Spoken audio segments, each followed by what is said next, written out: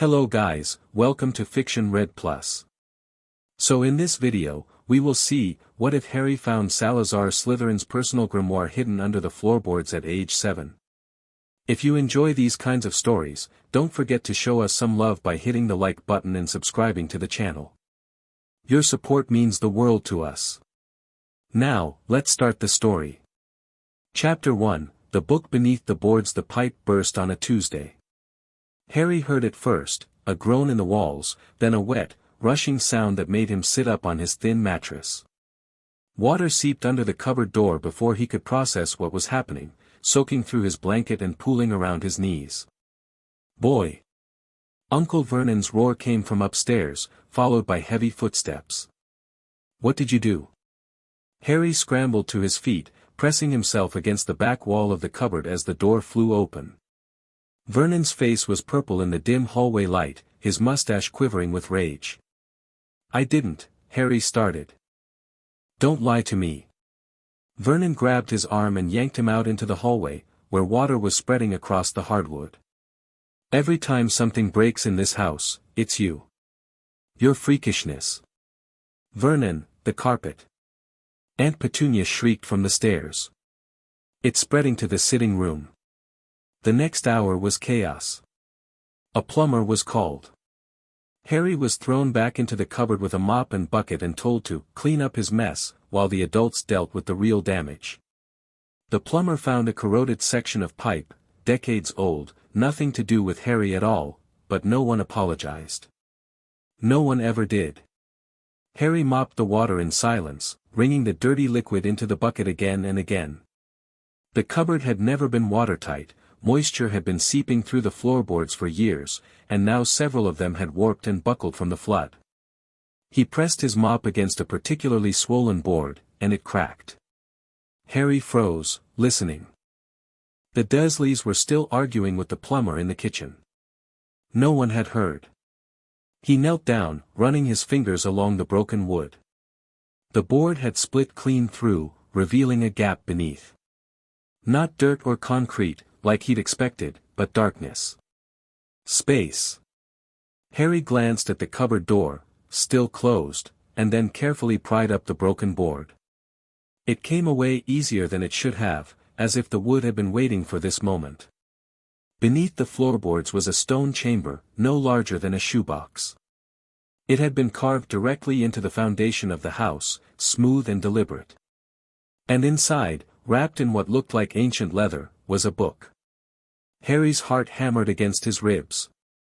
He reached down, fingers brushing the leather wrapping, and the moment he touched it, he heard a voice. Finally. He jerked his hand back, nearly falling over. The voice had come from inside his head, not his ears, but somewhere deeper, like a thought that wasn't his own. "Don't be afraid, child. I've been waiting a very long time." Harry stared at the book. Who's there?" "Take me out of this hole and I'll explain." "Carefully, now. I'm quite old." The voice was dry, cultured, faintly amused. It didn't sound threatening. It sounded like someone who'd been alone in the dark for centuries and was profoundly relieved to have company. Harry looked at the cupboard door again. Still closed. He could hear Uncle Vernon bellowing about insurance claims in the kitchen. He reached down and lifted the book. The leather wrapping fell away, revealing a cover made of something that looked like snakeskin, dark green, with an iridescent sheen that caught the dim light from beneath the door. There was no title, no author's name. Just a symbol pressed into the center, a serpent eating its own tail. "Ah," the voice sighed. "Fresh air. Well, relatively fresh. You live in squalor, child." "I live in a cupboard," Harry said quietly. "I don't have a choice." "No, I suppose you don't." "Not yet." A pause. "What's your name?" "Harry." "Harry Potter." The silence that followed felt different. Heavier. "Potter," the voice repeated slowly. "And you can hear me speaking." "Which means?" "Means what?" "It means, Harry Potter, that fate has a peculiar sense of humor. Open the book. Harry hesitated. His whole life, he'd been told not to ask questions. Not to touch things that weren't his. Not to expect anything good to happen. But nothing good had ever come from following those rules. He opened the book. The pages were covered in strange script, not English, not anything he recognized. The letters seemed to move, slithering across the parchment like living things. I can't read this. You can. Focus. Let your mind relax. The language is already inside you, it just needs permission to wake up. Harry frowned, staring at the page. The symbols twisted and writhed, and then, between one blink and the next, they resolved into words he understood. Greetings, heir of my blood or magic. If you are reading this, you are either descended from my line, or you have been touched by the gift of serpent speech. In either case, you have proven yourself worthy of my knowledge. I am Salazar Slytherin, and this is my grimoire. Harry's breath caught. He didn't know much about the world beyond Privet Drive, the Dursleys made sure of that, but he knew the name. He'd seen it in a library book once, before Aunt Petunia caught him reading about freakish nonsense and banned him from the fiction section. Salazar Slytherin was a wizard from fairy tales. A founder of some ancient school. You're not real, Harry whispered. I assure you, I was quite real. And this, the voice in his head seemed to gesture, somehow, is what remains of me. An echo, preserved in these pages. Not a ghost. Not alive. Something in between. Why is your book under my cupboard? An excellent question. The short answer, this house was built on land once owned by the Peveril family, distant ancestors of yours through the Potter line. I hid the grimoire here 1,000 years ago, before the current structure existed. The magic that conceals it recognizes blood. And the long answer? The long answer would take years to explain. Fortunately, we appear to have time. A pause. How old are you, Harry Potter? 7. I'll be 8 in July. 7 years old, living in a cupboard, speaking a language dead for centuries. The echo of Slytherin's voice carried something that might have been anger. Tell me about your life, child. Tell me everything. So Harry did. He told the voice about the Dursleys. About Dudley's second bedroom full of broken toys while Harry slept on a cot with springs that dug into his back. About meals that were leftovers from leftovers, about being blamed for every broken dish and strange occurrence, about being told his parents were drunks who died in a car crash. He told the voice about the strange things that happened around him. Hair growing back overnight after Aunt Petunia shaved it off. Finding himself on the school roof when Dudley's gang was chasing him, with no memory of how he'd gotten there. A snake at the zoo that had spoken to him, actually spoken, in words he understood, before the glass vanished and set it free. When he finished, the cupboard was silent except for his breathing. Your relatives, Slytherin's echo said finally, are the worst sort of muggles. Fearful and cruel, lashing out at what they cannot understand. A cold edge crept into the voice. If I were more than an echo, I would make them suffer for what they've done to you. What's a muggle? Someone without magic. Which you very clearly possess, in abundance, if these accidental feats are any indication. The voice softened slightly. Harry, what you've been told about your parents is a lie. They weren't drunks. They were powerful magical people who died protecting you.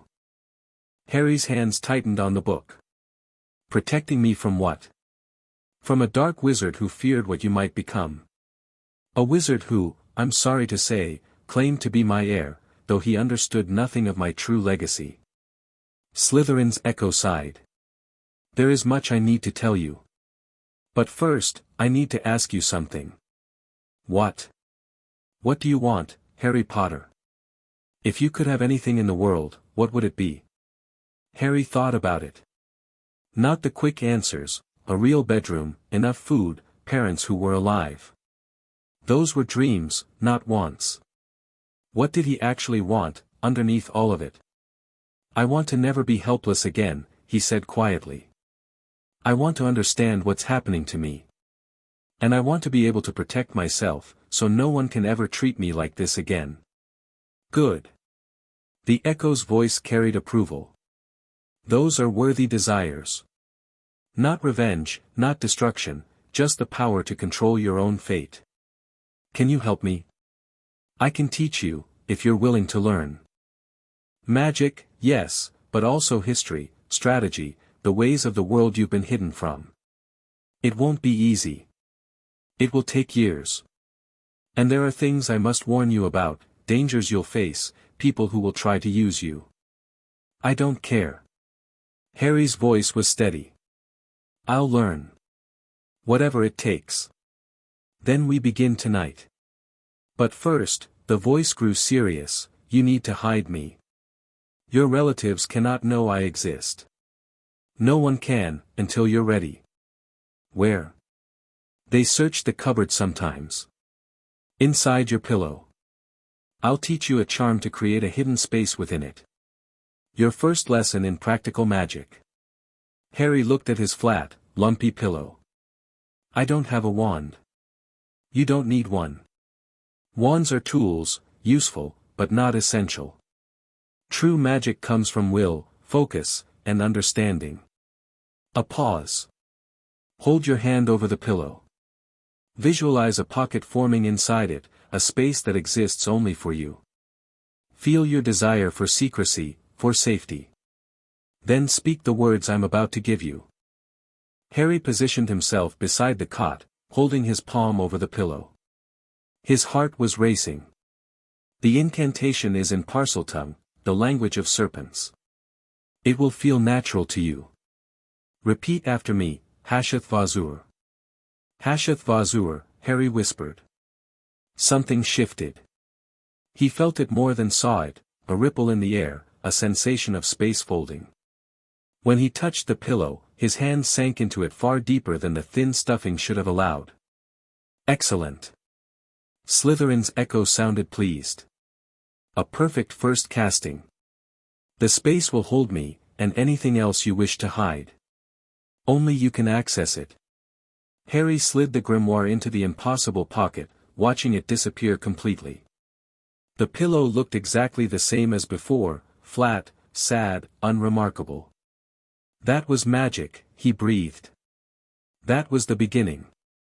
The voice was still audible, even with the book hidden, fainter now, but present. Rest tonight, Harry Potter. Tomorrow, your real education begins. The cupboard door banged open, making Harry jump. What are you muttering about in here? Aunt Petunia's sharp face peered in, her nose wrinkling at the lingering smell of dirty water. Finished mopping? Yes, Aunt Petunia. Then go to sleep. And don't think this means you're getting out of your chores tomorrow. That pipe was your fault somehow, I know it was. She slammed the door shut. Harry heard the lock click into place. He lay down on his cot, hands folded over his chest, and stared at the ceiling he'd memorized over 7 years of darkness. For the first time in his life, Harry Potter smiled in his cupboard. The lessons began the next morning. Harry woke before dawn, as he always did, and retrieved the grimoire from its hidden pocket. Slytherin's echo was waiting. We start with the mind, the voice said. Before you can master magic, you must master yourself. A cluttered mind is a vulnerable mind, open to manipulation, prone to emotional reactions, incapable of true focus. What do I do? Close your eyes. Visualize your mind as a space. Any space, a room, a field, a fortress. Whatever feels natural to you. Harry closed his eyes. The first image that came to him was the cupboard, and he nearly opened his eyes again in disgust. But something made him pause. The cupboard was all he knew. It was small, dark, confining, but it was his. What do you see? The cupboard, Harry admitted. Interesting. And what's inside it? Harry looked around his mental space. Memories cluttered the floor like broken toys, Dudley's fist, Vernon's purple face, Petunia's sneering contempt. Fear coiled in the corners like cobwebs. Loneliness hung in the air, thick as dust. "Everything bad," he said quietly.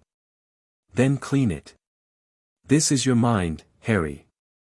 You control what stays and what goes. Take the memories and the emotions, and organize them. Put the pain in a box. Seal it away. You don't have to forget it, but you don't have to live in it either." Harry imagined a box, a strong one, made of dark wood with iron bands. He gathered the worst memories, the deepest fears, and shoved them inside. The lid slammed shut with a satisfying click. The cupboard was still dark. Still small.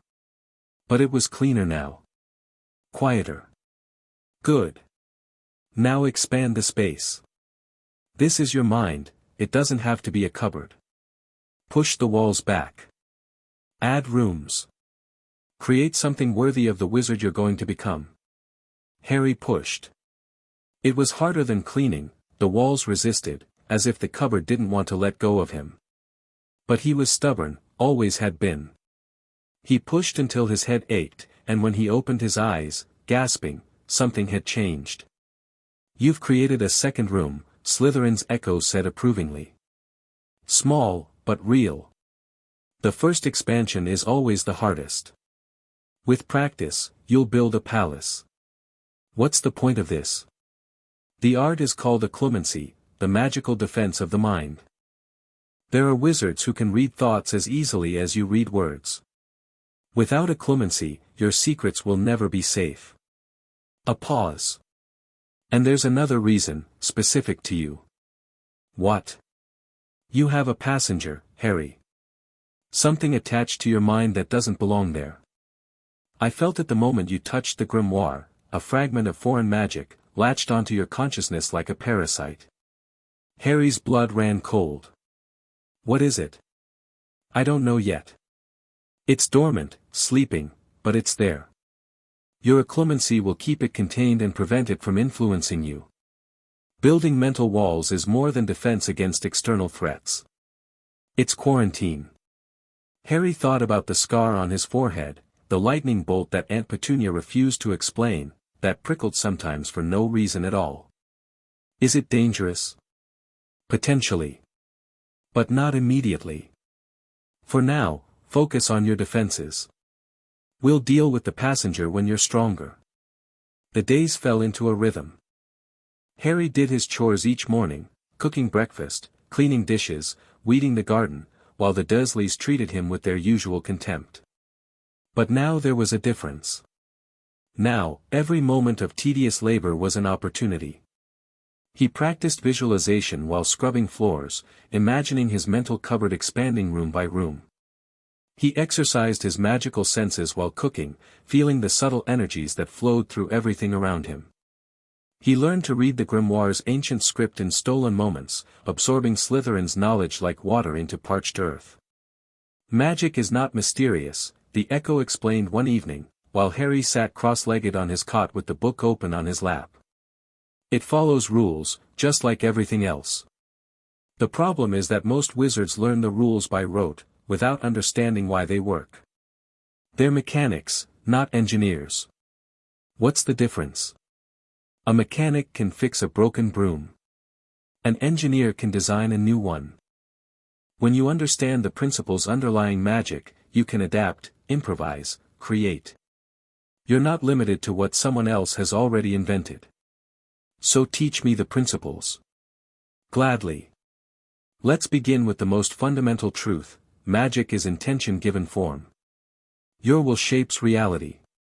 A spell is just a framework that helps you focus that will, a set of instructions that tells your magic what to do.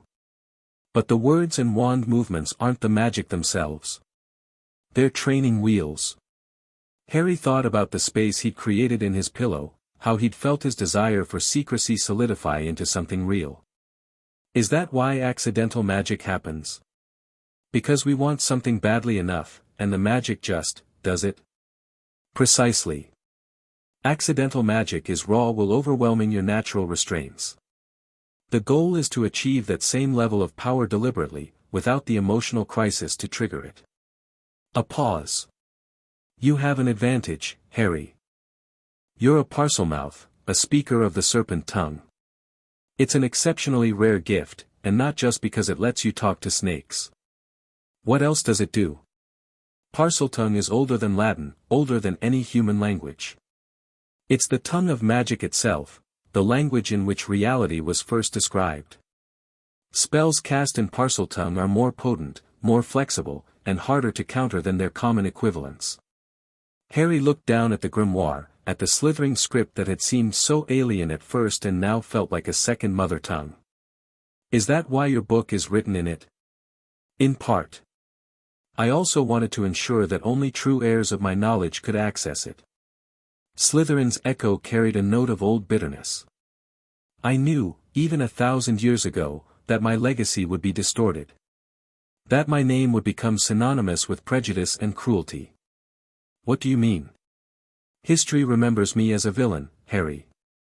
A blood purist who believed Muggle-born wizards were inferior, who built a chamber under Hogwarts to house a monster, who left the school in disgrace after losing a duel with Godric Gryffindor. A long pause. Most of that is lies. Most? I did leave Hogwarts. I did build the chamber. But not for the reasons everyone believes. Harry waited. When Slytherin's echo spoke again, its voice was heavy with memories. I was a researcher, Harry. While Godric taught swordsmanship and Rowena studied the stars and Helga cultivated her gardens, I explored the boundaries of magic itself. I wanted to understand where our power came from, what limits it might have, how it could be preserved and expanded. My research led me to discover something beneath the school. Something ancient, older than the castle, older than the village, older perhaps than human civilization itself. A presence, sleeping in the deep places of the earth. What kind of presence? I don't have a name for it. Neither did any of the texts I found. It was simply there, vast, patient, hungry. Not evil in any human sense. Just, other. And its prison was weakening. Prison. The wards that protected Hogwarts, that protected all of magical Britain, were not originally created by the founders. We inherited them. Layer upon layer of ancient magic, built up over millennia, keeping that thing contained. And by my time, they were beginning to fail. Harry's throat was dry. What did you do? I tried to warn the others. Godric thought I was mad, he'd never had patience for anything he couldn't stab. Rowena believed me but thought the problem could wait another century. Only Helga took me seriously, and even she couldn't convince the others to act. So I built the chamber. A secondary defense, directly above the creature's prison. I bred the basilisk as a guardian, a monster to fight a monster, should the need arise. And I bound an echo of myself into this grimoire, so that my knowledge would survive even if I didn't. Why did you leave? Because I failed. The bitterness was sharp now. My experiments to strengthen the wards attracted attention from forces I hadn't anticipated. Dark wizards who wanted to awaken the sleeper, who thought they could control it. I fought them, killed some, drove off others, but in the process, I became the monster everyone already thought I was. When I tried to return to Hogwarts, Godric met me at the gates with a sword. He didn't duel me for ideological reasons, Harry. He dueled me because he was afraid of what I'd become. Harry sat in silence, absorbing the story. It was so different from the fragments he'd glimpsed in library books, the fairy tale villain everyone seemed to remember. Did you hate Muggles? I was cautious about Muggleborns. Not because I thought their blood was inferior, but because they came from families that didn't understand magic, families that might fear or exploit it. I wanted to protect our world from exposure. A pause. I was wrong, as it turned out. Most Muggleborns adapt beautifully to magical society. The few who cause problems are vastly outnumbered by the purebloods who abuse their power. But my caution was twisted into something uglier after my death, by people who wanted to justify their own prejudices. Like the wizard who killed my parents. Yes. Tom Riddle called himself my heir, but he understood nothing of my true work. He was interested only in power, immortality, dominion. He learned just enough from the chamber to make himself dangerous, and nothing at all of what actually mattered. Harry thought of the fragment in his mind, the passenger Slytherin had warned him about. Is that what's attached to me?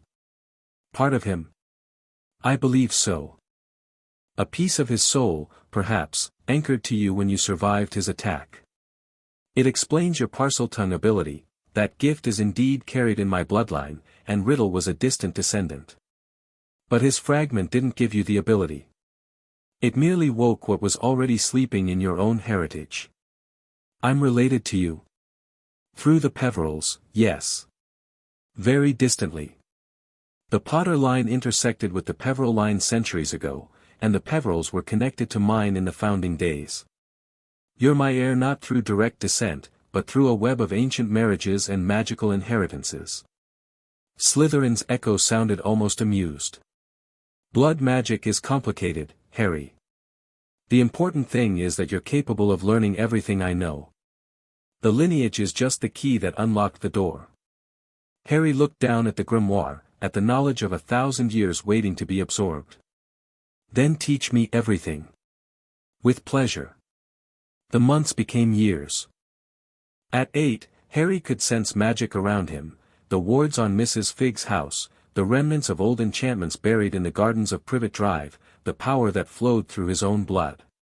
He practiced visualization until his mental cupboard had become a small house, then a manor, then a fortress with walls of black stone and towers that touched an imaginary sky. At 9, he achieved his first deliberate wandless magic, a summoning charm that pulled an apple from the kitchen into his cupboard. The Dursleys never noticed, they were used to food disappearing around Dudley, but Harry nearly cried with joy. He wasn't helpless. He wasn't powerless. He could do things they'd never dream of. That same year, he discovered the garden snakes. They lived under the hedges, in the spaces between houses, in the tall grass of the empty lot at the end of the street.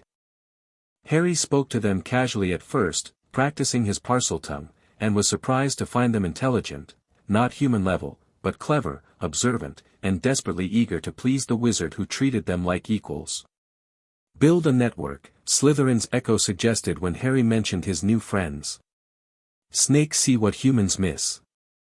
They can be your eyes and ears across the neighborhood. Within a month, Harry knew everything that happened on Privet Drive. He knew which neighbors were having affairs, which were in debt, which had secrets they'd kill to keep hidden. He knew when the Dursleys complained about him to their friends, heard the lies they told about the delinquent nephew they'd so generously taken in. The knowledge was power. He didn't use it, not yet, but he filed it away, building a mental catalogue of leverage and vulnerability. At 10, Harry created his first ward. It was subtle, woven into the cupboard door with weeks of patient work. Anyone with hostile intent toward Harry would find the door impossible to open. Their hands would slip off the handle, their attention would wander, they'd suddenly remember urgent business elsewhere. Uncle Vernon tried to yank the door open one morning, fury in his eyes over some imagined slight, and found himself walking toward the kitchen instead, muttering about needing breakfast. He never knew why. He never questioned it. Harry watched from inside his cupboard, a cold smile on his face. Excellent work, Slytherin's echo praised. You've grasped the fundamental principle of defensive magic. It's not about power, it's about redirection. Make the threat solve itself. I want to learn offensive magic too. In time. Defensive skills will keep you alive, offensive skills can wait until you have proper targets. A pause. Though I suppose we should discuss what happens when you turn 11. Harry's stomach tightened. He knew what was coming. Slytherin had explained the magical education system years ago. Hogwarts, the 4 houses, the curriculum, the professors. The letter that would arrive on his birthday. Albus Dumbledore. Yes. The headmaster. He's been manipulating events around you since the night your parents died, I'm certain of it. He placed you with these muggles. He's kept watch over you through various proxies. And he has plans for you, Harry. Plans that almost certainly don't involve your best interests. What does he want? Difficult to say without more information. He's clever, perhaps the most clever wizard of his generation. He defeated the Dark Lord before Tom Riddle, Gellert Grindelwald, and has been the preeminent political figure in magical Britain for decades.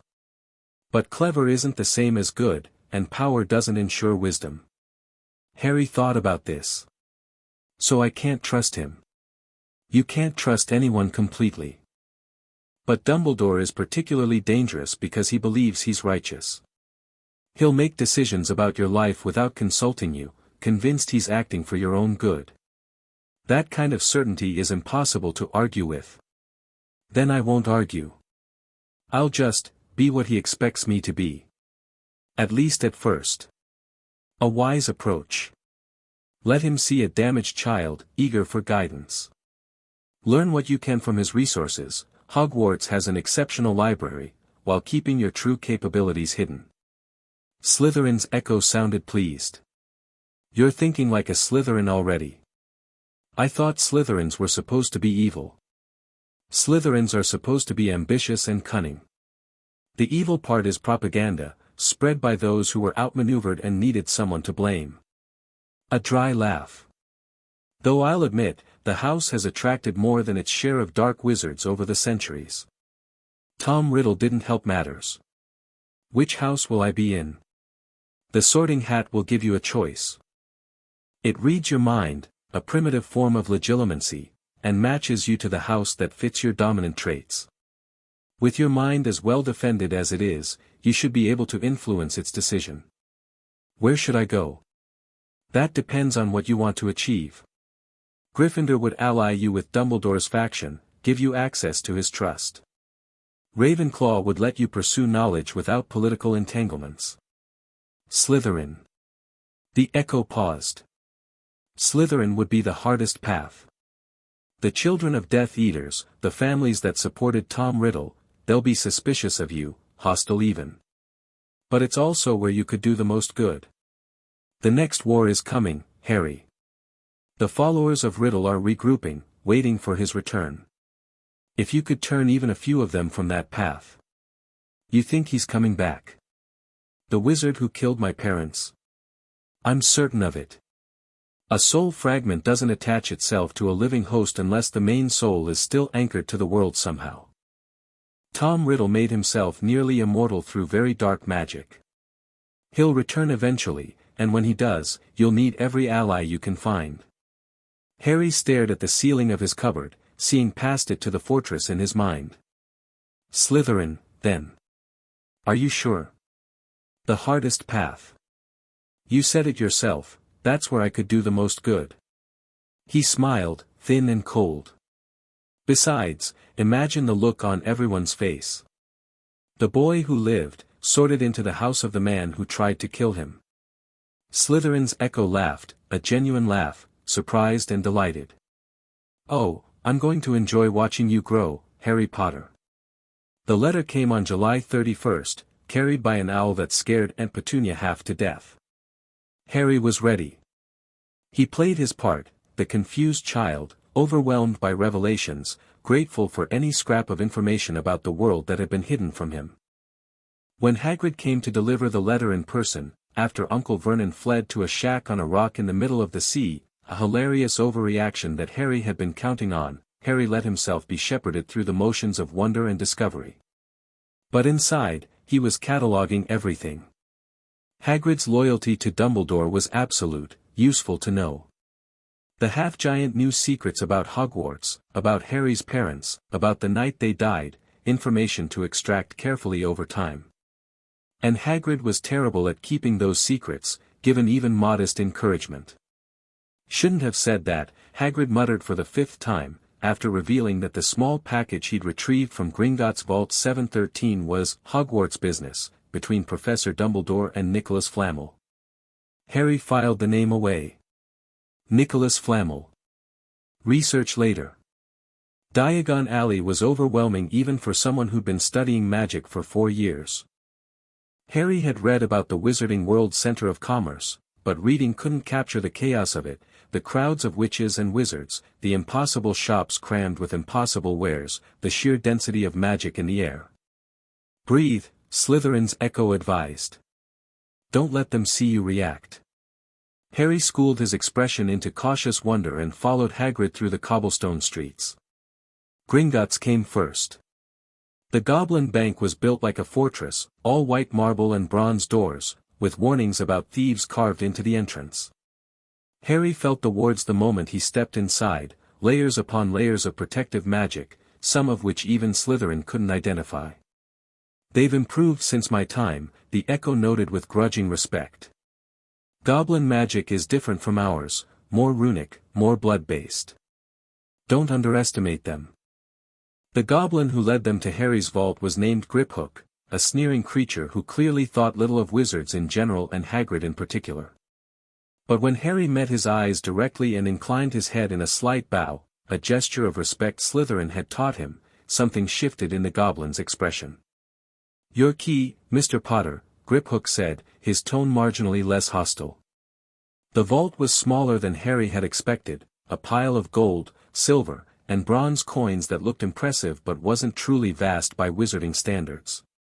"A trust fund," Slytherin had explained. His main inheritance would be locked until he came of age. But there was something else. In the back corner, barely visible behind the coin piles, sat a small wooden box. "What's that?" Harry asked. Griphook's eyes flickered. "Family effects.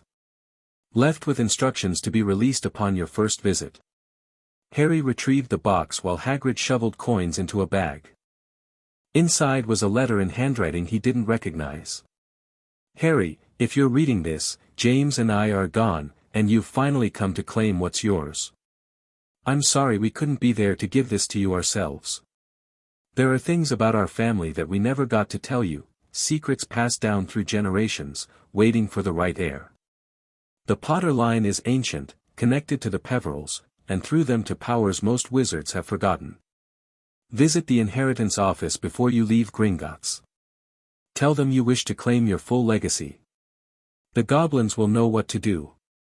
We love you. Always." Mum Harry's hands trembled. He folded the letter carefully and slipped it into his pocket. "Hagrid," he said quietly, "I need to visit the inheritance office." "The what now?" "My mother left instructions. It'll just take a minute." Hagrid looked uncertain, but Harry was already walking toward Griphook. "Where's the inheritance office?" The goblin's expression sharpened with new interest. "This way, Mr. Potter." The inheritance office was a small room off the main hall, staffed by an ancient goblin whose face looked like crumpled leather. He introduced himself as Ragnarok, one of the senior account managers, Harry would later learn, and gestured for Harry to sit. "You wish to claim your inheritance, Mr. Potter?" "I wish to understand what my inheritance includes." Ragnarok's lips twitched. "A careful answer."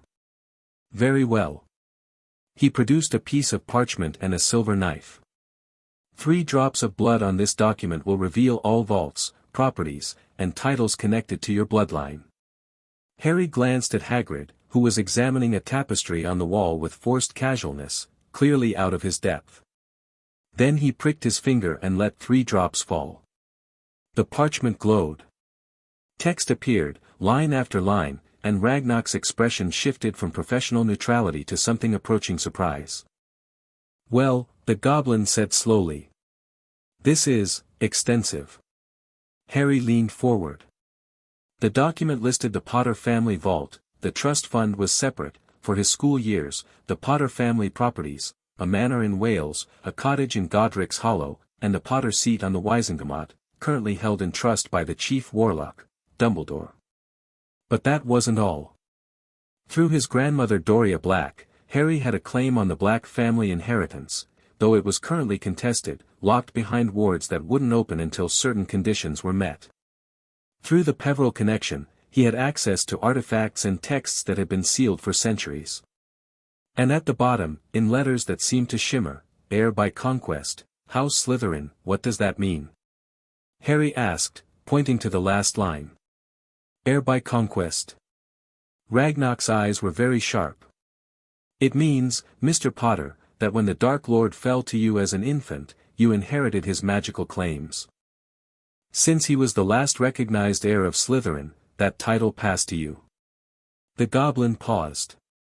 You now have legitimate claim to anything associated with that house, including the Chamber of Secrets and its contents. Harry kept his face carefully blank.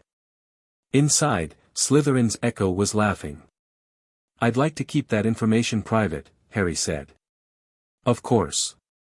Goblin confidentiality is absolute. Ragnarok's smile showed teeth. For a client of your potential, we can ensure discretion. They discussed terms, fees, access, security arrangements. Harry asked questions that surprised Ragnarok with their sophistication, questions about investment strategies and property management and long-term financial planning. By the time they finished, the goblin was looking at him with something like respect. You are not what I expected, Mr. Potter. I get that a lot. Harry emerged from the inheritance office to find Hagrid dozing in a chair. The half-giant startled awake and immediately began apologizing. Don't worry about it, Harry said. Just family business. Shall we get my school supplies? The rest of Diagon Alley passed in a blur of shops and purchases. Robes at Madame Malkin's, where Harry stood still for measurements while a pale boy with a pointed face complained about having to be fitted alongside riffraff. Books at Flourish and Blots, where Harry added several texts to his list that weren't strictly required. Potion ingredients at the apothecary, where Harry lingered over rare components and memorized their locations. And then Ollivander's. The wand maker's shop was narrow and dusty, crammed with boxes stacked to the ceiling. Harry felt the magic before he even entered, thousands of wands, each one carrying the echo of the wood and core that composed it. Mr. Ollivander emerged from the shadows with unsettling suddenness. Ah, Mr. Potter. I've been expecting you. The old man's silver eyes were unnerving, they seemed to look through Harry rather than at him. He launched into a monologue about Harry's parents' wands, about the terrible wand that had killed them, about the curious nature of magical compatibility. Then the measuring began. Wand after wand, Harry tried and discarded. Some sparked, some smoked, one shattered a vase. Ollivander grew more excited with each failure, pulling increasingly obscure boxes from his shelves. Tricky customer, he murmured happily. Not to worry, we'll find your match. Finally, he paused. His expression grew thoughtful, then apprehensive. I wonder. He retreated into the back of the shop and returned with a single box, older and dustier than the others. Holly and Phoenix Feather. 11 inches. Unusual combination, supple, powerful. Harry took the wand. Heat rushed through his fingers, up his arm, into his chest. The wand hummed with resonance, and red and gold sparks erupted from the tip. Oh, bravo! Ollivander clapped. Yes, yes, very good indeed. But how curious, how very curious. Harry waited. The phoenix whose tail feather is in your wand gave another feather, just one other. It's curious that you should be destined for this wand, when its brother gave you that scar. Harry looked down at the wand in his hand. The weapon of his enemy's twin, responding to him like an old friend. Against his chest, hidden beneath his shirt, the grimoire pulsed with warmth.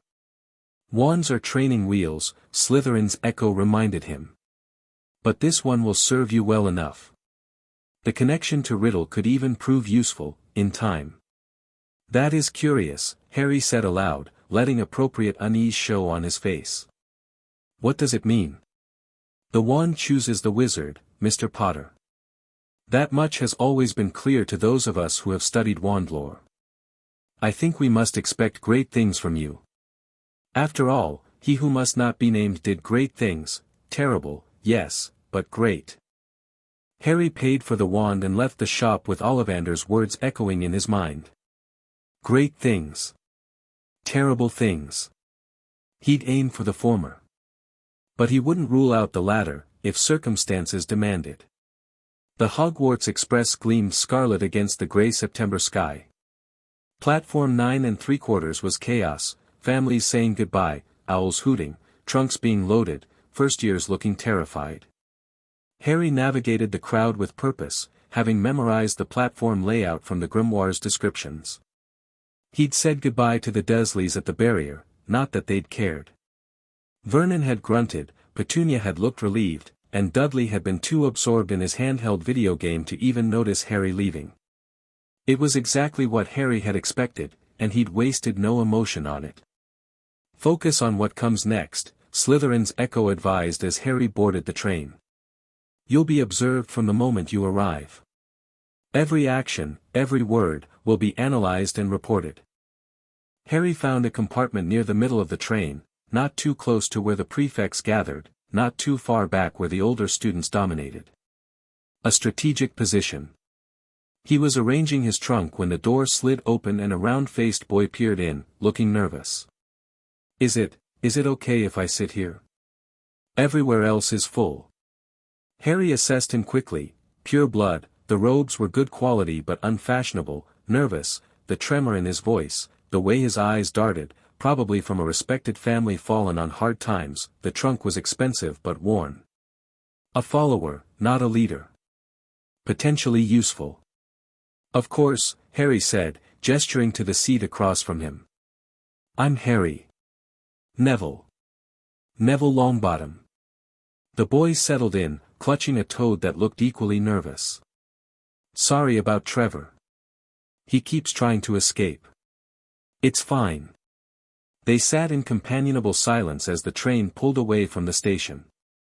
Neville was clearly too anxious to initiate conversation, which suited Harry. He was using the time to extend his senses through the train, identifying magical signatures and listening to the gossip that filtered through the walls.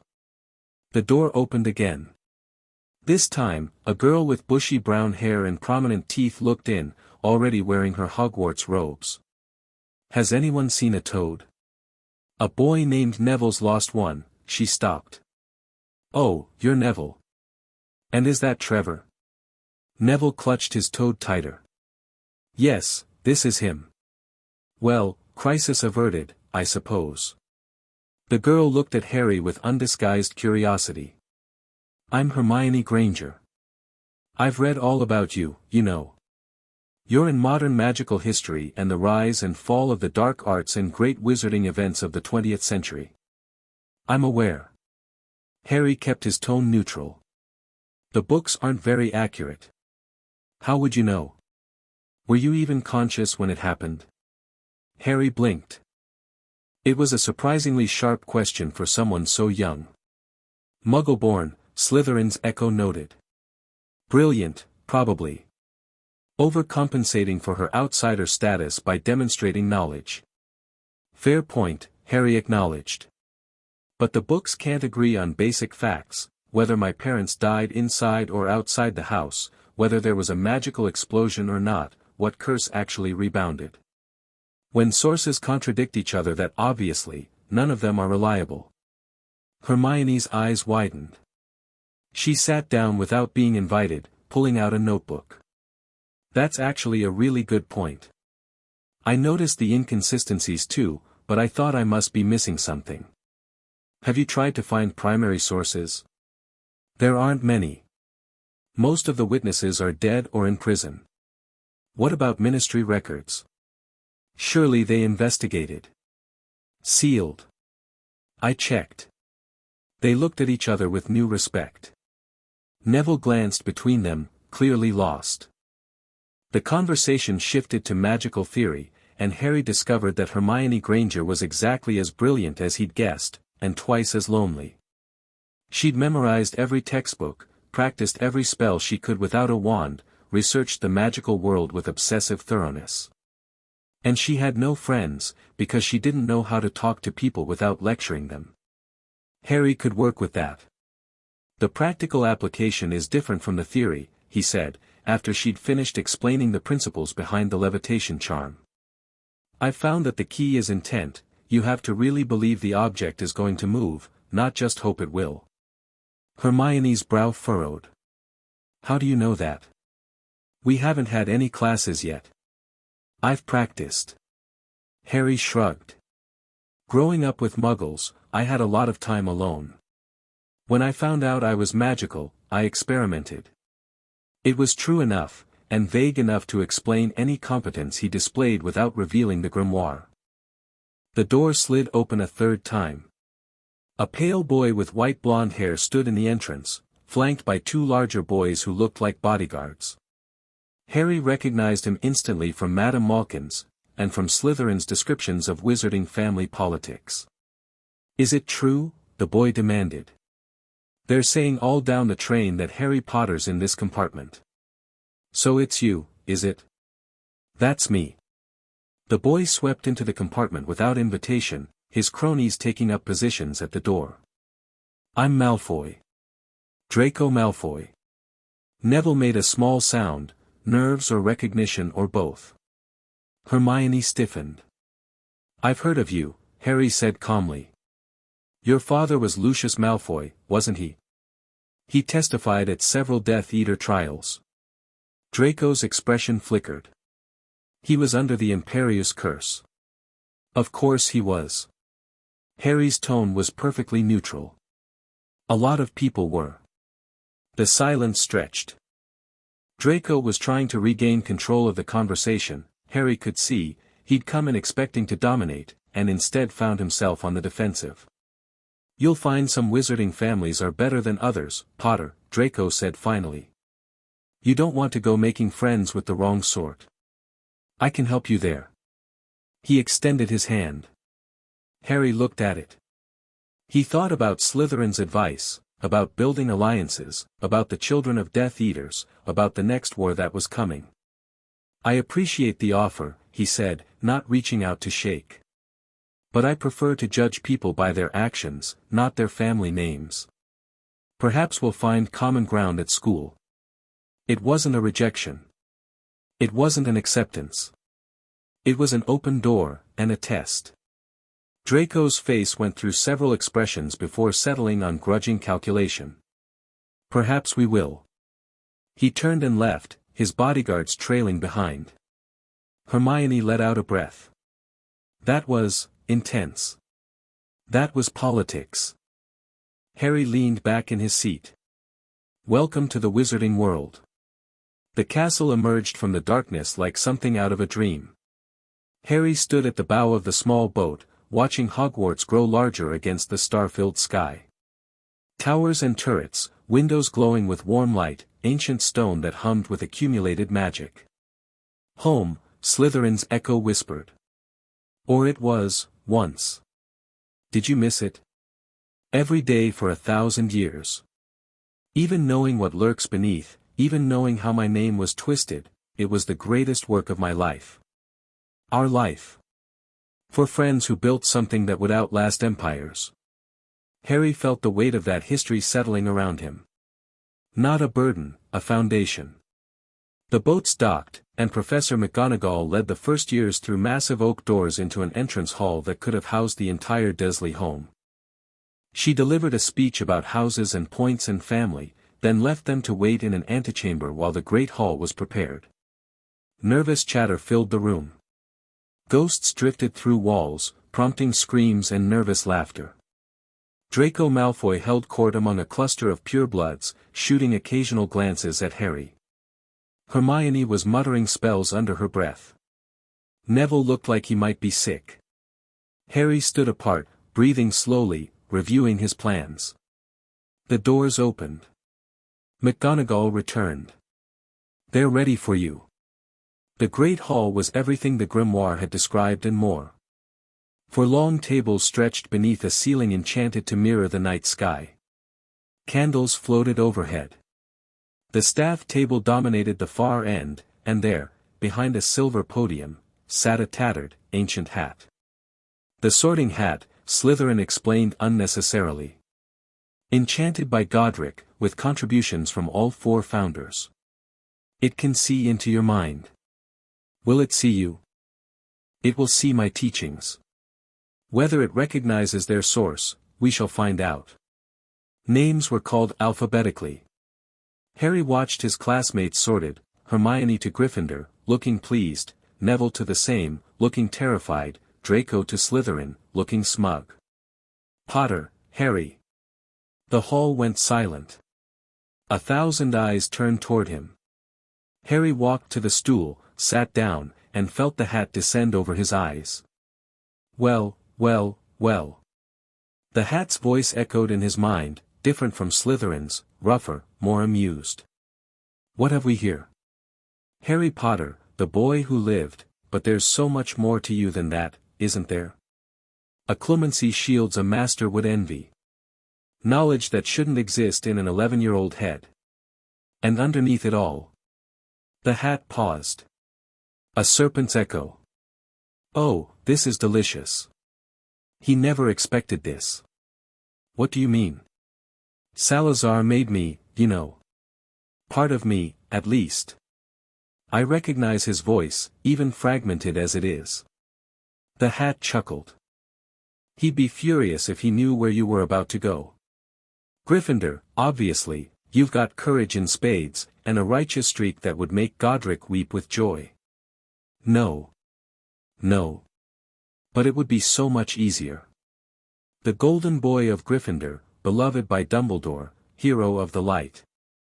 I didn't come here for easy. Harry's mental voice was firm. Slytherin. That's where I belong. Is it, though? Your cunning is learned, not innate. Your ambition is for protection, not power. You don't actually care about blood status or pure blood politics. I care about changing things. I care about preventing a war, or at least winning one. And I can't do that from Gryffindor. The hat was silent for a long moment. You're serious, it said finally. You actually want to walk into that snake pit and try to reform it from within. I want to try. Then you're either the bravest wizard I've ever sorted, or the most foolish. The hat's voice softened. Very well, Harry Potter. You've convinced me. But I'll give you one piece of advice, the serpent who taught you knows less than he thinks. There are secrets even Salazar never discovered. Find the room that doesn't exist, and you'll find answers he couldn't. Before Harry could ask what that meant, the hat shouted its verdict to the hall, Slytherin. Silence. Complete, absolute silence, as if the entire school had forgotten how to breathe. Harry removed the hat and stood, facing the sea of stunned faces. At the Gryffindor table, Hermione's mouth hung open. At the staff table, Dumbledore's eyes had lost their twinkle. At the Slytherin table. At the Slytherin table, 100 expressions warred for dominance. Shock. Suspicion. Fear. And, in a few faces, something like hungry interest. Harry walked toward his new house, his stride unhurried, his face betraying nothing. Behind him, whispers erupted like wildfire. The boy who lived, sorted into the house of the Dark Lord. Nothing would ever be the same. Chapter 1 END Chapter 2, The Serpent's Den. The Slytherin common room existed beneath the Black Lake, and Harry felt its weight the moment he descended the stone steps, not oppressive, but present. Constant. The ceiling was enchanted glass, or something like it, and through it he could see the dark waters above, occasionally illuminated by the pale glow of passing creatures. Green light filtered through everything. The furniture was dark leather and darker wood, arranged in clusters that created natural territories. Tapestries depicting serpents and ancient wizards covered the walls. A massive fireplace dominated one end of the room, its flames burning emerald. It was beautiful. It was also a battlefield. Harry counted the faces as Prefect Gemma Farley led the first years inside. The older students had already claimed the best positions, the seats nearest the fire, the alcoves with the clearest views of the entrances, the corners where whispered conversations couldn't be overheard. They watched the newcomers with the calculated interest of predators assessing prey. And every single one of them was watching Harry. "First years, gather round," Gemma announced, her voice carrying the bored efficiency of someone who'd given this speech before. "Welcome to Slytherin House. You've been sorted here because the hat saw ambition, cunning, and resourcefulness in you. Whatever the rest of the school thinks of us, remember, we are the house that produces leaders. Ministers of magic, heads of departments, captains of industry, Slytherin alumni run this world." She paused, letting that sink in. "But this is also a house with complications. Our reputation precedes us, fairly or not. You'll face prejudice from other houses, suspicion from professors, and scrutiny from the wider wizarding world. How you handle that will define your time here." Her eyes found Harry.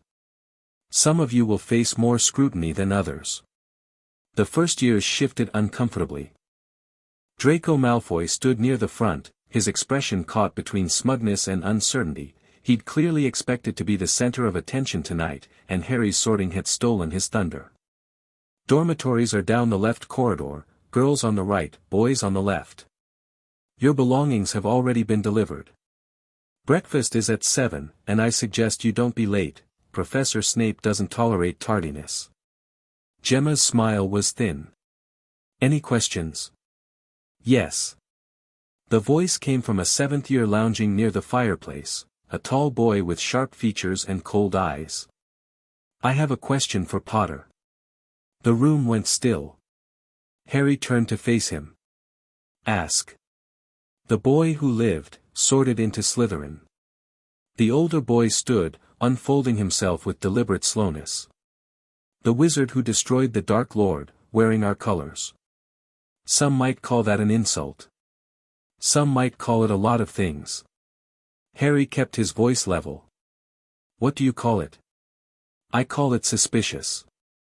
The boy stepped closer, and Harry noticed others shifting in their seats, creating space, choosing sides, preparing for whatever came next. "The hat doesn't make mistakes. So either you're not the hero everyone thinks you are, or you're here for reasons you haven't shared." "Marcus." Gemma's voice carried a warning. "He's 11. He's Potter." Marcus didn't look away from Harry. "And I want to know what game he's playing." Harry considered his options. He could deflect, play innocent, let the older student's aggression spend itself against passivity. That was the safe choice, the choice a normal first year would make. But Slytherin wasn't a house that respected safety. "I'm not playing a game," Harry said. "I'm making a choice." "What choice?" "The Dark Lord claimed to be Slytherin's heir. He recruited from this house, built his army from its alumni, and left its reputation in ruins when he fell." Harry let his gaze sweep the room, meeting eyes, refusing to flinch. "That legacy belongs to me now, not because I want it, but because I ended it. So I can either hide in Gryffindor and pretend I have nothing to do with any of this, or I can come here and face it directly." Silence. "I chose to face it," Harry finished. "If that's suspicious to you, I can't help that. But I'm not going anywhere." Marcus stared at him for a long moment. Then, slowly, his lips curved into something that wasn't quite a smile. "Interesting." He turned away, returning to his seat by the fire. "We'll see how long that attitude lasts." The tension broke, but didn't disappear, it transformed, becoming something more watchful, more evaluative. Harry had passed a test, but only the first of many. "Well handled," Slytherin's echo murmured. "You've established yourself as someone worth watching rather than someone to crush. That's the foundation everything else builds on." Harry nodded slightly and followed the other first-year boys toward the dormitories. The first-year boys' dormitory was a long room with 5 four-poster beds arranged along the walls, each hung with green curtains and positioned beside a small desk and wardrobe. The beds had been assigned alphabetically, which put Harry between Gregory Goyle and Theodore Nott. Goyle was already snoring, somehow having fallen asleep in the few minutes since they'd entered. Draco Malfoy was holding court at the far end of the room, his voice carrying as he complained about the inadequate thread count of the sheets. Blaise Zabini, a dark-skinned boy with an aristocratic bearing, was ignoring everyone, methodically unpacking his trunk with precise movements. Theodore Nott sat on the edge of his bed, staring at nothing. Harry recognized the look. He'd seen it in the mirror often enough during his years with the Dursleys, the careful blankness of someone trying very hard not to feel anything. Nott, Slytherin's echo supplied. Old family, dark reputation. His father was a Death Eater, one of the ones who escaped Azkaban by claiming Imperius. The boy will be isolated. The other Death Eater children will watch him for signs of disloyalty, and everyone else will assume he's as guilty as his father.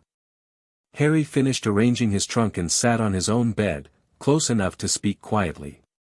Long night. Theo startled slightly, then composed himself. Yes. I'm Harry. I know who you are. The words came out flat, almost hostile. Everyone does. And you're Theodore Nott. Your father testified at the Lestrange trial. Theo's face went pale. How do you, I read? Harry shrugged. The trial transcripts are public record, if you know where to look. Your father's testimony helped convict Bellatrix and her husband. That couldn't have made him popular with certain people. Theo was staring at him now, wariness and confusion warring in his expression. Why are you telling me this? Because I want you to know that I pay attention. And because I think you might understand something the others don't. What's that? That being sorted into Slytherin doesn't mean accepting everything that comes with it. Harry kept his voice low, conscious of Draco's ongoing monologue across the room. Your father made his choices. You don't have to make the same ones. Theo was silent for a long moment. Then, you don't know what you're talking about. Maybe not. But I know what it's like to be judged for things you didn't do. Harry stood, pulling his curtains closed. If you ever want to talk, I'm here. He didn't wait for a response. Some seeds needed time to germinate. Breakfast in the Great Hall was an exercise in controlled chaos. Harry arrived early, taking a seat at the Slytherin table with clear sightlines to the staff table and the main entrance. He'd already explored the route from the dungeons, identifying alternate paths, noting which portraits were friendly and which were hostile, mapping the castle's geography in his mind. The hall filled gradually. Students from all four houses found their places, conversations rising and falling like waves. At the Gryffindor table, Hermione caught Harry's eye and gave him a small, uncertain wave. He nodded back. Making friends with Gryffindors already? Harry turned. A girl had taken the seat across from him, pale blonde hair, ice blue eyes, a face that revealed nothing. She was flanked by another girl with darker hair and a more open expression. Hermione Granger, Harry said. We met on the train. She's clever. She's a Muggle-born. The blonde girl's tone was neutral, testing. Yes. And? A pause. Then, something that might have been approval flickered in those cold eyes. I'm Daphne Greengrass. This is Tracy Davis. Harry Potter. But you knew that. Everyone knows that. Daphne helped herself to toast with precise, economical movements. What they don't know is why you're here. I told Marcus Flint last night, you told Flint what he needed to hear to stop being a problem. I'm asking what's actually true. Harry considered her. Slytherin's echo was providing background, Greengrass family, neutral in the last war, ancient bloodline, known for political acumen and staying alive when others didn't. Daphne herself was reputed to be brilliant, cold, and completely unreadable. The truth, Harry said slowly, is complicated. Truth usually is. I could tell you I'm here to reform Slytherin's image. I could tell you I'm here to keep an eye on potential threats. I could tell you I'm here because it's where I'll learn the most about the parts of magical society that actually matter. He met her eyes. All of those would be true. None of them would be complete. Daphne studied him. You're more interesting than I expected. I try. Most people in your position would be terrified right now. Surrounded by the children of people who wanted you dead, watched by everyone in the castle, pressure from all sides. You seem calm. Panic doesn't solve problems. No. A small smile touched her lips, there and gone so fast Harry almost missed it. It doesn't. Tracy leaned forward, her curiosity less controlled than her friend's. Is it true you grew up with muggles? Like, actual non-magical people? My aunt and uncle. They're not fond of magic. That must have been strange. Learning about all of this as an outsider. Strange is one word for it. Harry reached for the pumpkin juice. Enlightening is another. Professor Snape appeared at the head of the table, distributing class schedules with flicks of his wand.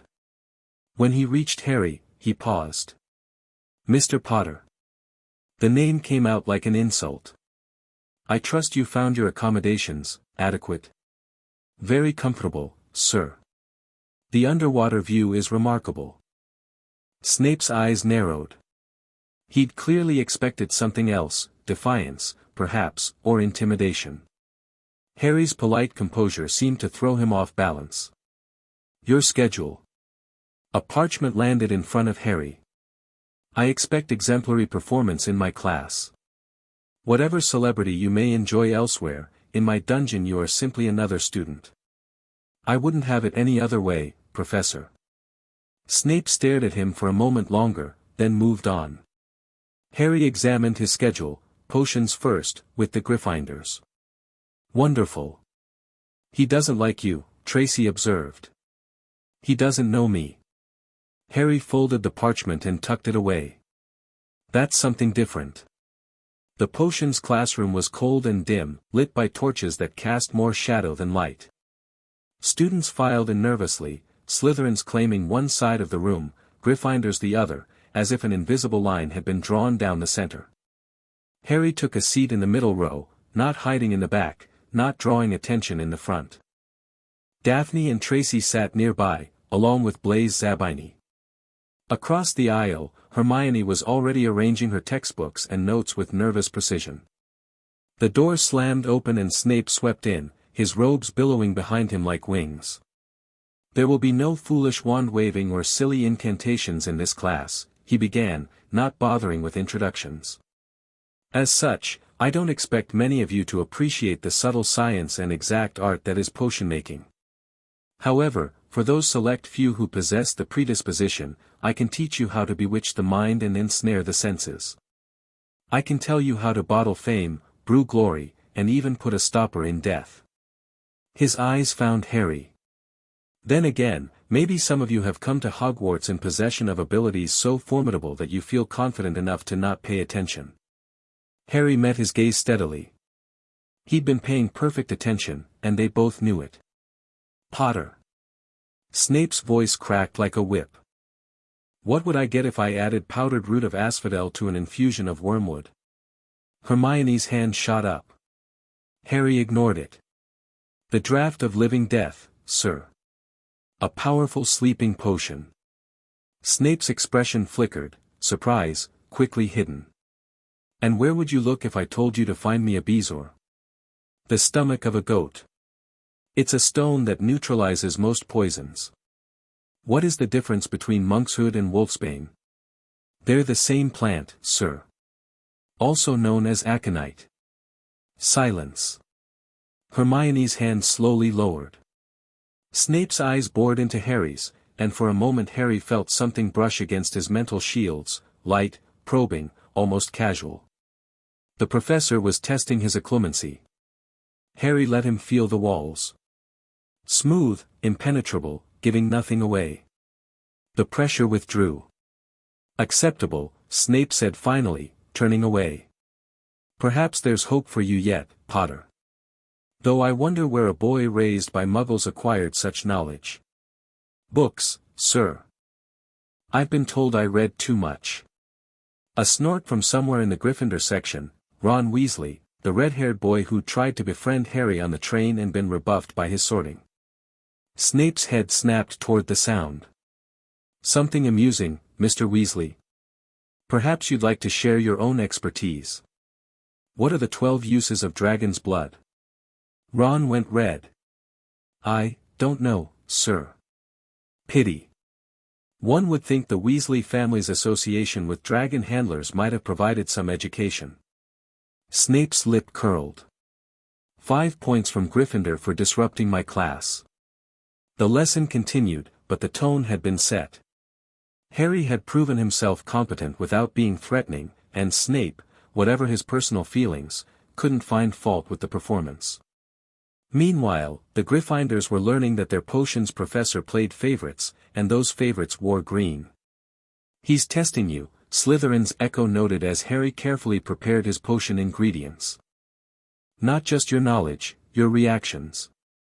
He wants to know if you have your father's temper. My father? James Potter and Severus Snape have history. Unpleasant history, from what I can gather through your glimpses of the man. Snape sees James when he looks at you. Then I'll have to show him someone else. That would be wise. Snape is dangerous, brilliant, bitter, and bound to Dumbledore by ties I don't fully understand. Don't make an enemy of him, but don't trust him either. Harry added his ingredients in the prescribed order, stirring counterclockwise the exact number of times the textbook specified. His potion turned the correct shade of blue. Across the room, Neville Longbottom's cauldron began to emit ominous purple smoke. The week settled into a rhythm. Harry attended classes, completed assignments, and gradually mapped the social landscape of Slytherin House. The upper years had their own hierarchies and concerns, mostly ignoring the first years except when dominance needed to be reinforced. Among his own year, factions were forming: Draco's group, Crabbe, Goyle, and increasingly Pansy Parkinson, the neutrals, Blaise, Daphne, Tracy, and the isolated, Theo Knott, who spoke to no one. Harry positioned himself carefully between the factions, friendly with none, hostile to none, available to all. He helped Draco with a transfiguration essay, not writing it for him, just explaining a concept he'd struggled with, and the Malfoy heir's hostility shifted to grudging respect.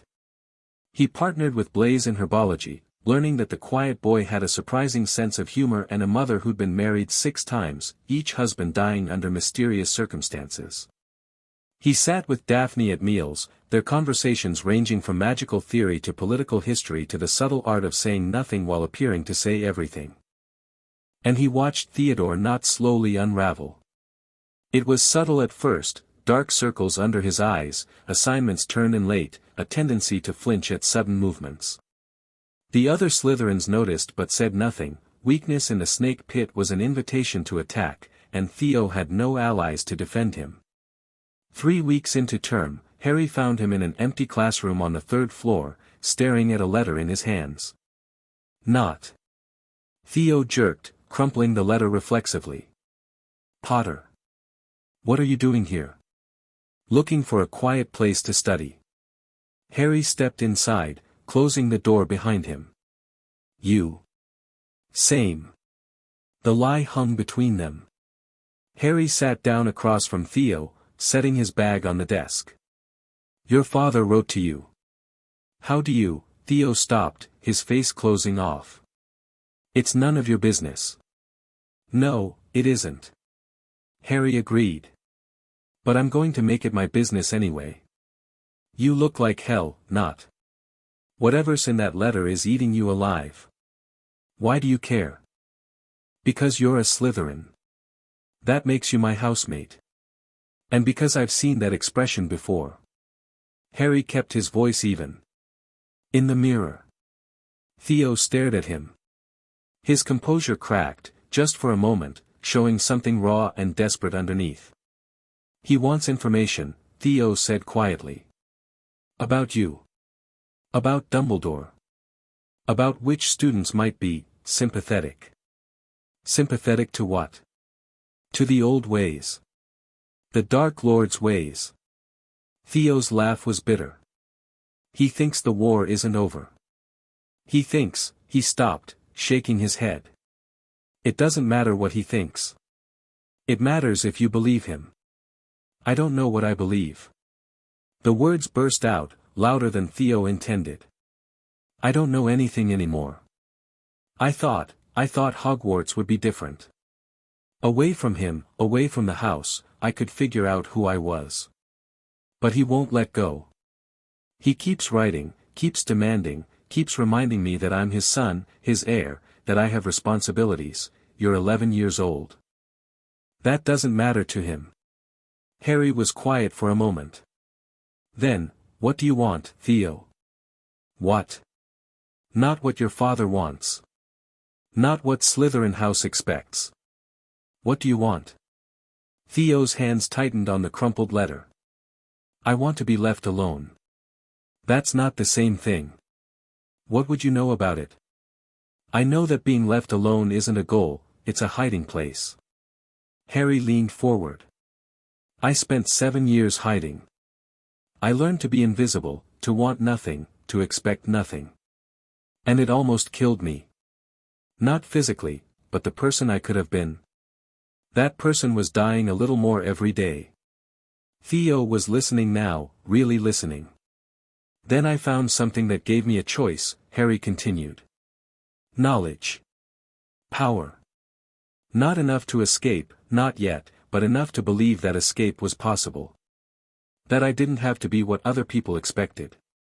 That I could decide for myself who I wanted to become. It's not the same. You're Harry Potter. The boy who lived. I have a scar and a lot of expectations. That's all. Harry shook his head. Everything else, I built myself.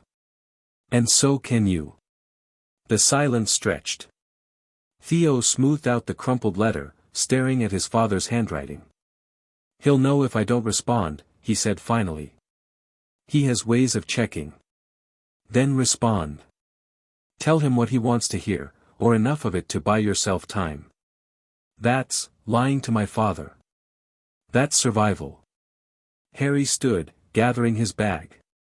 I'm not asking you to betray anyone, Theo. I'm asking you to protect yourself long enough to figure out what you actually believe. That's not weakness. That's wisdom. He was at the door when Theo spoke again. Potter. Harry turned. Why are you helping me? Really? Harry considered the question. A dozen strategic answers presented themselves, building alliances, weakening potential enemies, gathering information. All true. None complete. Because someone should have helped me, he said. And no one did. He left Theo alone with his letter and his choices. October arrived with grey skies and colder winds. Harry had established himself as a paradox, the boy who lived who didn't act like a Gryffindor, the Slytherin who didn't sneer at Muggleborns, the first year who answered upper-year challenges with composure instead of fear. The rest of the school didn't know what to make of him, which suited Harry perfectly. Professor McGonagall watched him in transfiguration with barely hidden confusion. His work was impeccable, but he never volunteered answers or sought attention. Professor Flitwick was delighted by his natural talent for charms, praising his wand work effusively until Harry deliberately made a minor error to reduce the scrutiny. Professor Quirrell was a problem. The defense against the dark arts instructor was a stuttering, turban-wearing man who smelled faintly of garlic and radiated incompetence. His classes were nearly useless, filled with theoretical discussions that never approached practical application. Most students dismissed him as a joke. Harry's scar burned every time he entered the classroom.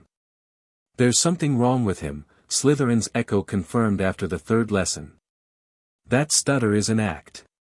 And there's another presence, something dark, hidden, watching through his eyes. Voldemort? Possibly. Or something connected to him. Be very careful around Quirrell. Don't let him touch you, don't meet his eyes for too long, and never let your shields down in his presence. Harry took the warning seriously.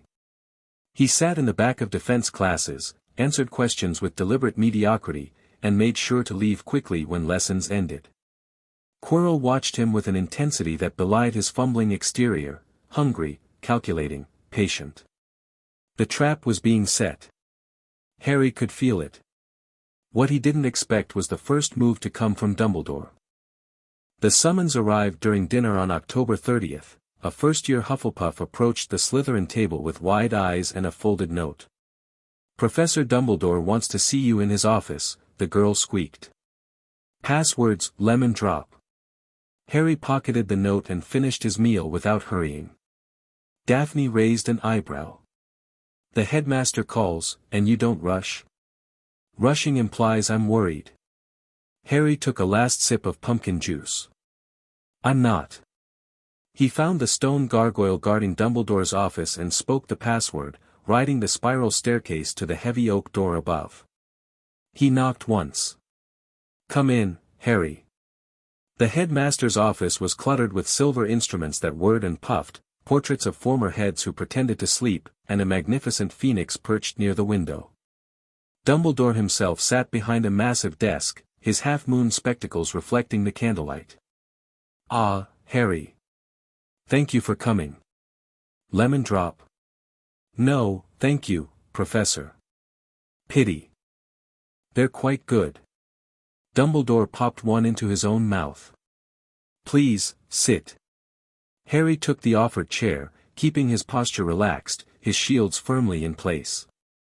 The phoenix, Fox, Slytherin had called him, trilled softly. "I wanted to see how you're settling in," Dumbledore said. "Your sorting was unexpected.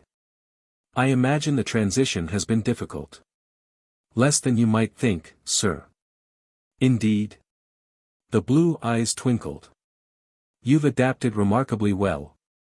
Your professors speak highly of your academic performance, and I'm told your housemates have accepted you, despite the obvious complications. Slytherin House values competence. I've tried to demonstrate it. You've done more than that, from what I hear. You've built alliances, navigated politics, handled confrontations with impressive maturity." Dumbledore paused. "One might almost think you'd been preparing for this." Harry met his gaze calmly. "I read a lot before coming here. The magical world isn't difficult to understand, once you have the right books." "And which books would those be?" "History, mostly. Political theory. A few texts on magical culture that I found in Flourish and Blots." Harry shrugged. "Knowledge is power, as they say." Dumbledore studied him for a long moment. Harry felt the lightest brush against his mental shields, so subtle he might have imagined it, but his defenses held.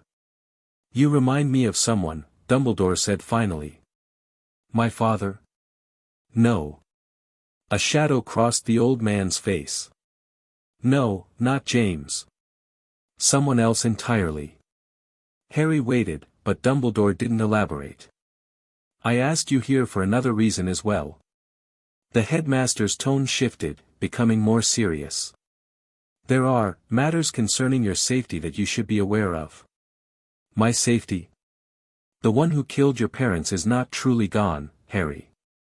He was weakened, yes, reduced to little more than a spirit, but he endures.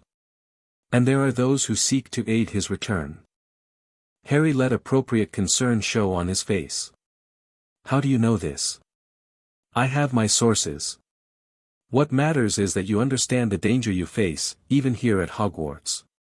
I want you to come to me if anything unusual happens, strange dreams, unexplained pains, encounters that feel wrong." "He wants to monitor you," Slytherin's echo noted. "Through concern for your safety." "Say what he wants to hear." "Of course, Professor. I'll let you know if anything happens." "Good. Good." Dumbledore smiled, but it didn't quite reach his eyes. "And Harry, I know your position in Slytherin is complicated. If you ever need guidance, my door is always open." "Thank you, sir. I appreciate that." Harry left the office with his expression neutral and his mind racing. Dumbledore knew about Voldemort's survival, probably knew about Quirrell, but instead of acting directly, he was positioning Harry as a piece on his board. A sensor. A weapon.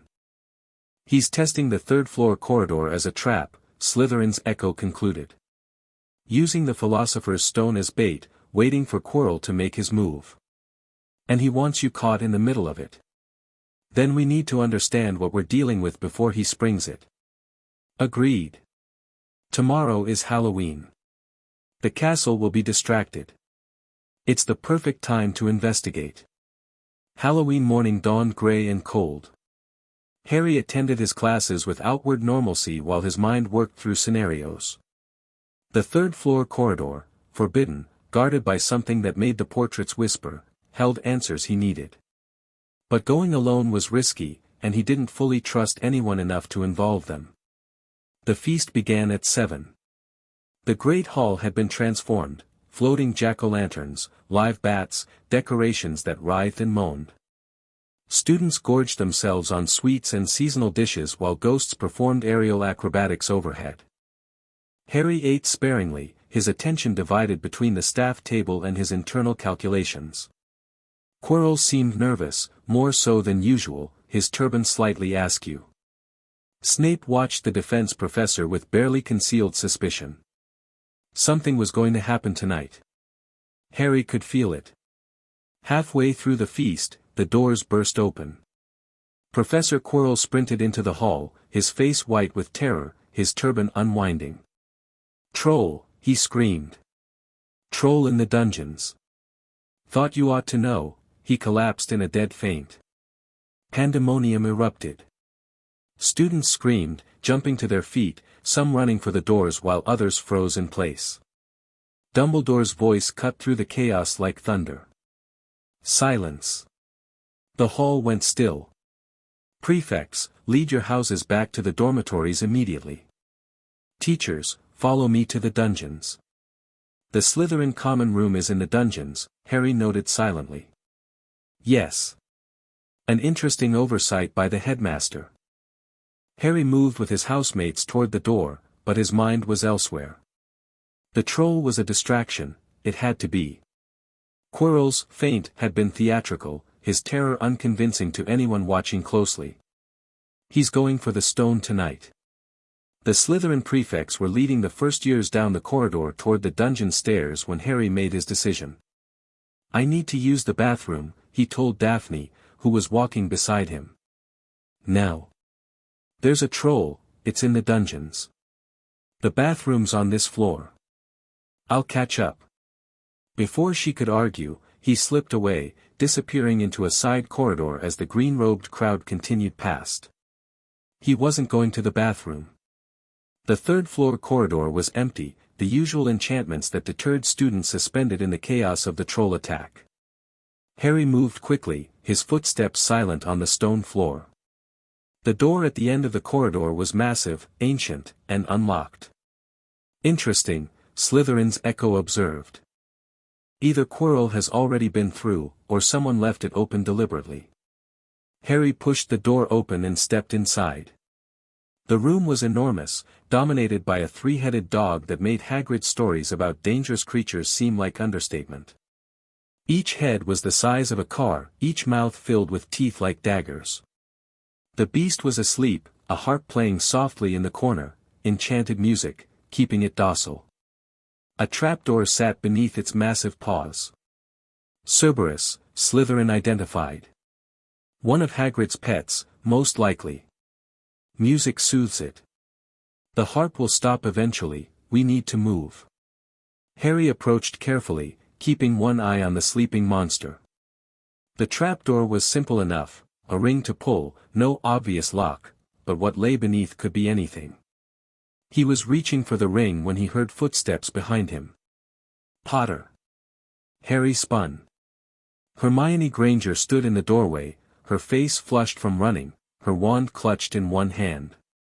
"What are you doing here?" he demanded. "I saw you leave the group. I thought," she stopped, staring at the Cerberus. "What is that?" "Three-headed dog. Guard dog, apparently." "Why did you follow me?" "Because there's a troll in the castle and you disappeared. I thought you might be in trouble."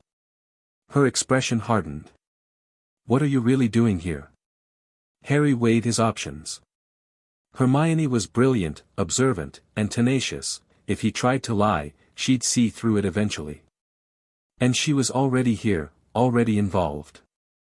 "Someone's trying to steal something from this room," he said. "Something important enough to be guarded by a Cerberus and Merlin knows what else. I'm trying to stop them." "Who?" "Professor Quirrell." Hermione's eyes widened. "The defense teacher. But he's not what he seems. His stutter is fake, his fear of the troll was an act, and something very dark is hiding beneath that turban." Harry glanced at the trapdoor. "He's down there right now, trying to reach whatever Dumbledore hid." "Then we should tell someone." "The headmaster, Dumbledore knows. He's using this as a trap, trying to catch Quirrell in the act. But something went wrong tonight, the troll was a distraction, and Dumbledore took the bait." Harry met her eyes. "I'm not going to stand by and let someone steal a powerful artifact because the adults are playing games." Hermione was silent for a moment. Then she straightened her shoulders. "Then I'm coming with you." "You don't have to, I know I don't have to. I want to." Her voice was firm. "You can't do everything alone, Harry. Even if you think you can." Harry studied her, the determination in her eyes, the steadiness of her wand hand. She was scared, but she wasn't backing down. "Fine. But stay behind me, and if I tell you to run, you run. Understood?" She nodded. They descended through the trapdoor together. The drop was longer than Harry expected, 10 feet, 15, 20, but they landed on something soft. Devil's snare, he realized immediately, the tentacles already wrapping around his limbs. "Don't panic," he said sharply, as Hermione began to struggle. "It's a plant. It kills you if you fight it." "Then what do we do?" "Relax. Completely relax. It lets you go if you're calm." Harry forced his muscles to go limp, and the tendrils loosened, allowing him to slip through to the floor below. Hermione followed moments later, her face pale but determined. "Devil's snare," she said, brushing dirt from her robes. "We learned about that in herbology. I should have remembered." "You did fine. Come on." The next chamber held a cloud of flying keys and a broom hovering at its center. Harry spotted the correct key immediately, old and tarnished, its wing bent from someone's previous attempt to catch it. "Quirrell's already been through," he noted, mounting the broom. "He left a trail." He caught the key in seconds, seeker reflexes, he thought wryly, and they moved on. Chess pieces. A riddle involving potions. Each obstacle slowed them, but none stopped them. Quirrell had solved everything ahead of them, leaving clues in his wake. Harry noted the pattern. These were tests, designed to be passable by a clever student or a determined adult. Not true security. Dumbledore wanted this corridor breached, Slytherin's echo concluded. He designed these obstacles to filter out the casual intruder while allowing a specific target through. The question is, who was the target? Quirrell, obviously. Perhaps. But consider the tests. Herbology, charms, transfiguration, knowledge a Hogwarts student would have. What if the target wasn't a professor at all? The thought chilled Harry, but he pushed it aside. They'd reached the final chamber. Fire erupted across the threshold as they entered, black flames ahead, purple flames behind, trapping them in a small room. A table held 7 bottles of varying sizes and a scroll with a riddle. Hermione solved it in under a minute. "This one," she said, pointing to the smallest bottle. "It'll get you through the black flames. But there's only enough for one person. Then you go back." Harry took the bottle. "Find a teacher, not Quirrell, obviously. Snape, McGonagall, anyone. Tell them what's happening." "Harry, I can handle Quirrell. You're the only one who can get help." Hermione looked like she wanted to argue, but she nodded. "Don't die. Wasn't planning on it." She drank the potion that would take her back through the purple flames and disappeared. Harry drained the remaining bottle and stepped through the black fire. The final chamber was circular, dominated by an ornate mirror that stood in its center. The Mirror of Erist, Harry recognized it from Slytherin's descriptions. A magical artifact that showed the viewer's deepest desire.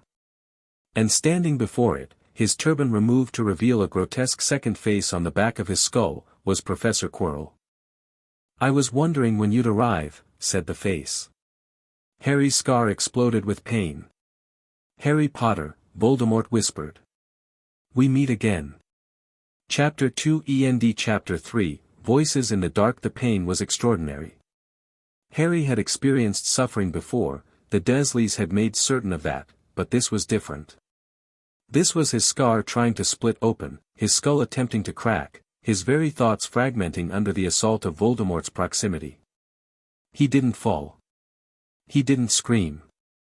For years of occlumency training crystallized into a single act of will.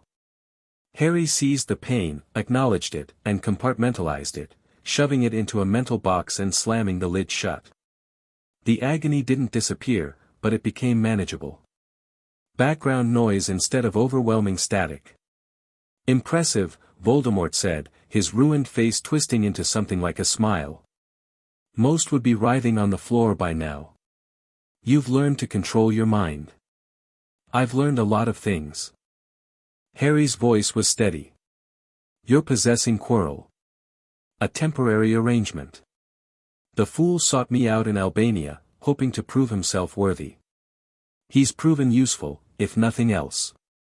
The face's eyes, red, inhuman, studied Harry with cold interest. "But you're not what I expected. Sorry to disappoint." "On the contrary. I'm intrigued." Voldemort's voice dropped to a whisper. "I felt you the moment you entered the castle, Harry Potter. That fragment of myself, nestled in your scar, it sings to me. Calls to me. We are connected, you and I, in ways you cannot begin to understand." Harry said nothing. His mind was racing, calculating angles, assessing threats. Quirrell's body was between him and the mirror, wand drawn but not raised. The chamber had one entrance, currently blocked by black flames. No obvious weapons, no allies, no escape route. "Don't engage him directly," Slytherin's echo warned. "You're powerful for your age, but he's the darkest wizard of the century. Even diminished, even possessing a weak host, he could kill you." "I didn't come here to fight you," Harry said. "No. Then why did you come?" "To stop you from getting the stone." Voldemort laughed, a terrible sound, like glass scraping against bone. "The stone? Is that what Dumbledore told you? That I seek the Philosopher's Stone, to restore my body?" "It's what I deduced." "Clever boy. You're correct, of course, the stone would serve my purposes admirably. But it's not why I'm truly here." The red eyes gleamed. "I came to see you, Harry. To understand the child who destroyed me. And I find myself, pleasantly surprised." Quirrell turned fully, allowing Voldemort's face to regard Harry directly.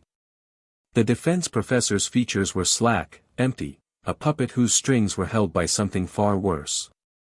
"You've been sorted into my house," Voldemort continued. "You've learned occlumency, a skill most adult wizards never master. You navigate Slytherin politics with remarkable sophistication. And now you've descended into Dumbledore's trap, alone, to confront an enemy that should terrify you." A pause. "You remind me of myself, at your age. I'm nothing like you. Aren't you? An orphan, raised by those who despised magic, forced to survive through cunning and will alone. We share more than you'd like to admit." Voldemort's smile widened. "I could teach you, Harry. Things Dumbledore would never reveal. The true secrets of magic, power beyond anything you've imagined. And what would you want in return? Only your allegiance. Your potential is extraordinary, I sensed it the night I tried to kill you. Join me, and together we could reshape the wizarding world." Harry let the offer hang in the air. Part of him, a small, dark part he'd never fully acknowledged, felt the temptation. Power. Knowledge. An end to struggle, to hiding, to playing the long game against enemies on all sides. Then he thought of his parents. Of Neville's parents, tortured into madness. Of the families destroyed, the lives ended, the fear that still poisoned magical Britain a decade after Voldemort's fall. No. The word was quiet, but absolute. Voldemort's expression didn't change. Pity. I had hoped you might be reasonable. But if you won't join me willingly. His voice hardened. Quirrell. Seize him. Quirrell lunged forward, surprisingly fast for a man who'd spent months pretending to be a coward. Harry dove sideways, rolling across the stone floor and coming up with his wand drawn. Stupefy. The spell splashed against Quirrell's hastily raised shield. Harry was already moving, circling toward the mirror, keeping distance between himself and the possessed professor. You can't beat me, child. Quirrell's voice was back now, trembling with Voldemort's borrowed confidence. The Dark Lord's power flows through me. Your schoolboy spells are nothing. Then stop talking and prove it. Quirrell snarled and slashed his wand downward. Crucio. Harry threw himself behind the mirror as the torture curse scorched the air where he'd been standing. His heart hammered against his ribs, that was an unforgivable, used without hesitation, aimed at an 11-year-old. He's not playing, Slytherin's echo noted unnecessarily. Time to use what I taught you. Harry reached for the deeper knowledge, the magic that predated wands and incantations. Parseltongue spells, whispered in a serpent tongue, carrying power that Latin could never match. Has-Seth Narvorish. Shadow erupted from Harry's wand, not darkness, but anti-light, a hungry void that swallowed the torchlight and surged toward Quirrell like a living thing. The professor shrieked, stumbling backward, his shield failing against magic it wasn't designed to counter. What? Voldemort's voice cut through Quirrell's panic. That magic. Where did you learn that magic? Harry didn't answer. He pressed the advantage, weaving spells in Parseltongue that bound and blinded, that turned Quirrell's own robes against him, that filled the air with disorienting whispers and phantom serpents. It wasn't enough. Voldemort seized control of Quirrell's body directly, overwhelming the professor's will with his own. The possessed man straightened, and when he spoke again, it was with the Dark Lord's voice emerging from his lips. Slytherin's magic. The old tongue, the old ways. Something like hunger entered Voldemort's eyes. You found it. The Grimoire, you found the Grimoire. Harry's blood froze. I searched for years, Voldemort continued, advancing slowly. I knew it existed, family legends, fragments of text in the Chamber of Secrets. Salazar's personal spellbook, containing knowledge lost for a millennium. And you, a child, stumbled upon it. Stay back. Give it to me, Harry. Give me the Grimoire, and I'll spare your life. You can even keep your pathetic friends, the Mudblood, the Blood Traders, whoever you've managed to collect. Just give me what's mine by right. It's not yours. Harry's voice was stronger than he felt. It was never yours. Slytherin didn't leave it for power-hungry descendants who'd twist his legacy into something monstrous. He left it for someone who'd actually understand. And you think that's you? A half-blood child raised by muggles? I think it chose me. And I think that terrifies you. Voldemort's face contorted with rage. Enough. Avada Kedavra. Green light exploded from Quirrell's wand, the killing curse, the spell that had murdered Harry's parents, the magic that had failed against him once before. Harry didn't dodge. He couldn't, the curse was too fast, too close. Instead, he acted on instinct, on training, on something deeper than conscious thought. His hand came up, not holding his wand but open, palm facing the curse, and he spoke a word that Slytherin had taught him for precisely this moment. Shalf. The killing curse struck his palm and stopped. Not reflected. Not absorbed. Simply, stopped, like a wave breaking against a cliff. Green light flickered between Harry's fingers, fighting his will, straining to complete its purpose. Impossible, Voldemort breathed. Harry's arm was on fire. The curse wanted to kill him, needed to kill him, and holding it was like trying to contain a lightning bolt in his bare hands. His vision blurred. His teeth clenched hard enough to crack. But he held. And then, with every ounce of strength he possessed, he threw it back.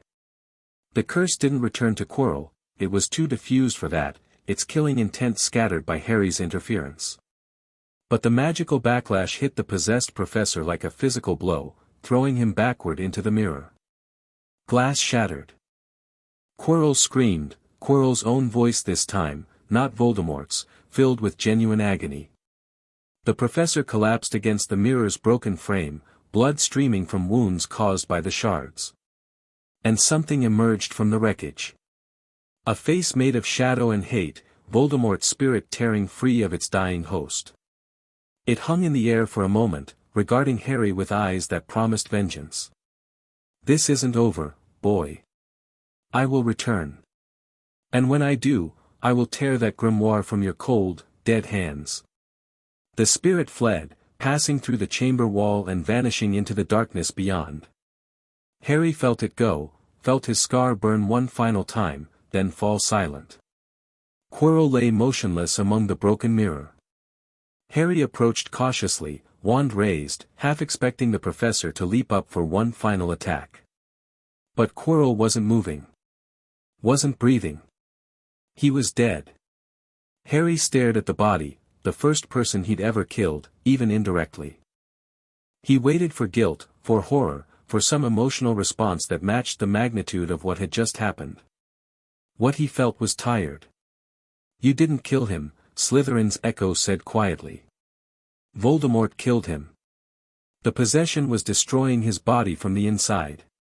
Your actions simply accelerated what was already inevitable. That's not how it'll look. No. It isn't. Harry turned away from the corpse and looked at the broken mirror.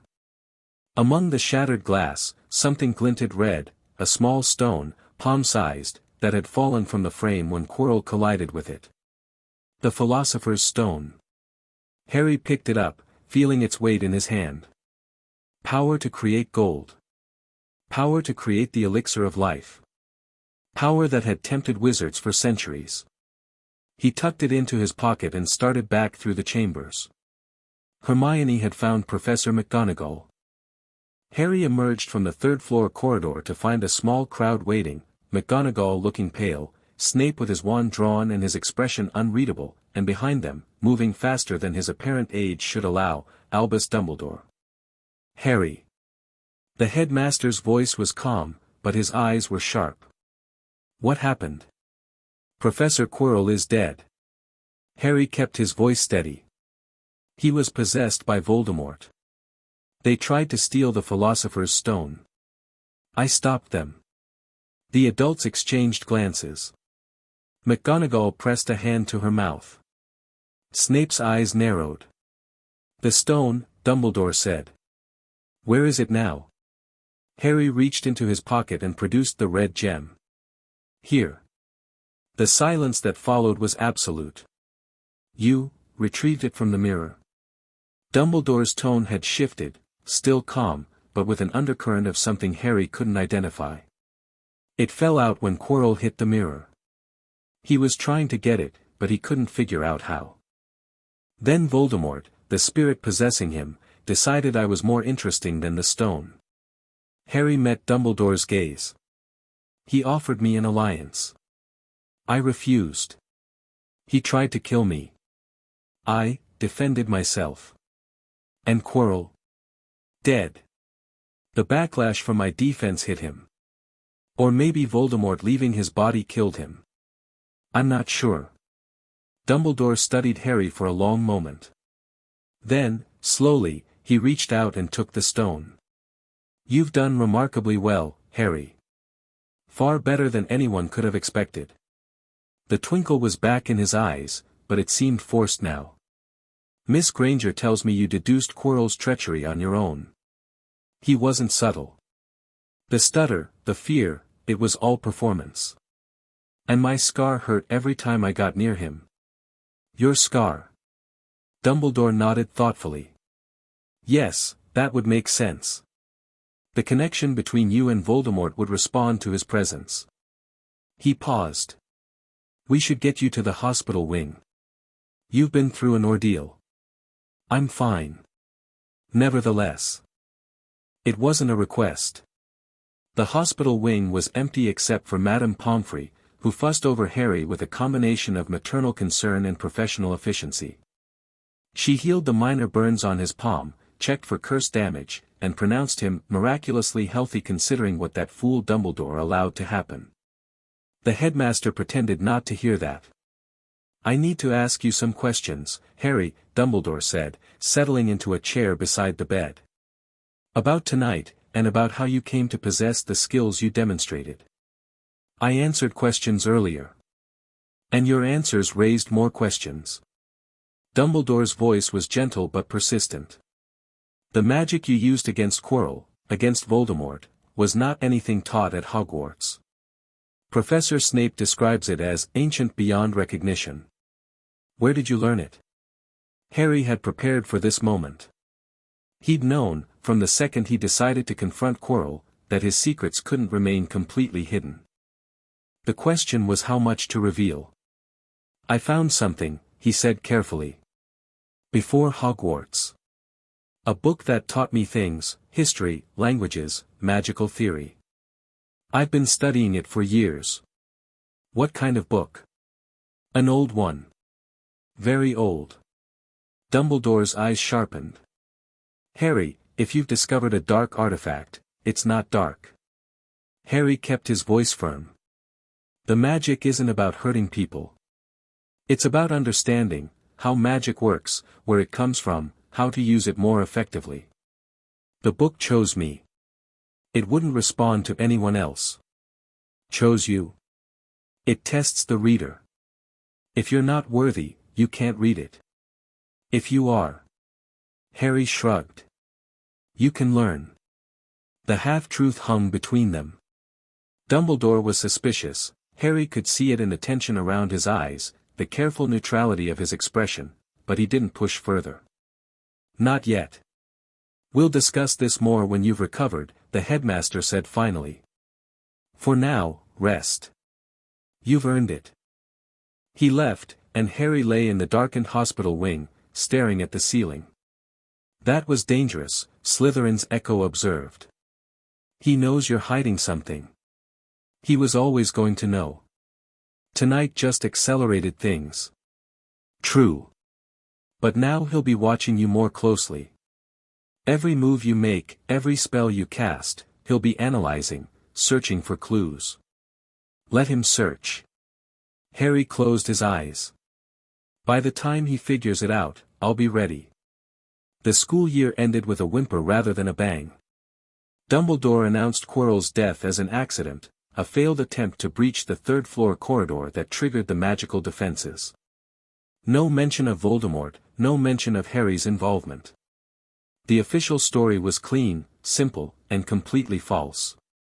Harry played his part, accepting sympathy and congratulations from classmates who'd heard rumors about his heroic defense of the stone. Slytherin House was divided, some viewed him with new respect, others with new suspicion. Draco Malfoy had started looking at him differently, as if reassessing every previous interaction. The train ride home was quiet. Daphne sat across from him, watching his face with those ice-blue eyes that saw too much. You killed someone, she said softly. It wasn't a question. Voldemort killed him. I just didn't stop it. That's not nothing. No. Harry looked out the window at the passing countryside. It isn't. Does it bother you? He considered the question honestly.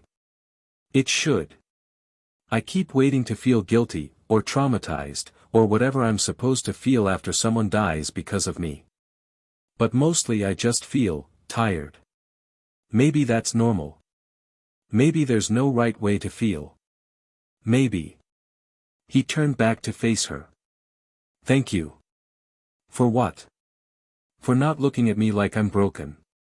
Or dangerous. Or both. Daphne's lips curved slightly. I'm Slytherin, Harry. We don't judge people for being dangerous. We just decide whether we want them on our side. And which side am I on? That's what I'm still figuring out.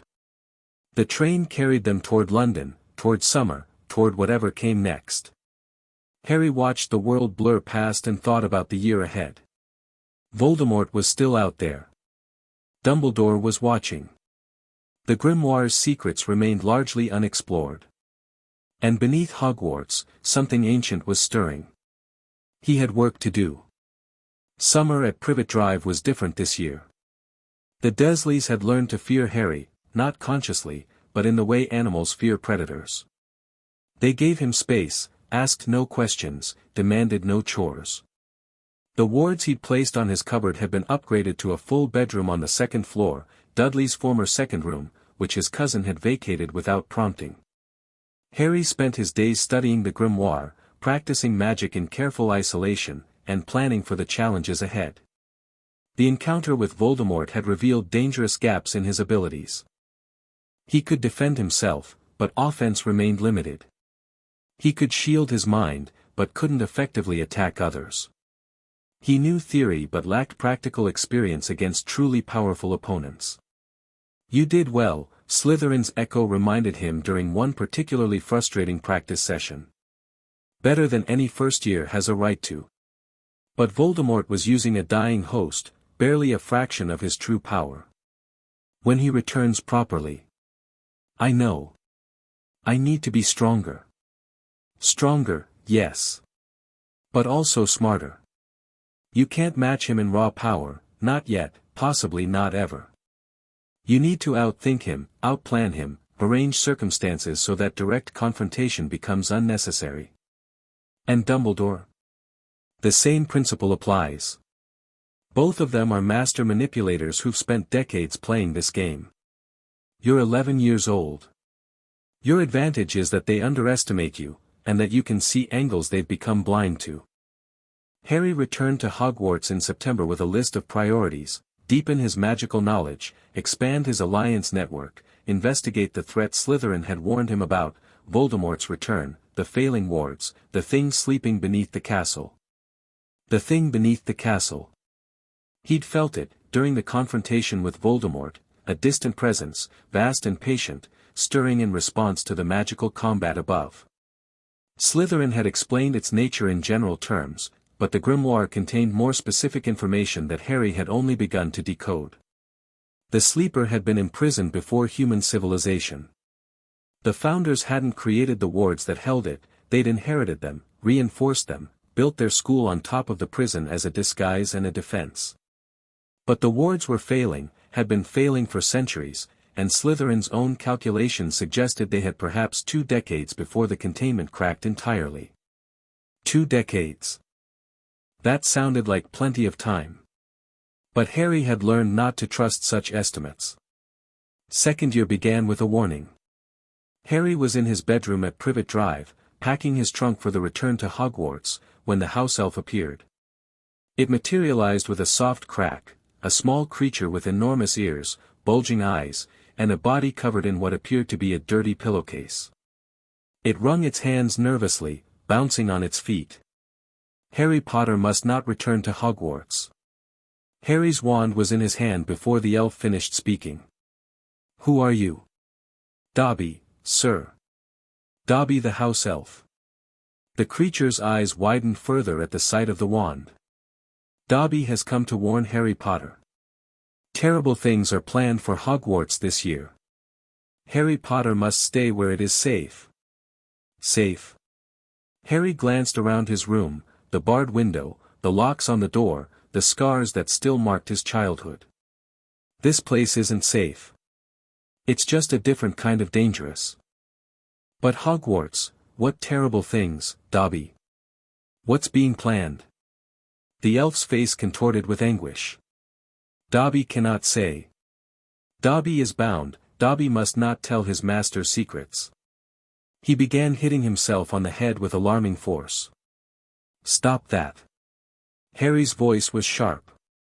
"Stop hurting yourself and answer my question.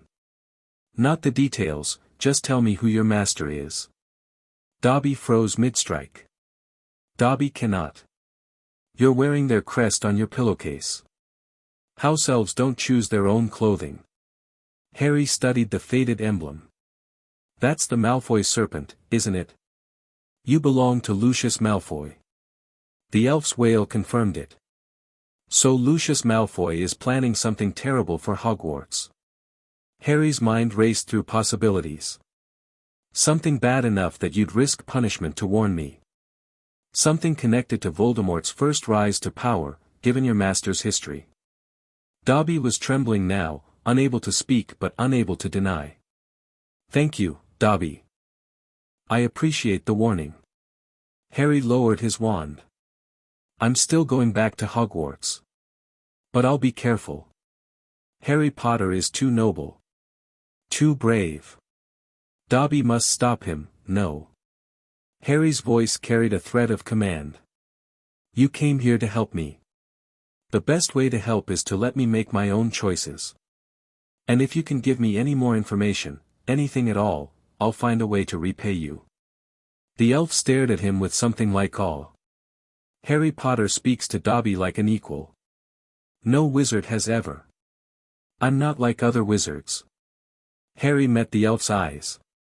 "Remember that. And if you ever need help, real help, not just warnings, you can come to me." Dobby vanished with a crack, but something had shifted in the air. Harry had made a connection, planted a seed. House elves had magic that wizards barely understood, and access to secrets their masters would never willingly share. The Malfoys were planning something. Harry would find out what. The Hogwarts Express was delayed. Harry arrived at King's Cross to find the barrier between platforms 9 and 10 sealed, solid brick, refusing to yield. He tested it 3 times before accepting the reality. "Someone's blocked it," he muttered. "Deliberate sabotage," Slytherin's echo agreed. "Likely connected to Dobby's warning. The Malfoys want you isolated, away from Hogwarts and whatever's happening there. Then I need another way in." Harry retreated from the platform and found a quiet corner of the station.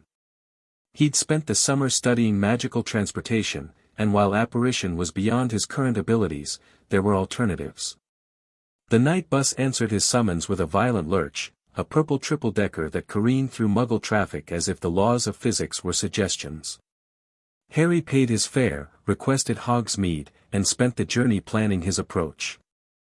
He arrived at the village gates as the sun was setting, walked to the Hogwarts boundary, and slipped through the wards with the access token Slytherin had taught him to create.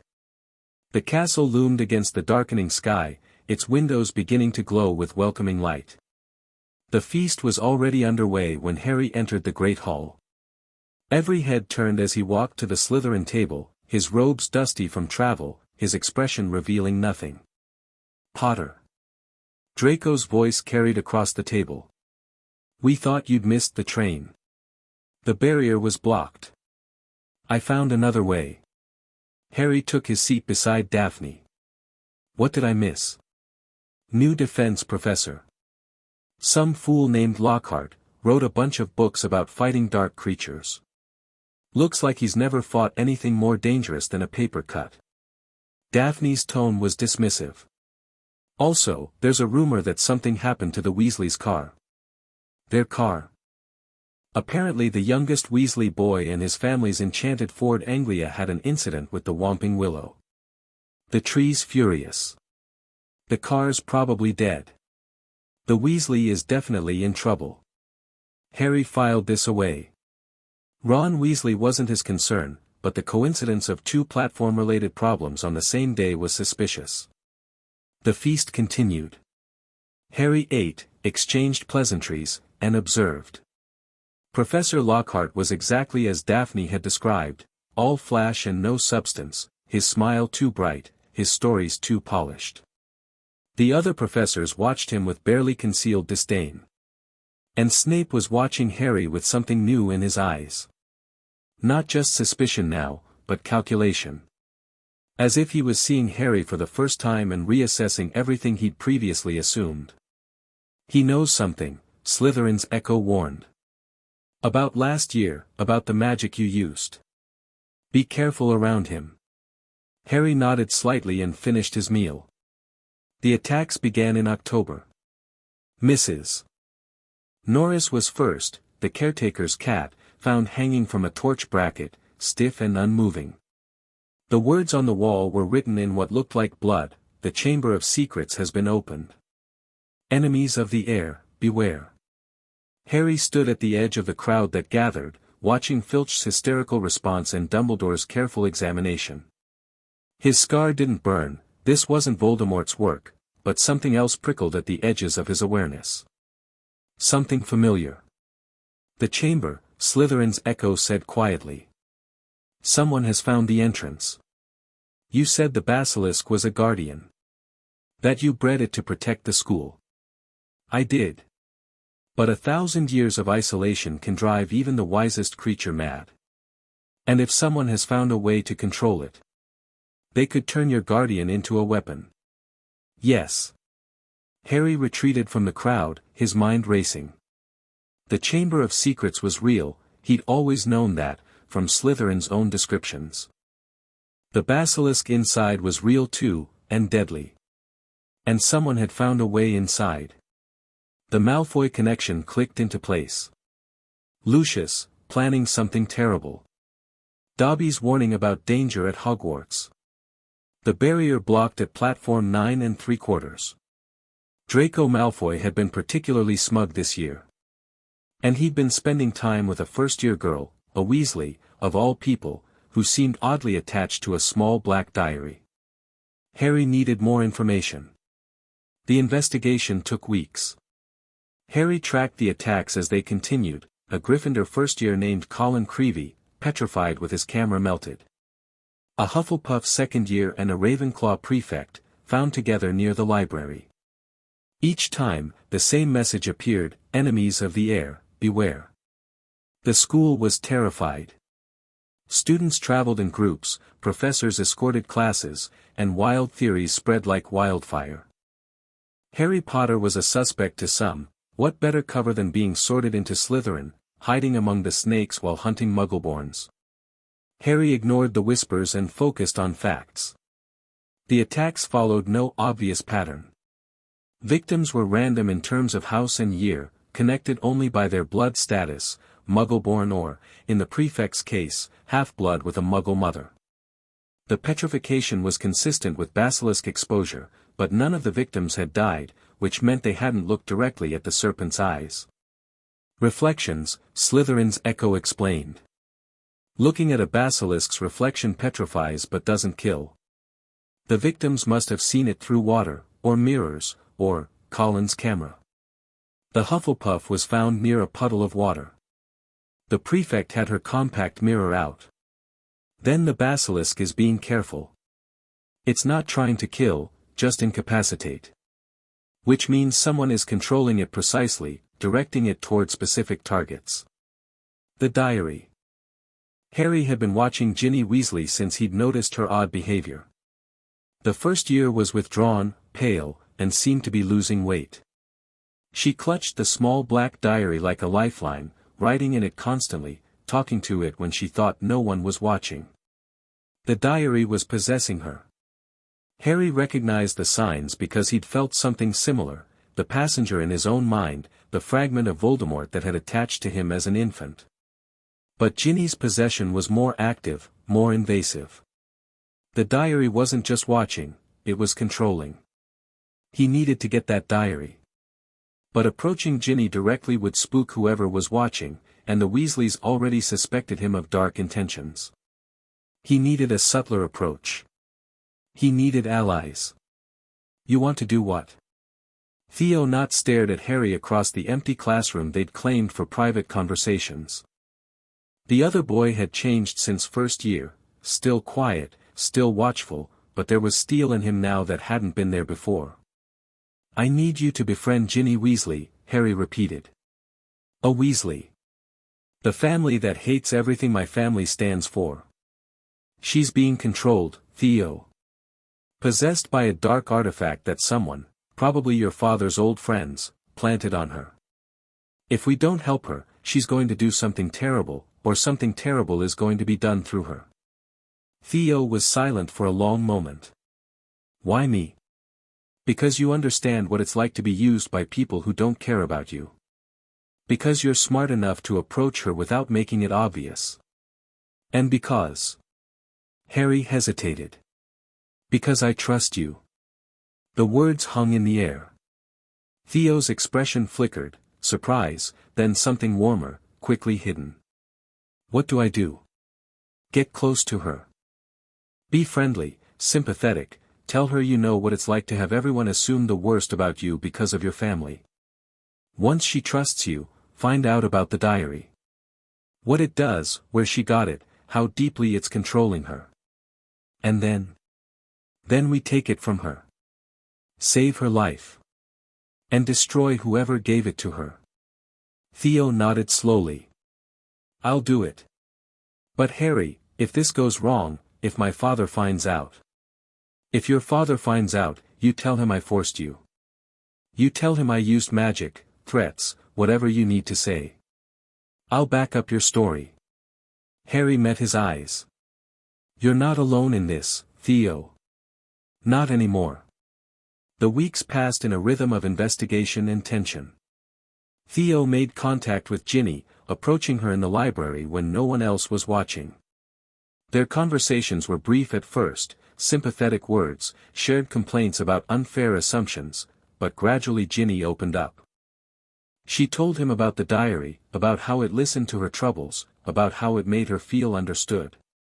She doesn't remember writing the messages, Theo reported one evening. She wakes up with blood on her hands and no memory of how it got there. She's terrified, Harry. She thinks she's going mad. She's not mad. She's being used. Harry's voice was hard. Can you get the diary from her? Maybe. She's protective of it. Tom gets angry when she doesn't write to him, but I think if I gave her something else to confide in. Tom. The diary. She calls it Tom. Says there's a boy inside, someone who understands her. Tom. Tom Riddle. Voldemort's original name. Harry's blood ran cold. Get that diary, Theo. Whatever it takes. That thing is a piece of Voldemort, a fragment of his soul, like the one in my scar. If it's been feeding on Ginny for months, it might be strong enough to manifest. Theo paled. Manifest? You mean, I mean Tom Riddle might be able to walk out of that diary and into the world. And if he does, he won't leave Ginny alive to tell the tale. The opportunity came in early December. Ginny was in the hospital wing, exhaustion, Madame Pomfrey said, probably stress from the attacks. The diary was in her bag, which was in her dormitory, which was guarded by the fat lady's portrait and a password Theo didn't know. But Harry knew someone who did. I need your help, he told Hermione in the library, keeping his voice low. Ginny Weasley is being possessed by a dark artifact. I need to get into Gryffindor Tower to retrieve it. Hermione's eyes widened. Harry, you can't just break into another house's dormitory. I can if it saves a girl's life. Harry leaned closer. I know this sounds insane. I know you have no reason to trust me. But I've been investigating these attacks since they started, and I know what's causing them. I know who's being controlled and how to stop it. And I need someone inside Gryffindor to help me. Hermione studied his face for a long moment. You're serious. Completely. And you're sure about Ginny?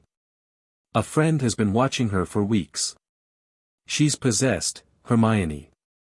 She doesn't remember opening the chamber or setting the basilisk on students.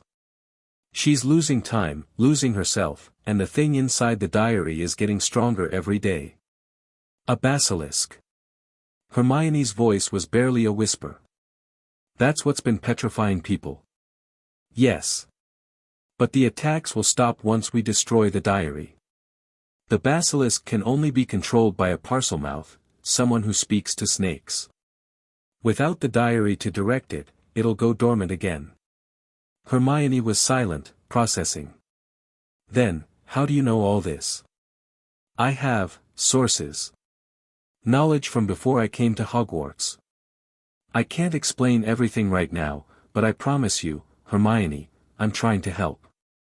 I've been trying to help since first year. When you killed Professor Quirrell. Harry didn't flinch. When I stopped Voldemort from stealing the Philosopher's Stone. Quirrell was already dead, Voldemort's possession was destroying his body from the inside. I just accelerated things. And you think you can stop this too? I know I can. If you help me. Hermione made her decision. The password is Wattlebird. But Harry, if you're wrong about this, if Ginny gets hurt because of something you did, if I'm wrong, you can turn me over to Dumbledore yourself. I'll take full responsibility. Harry stood. Thank you, Hermione. You might be saving her life. The Gryffindor common room was empty at 3 in the morning. Harry had entered through a service passage Slytherin's echo remembered from the castle's original construction. The founders had built access routes throughout Hogwarts, most of which had been forgotten over the centuries.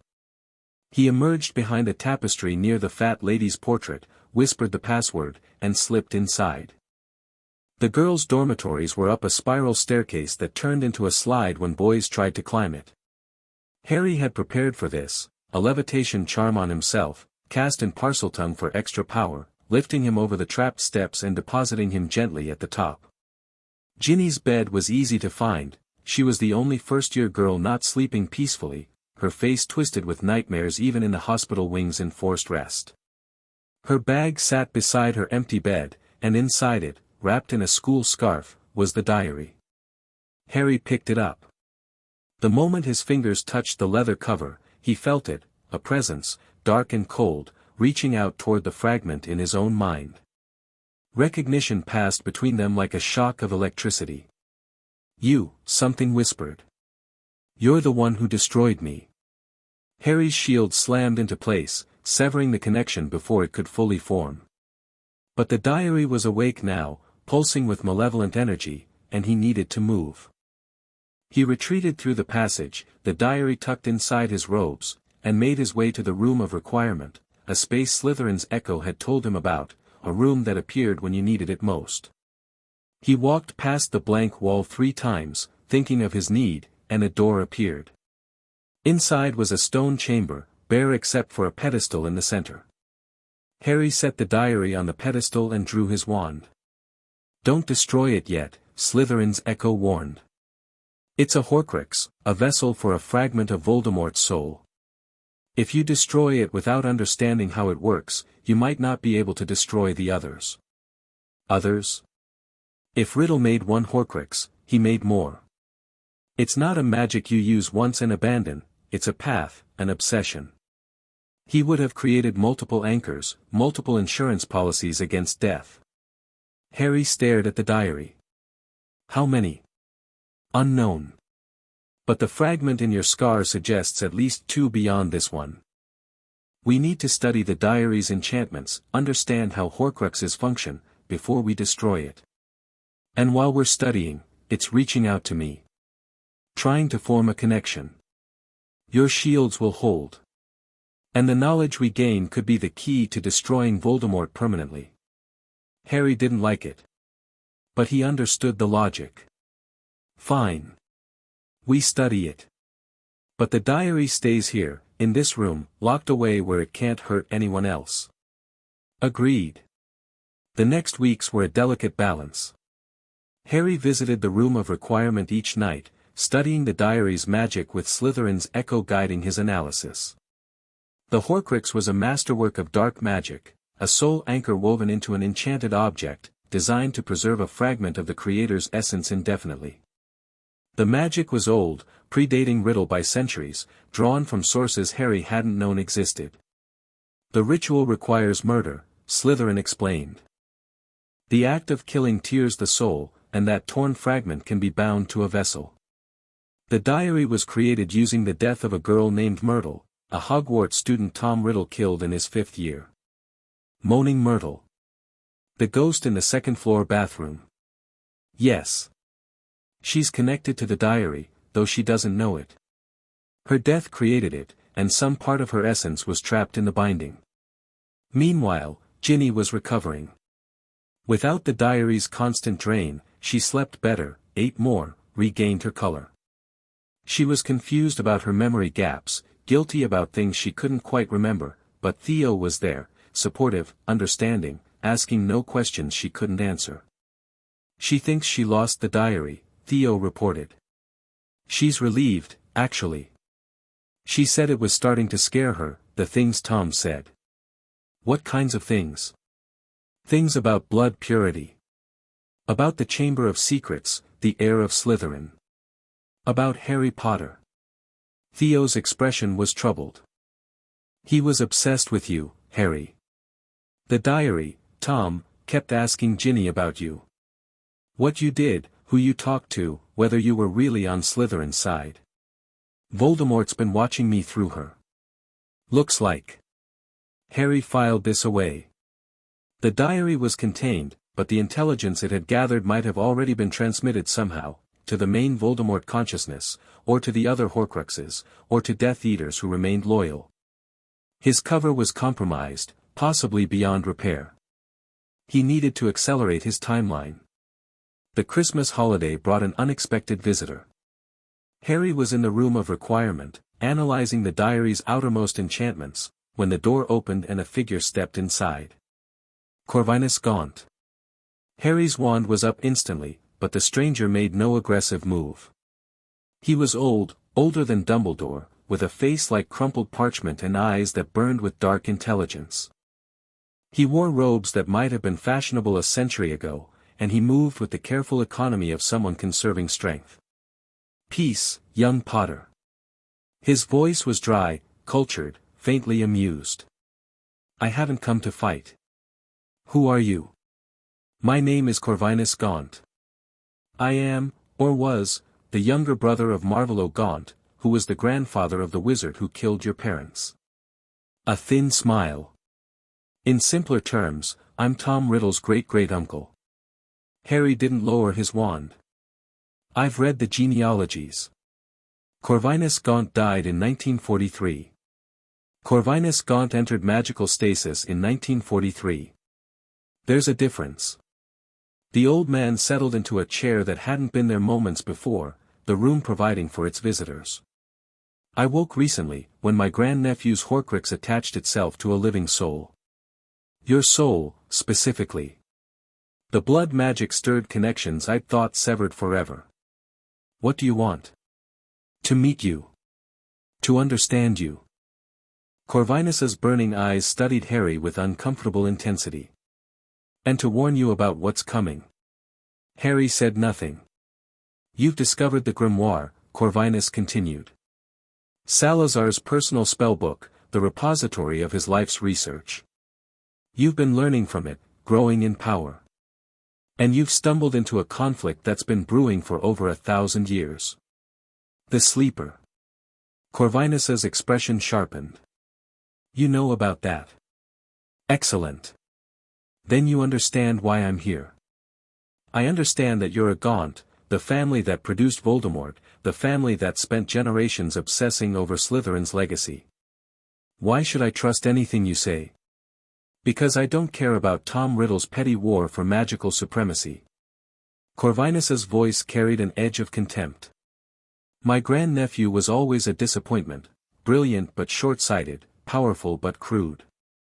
He thought Slytherin's legacy was about blood purity and political dominance. He understood nothing of the true work. What true work? Saving the world. Corvinus leaned forward. The wards that protect magical Britain are failing, Potter. They've been failing for centuries, and in another few decades, perhaps less, they'll collapse entirely. When that happens, the thing beneath Hogwarts will wake. And when it wakes, everything we've built, every magical society, every hidden enclave, every careful concealment, will be swept away like sand castles before the tide. Harry's grip on his wand tightened. Slytherin mentioned this. He said he built the chamber as a secondary defense. Salazar was a visionary. He saw the catastrophe coming and tried to prepare for it. But he failed, driven away by colleagues who didn't understand, haunted by enemies who thought he was the threat. Corvinus's voice softened with something like regret. I've spent my life trying to complete his work. Studying the wards, searching for ways to strengthen them, building alliances with those who share my concerns. And what do you want from me? I want you to join me. Corvinus's eyes burned brighter. You have the Grimoire. You have the knowledge Salazar preserved. Together, we could finish what he started, reinforce the wards, strengthen the prison, ensure that the sleeper remains contained for another millennium. It was tempting. More tempting than Harry wanted to admit. Corvinus spoke with conviction, offered knowledge Harry desperately needed, and his goals aligned with everything Slytherin's Echo had warned about. But something felt wrong. You said you woke when Voldemort's Horcrux attached to me. That was 10 years ago, why contact me now? Because you've proven yourself worthy. The confrontation with Tom's Shade last year, your handling of the diary, your growing mastery of the ancient arts, you've demonstrated that you're not just a child playing with forces you don't understand. You're a potential partner. And if I refuse? Corvinus's expression didn't change, but something cold entered his eyes. Then I continue alone. But understand, Potter, I will complete Salazar's work, with or without you. The alternative is extinction. Not just for wizards, but for all life on this planet. That's quite a threat. It's not a threat. It's a fact. Corvinus stood, the chair vanishing as he rose. Think about what I've said. I'll contact you again when you've had time to consider. But don't take too long, events are moving faster than either of us anticipated. He walked toward the door, then paused. One more thing. The diary you're studying, it's connected to others of its kind. Voldemort created multiple Horcruxes, as I'm sure you've deduced. But destroying them all won't be enough to stop him permanently. You'll need to understand their deeper nature, the binding that connects them. His thin smile returned. The Grimoire contains that knowledge. I suggest you find it quickly. He left. The door closed behind him. Harry stood alone in the chamber, staring at the diary on its pedestal, his mind racing through implications. Corvinus Gaunt was real. His warning about the wards was real. And somewhere out there, multiple fragments of Voldemort's soul waited to be found and destroyed. The game had just gotten much more complicated. Chapter 3 END Chapter 4, Heir of Shadows. The diary burned at midnight on the winter solstice. Harry had spent weeks studying its enchantments, mapping the intricate lattice of dark magic that bound Tom Riddle's fragment to the leather and parchment. He'd learned more about Horcruxes than any text at Hogwarts could teach, how the soul fragment anchored itself to physical matter, how it fed on emotional energy, how it could gradually overwhelm a host's consciousness if given enough time. Now, in the room of requirement, he was ready to destroy it. The binding requires a specific counter, Slytherin's Echo explained as Harry positioned the diary on a stone altar the room had provided. Basilisk venom is the traditional method, it's one of the few substances that destroys matter so thoroughly the soul fragment can't maintain its grip. But there's another way, older and more complete. What way? Fiend fire. Cursed flames that consume everything they touch, including magic itself. The diary won't just be destroyed, it will be unmade, erased from existence as thoroughly as if it had never been created. Harry considered this. Fiend fire was notoriously difficult to control, many dark wizards had been consumed by their own flames when the spell turned against them. But the Grimoire contained Slytherin's own method for casting and controlling it, refined over decades of research. Show me. The incantation was in Parseltongue, naturally. Harry spoke the words carefully, feeling the magic build in his core, not the clean power of ordinary spells, but something primal, hungry, barely contained. Fire erupted from his wand, but it wasn't ordinary fire. It was alive, serpentine, twisting into shapes that suggested dragons and chimeras and things that had no names. "Control it," Slytherin commanded. "The flames respond to will. If you fear them, they'll sense it and turn on you.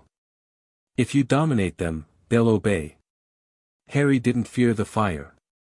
He'd learned to fear very little in his years of training. Fear was a luxury for people who could afford to hesitate.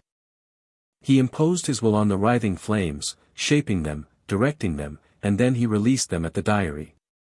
The Horcrux screamed. It was the most horrible sound Harry had ever heard, Tom Riddle's fragment shrieking as the cursed fire consumed it, layer by layer, the dark magic unraveling like thread pulled from a tapestry. The diary blackened, crumbled, and then simply ceased to exist, leaving nothing behind but a faint shimmer of dispersing energy. Harry extinguished the fiend fire with a sharp command and stood in the silence that followed. One down. An unknown number to go. The rest of second year passed without major incident. The attack stopped the moment the diary was destroyed. Ginny Weasley continued to recover, never knowing how close she'd come to being consumed by Tom Riddle's shade. The school relaxed, convinced that whoever had opened the chamber had lost their nerve. Dumbledore watched Harry with renewed intensity but made no move against him. Harry used the time to consolidate his position. His alliance network had grown beyond Slytherin House. Hermione remained a connection to Gryffindor, their relationship had evolved into something like friendship, built on intellectual respect and shared secrets.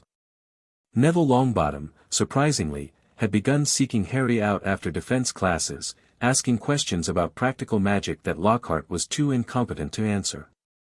"He's got potential," Harry told Daphne one evening in the common room. "His confidence is shattered, but there's real power underneath. He just needs someone to believe in him. And that's going to be you. Why not?" His family was targeted by Voldemort's followers. His parents were tortured into insanity by Bellatrix Lestrange. He has every reason to want the Death Eaters destroyed, and unlike most people with that motivation, he's not blinded by rage. Daphne studied him with those ice-blue eyes. "You're building an army. I'm building a coalition. There's a difference." "Is there?" Harry didn't answer directly. "The war isn't over, Daphne. Everyone pretends it is, they put up memorials, they celebrate anniversaries, they tell themselves the darkness has passed. But Voldemort is still out there, waiting to return. And when he does, the people who survived the First War will be too old or too broken to fight again. It'll fall to our generation. So you're preparing." "I'm preparing everyone I can." He met her gaze.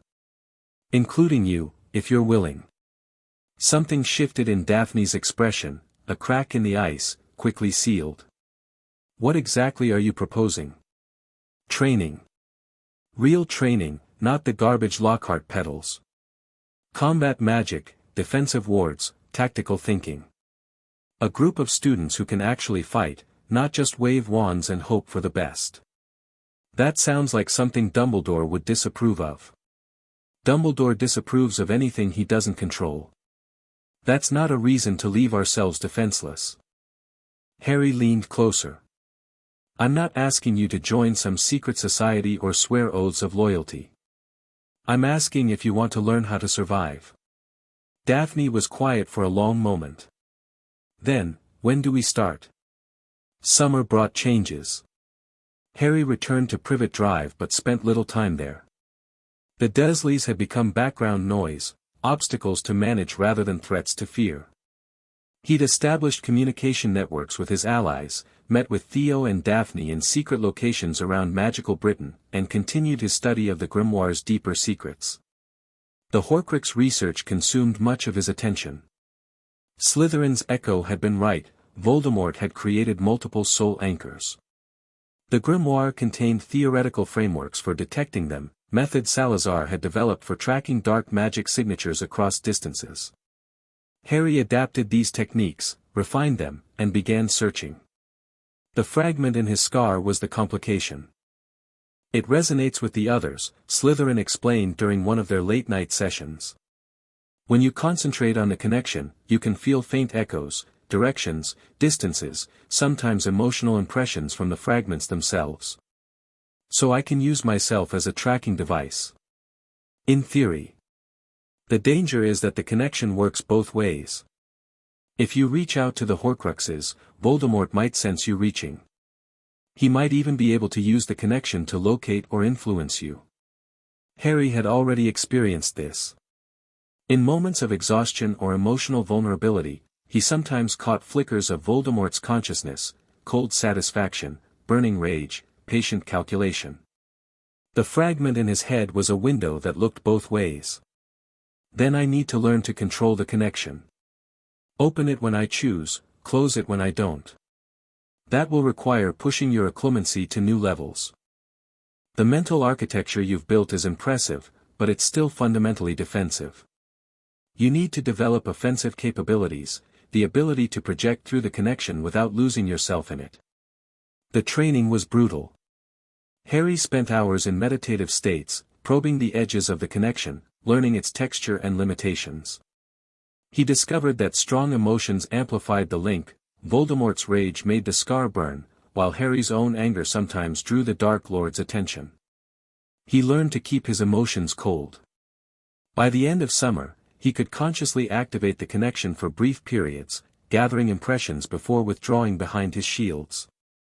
He'd located 3 Horcruxes, the diary, destroyed, something in a coastal cave that radiated despair, and something else in London that felt ancient and regal. There was also the fragment in his own head, which complicated everything. Third year began with Sirius Black's escape from Azkaban. The news dominated the Daily Prophet for weeks, the first person ever to escape the wizarding prison, a mass murderer who'd supposedly betrayed Harry's parents to Voldemort. The Ministry plastered wanted posters across magical Britain, stationed Dementors at Hogwarts, and issued dire warnings about Black's dangerous mental state. Harry read the coverage with growing suspicion. Something doesn't add up, he told Daphne on the train to Hogwarts. Black was supposedly Voldemort's right hand, but there's no record of him ever receiving a trial. He was thrown into Azkaban directly after the Potter murders, no questions asked. Wartime justice. A lot of people were imprisoned without proper process. But most of them were eventually tried, even if the verdict was predetermined. Black wasn't. 12 years in Azkaban, and no one ever formally charged him with anything. What are you suggesting? I'm suggesting that someone wanted Black silenced. That there's a story here that the official narrative doesn't cover. Harry watched the countryside blur past. And now he's escaped, and the first thing the Ministry does is send Dementors to Hogwarts. To a school full of children. Does that seem like a proportionate response? Daphne considered this. You think Black is coming here? For you. Everyone thinks that. The question is why. Harry's expression was thoughtful. He's my godfather, did you know that? Named in my parents' will. If he really betrayed them, if he really wanted me dead, why didn't he try to kill me before I came to Hogwarts? He had years of opportunity. He was in Azkaban. For most of it. But there were gaps, inconsistencies. Times when he could have acted and didn't. Harry shook his head. I need more information before I draw conclusions. But I'm not going to assume Black is my enemy just because the Ministry says so. The Dementors were worse than Harry expected. The creatures patrolled Hogwarts' boundaries, their presence a constant drain on the castle's mood.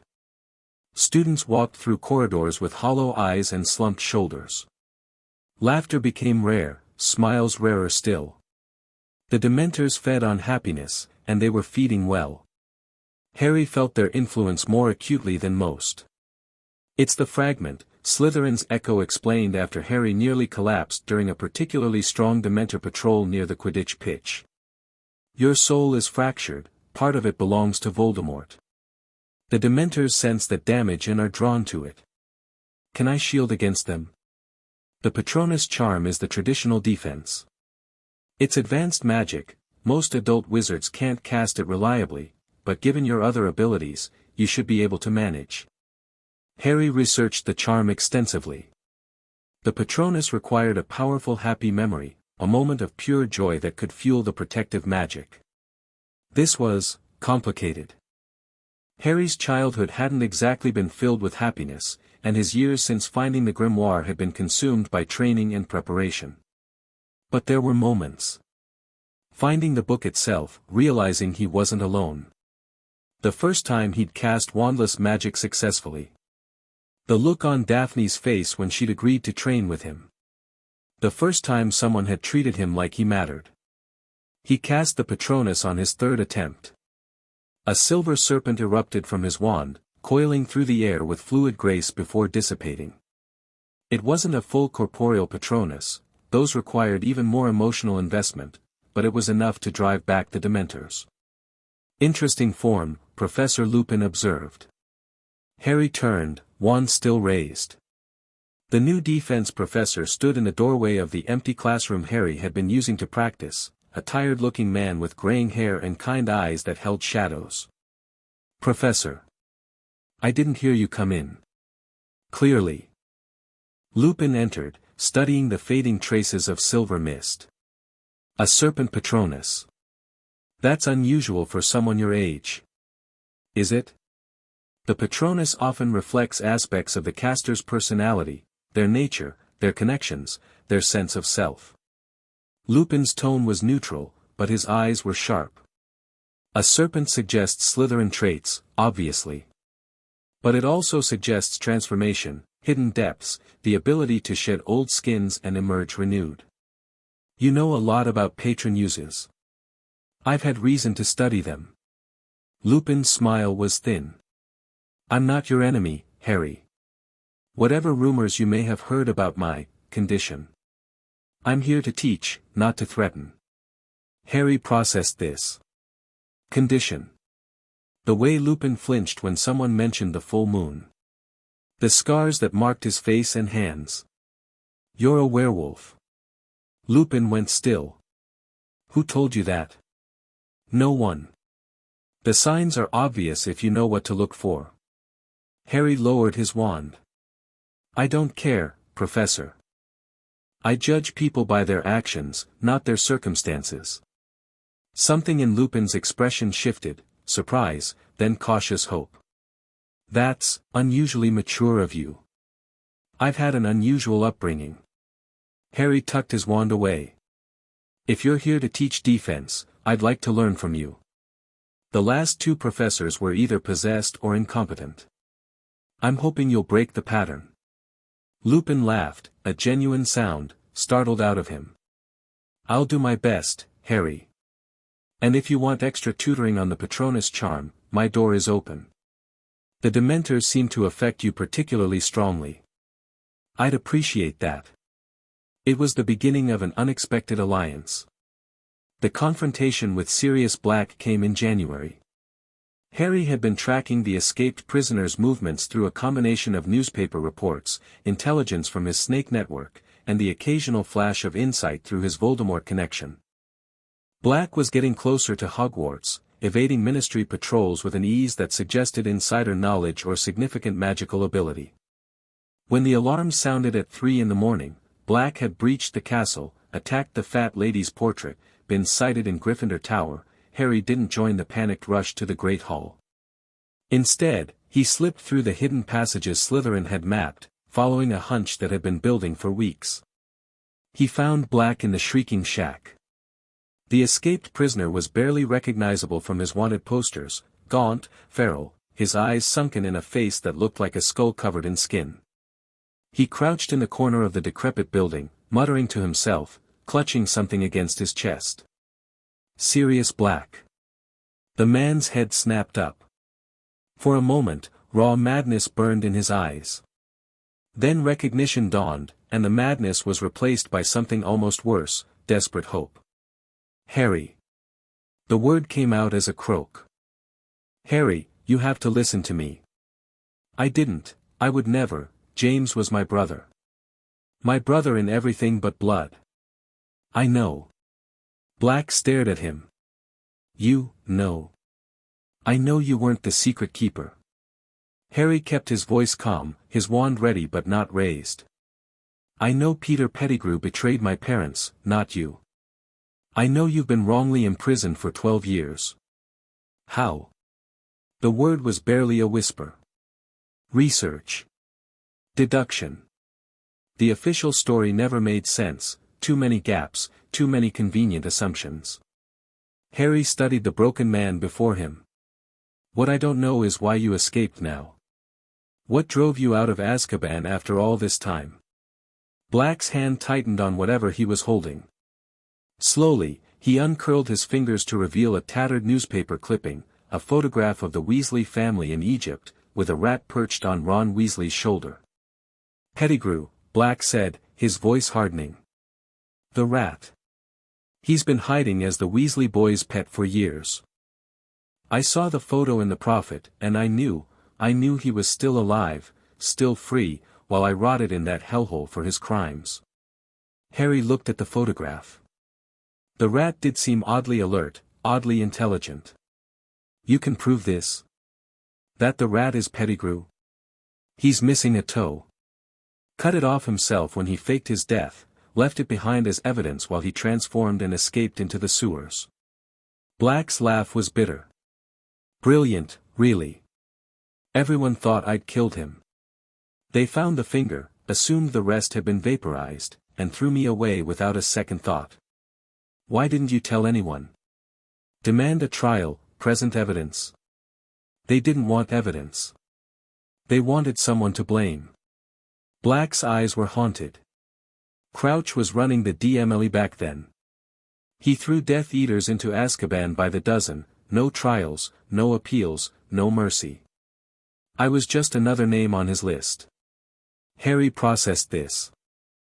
The story matched everything he'd pieced together independently, and Black had no way of knowing how much Harry had already discovered. Either the escaped prisoner was telling the truth, or he was a remarkably good liar with perfect intelligence about Harry's research. Given 12 years in Azkaban with Dementors for company, the latter seemed unlikely. What do you want? Harry asked. I want to kill Peter Pettigrew. Black's voice was flat, final. After that, I don't care what happens to me. Prison, death, whatever, it doesn't matter. But that rat deserves to die for what he did to James and Lily. That's not good enough. Black's head jerked up. What? Pettigrew dying doesn't prove your innocence. It doesn't restore your reputation. It doesn't give you back the 12 years they stole from you. Harry stepped closer, meeting Black's haunted eyes. You're Harry Potter's godfather. If you want revenge, fine, I understand revenge. But if you throw your life away on a single rat, you're letting them win. What else is there? Everything else. Harry's voice was hard. You're the heir to the Black family, one of the oldest houses in magical Britain. You have resources, connections, political power that's been frozen for over a decade. You could destroy the people who wronged you, reform the system that failed you, become something more than a cautionary tale. I'm a fugitive. A wanted criminal. For now. But evidence can be found. Trials can be forced. Public opinion can be shifted. Harry smiled, thin and cold. I've gotten quite good at shifting things. Black stared at him as if seeing him for the first time. You're not what I expected. No one ever expects me to be what I am. Harry extended his hand. Come with me, Sirius. Let me help you prove your innocence. And when you're free, really free, you can decide what to do with Pettigrew. Sirius Black looked at the offered hand for a long moment. Then, slowly, he reached out and took it. Capturing Peter Pettigrew required patience and precision. Harry spent weeks observing the Weasley family's rat, confirming that its behavior was far too intelligent for an ordinary animal. He identified patterns, when the rat was most active, when it was most vulnerable, when it could be separated from its unwitting protector. The trap was sprung on a February evening. Harry had enlisted help, Remus Lupin, who'd been stunned to learn about Pettigrew's survival but had agreed to assist once Harry explained the evidence. The werewolf's presence lent credibility to the operation, and his knowledge of the Marauder's history helped fill in gaps that Black's fragmented memories couldn't cover. They cornered the rat in an empty classroom, using spells to prevent transformation and reveal the Animagus's true form. Peter Pettigrew stood before them, a small, balding man with watery eyes and twitching fingers, his face a mask of terror. Remus. Harry.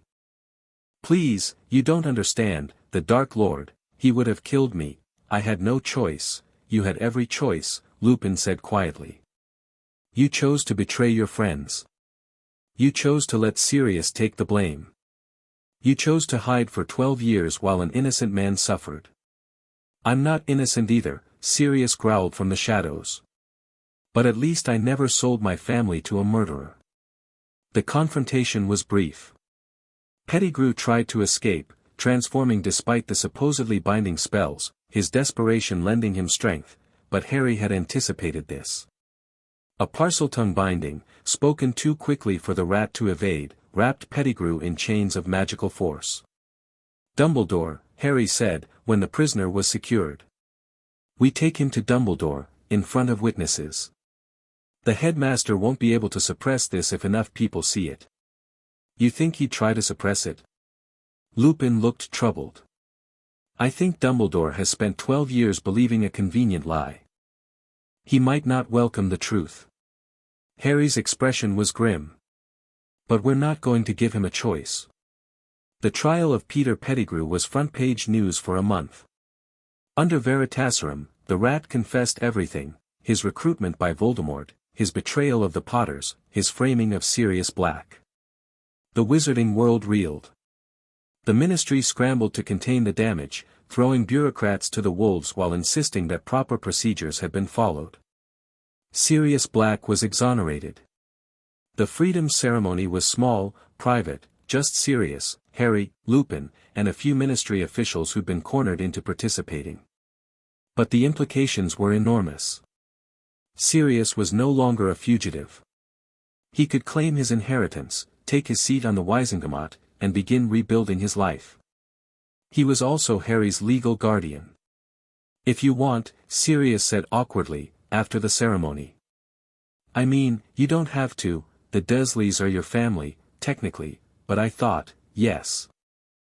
Sirius blinked. Yes. Yes, I want to live with you.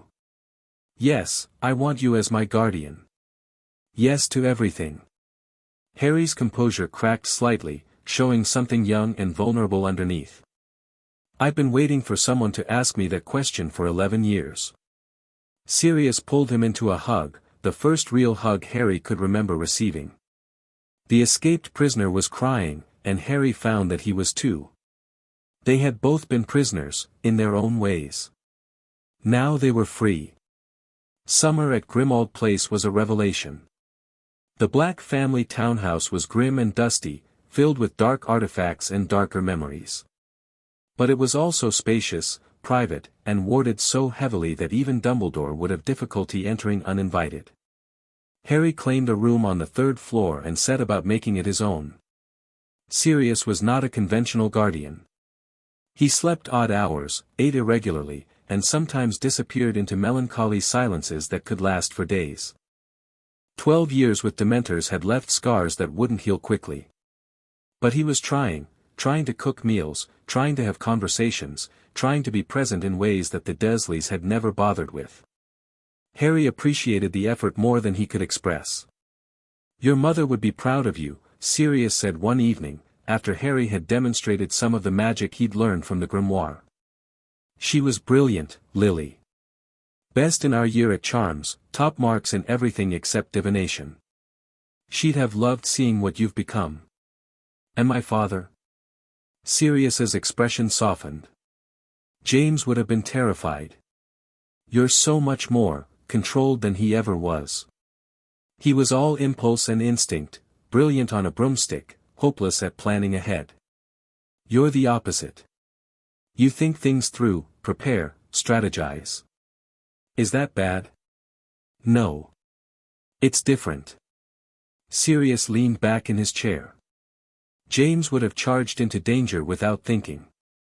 You'd analyze the danger, identify weaknesses, and create a plan to neutralize it. Both approaches can work. Yours is probably smarter. I had to learn. The Dursleys didn't give me room for impulse. Harry's voice was neutral, but Sirius flinched anyway. I'm sorry. I should have been there. You were in Azkaban. Wrongly imprisoned. Not your fault. Harry met his godfather's eyes. The people who put me with the Dursleys, who ignored what was happening, who could have helped and didn't, they're responsible. Not you. Dumbledore. Among others. Harry's expression hardened. He knew. He had to know. Arabella Figg lived down the street, reporting on me for years. He knew I was mistreated, and he left me there anyway. He said it was for protection. Blood wards, based on your mother's sacrifice.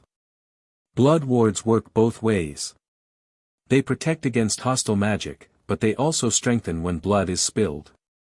Harry's voice was cold. Every time Vernon hit me, every time Petunia starved me, the wards got stronger. Dumbledore's protection was powered by my suffering. Sirius looked sick. Harry. I'm not telling you this for sympathy. I'm telling you so you understand why I don't trust Dumbledore, why I'm building my own power base, why I'm preparing for wars he doesn't even see coming. Harry leaned forward. I need allies, Sirius. Real allies, not people who think they know what's best for me. Can I count on you? Sirius didn't hesitate. Always. Whatever you need, whatever you're planning, I'm in. Even if it means going against Dumbledore. Especially then. Sirius's jaw set. The old man left you with abusers and let me rot in Azkaban. As far as I'm concerned, his judgment isn't worth a canute. Harry smiled, a genuine smile, rare and warm. Good. Then let me tell you about Voldemort's Horcruxes. Fourth year brought the Triwizard Tournament. Harry had known it was coming. The Grimoire contained references to the ancient competition, and his intelligence network had picked up rumors months in advance. What he hadn't expected was his own name emerging from the Goblet of Fire. Someone entered you, Daphne said flatly, after the chaos of the announcement had settled. Someone put your name in that goblet, knowing you'd be bound to compete. Obviously. Harry's mind was already racing through possibilities. The question is who, and what they hope to accomplish. The obvious answer is Voldemort. Drawing you into a dangerous competition, creating opportunities for accidents that could kill you. Maybe. But Voldemort isn't the only player anymore. Harry thought about Corvinus Gaunt, about the warnings he delivered, about the offer that still hung unanswered. There are other factions with their own agendas. Any of them might benefit from testing me, or from eliminating me. So what do you do? I compete. Harry's expression was calm. I can't withdraw, the magical contract is binding. But I can use the tournament to my advantage.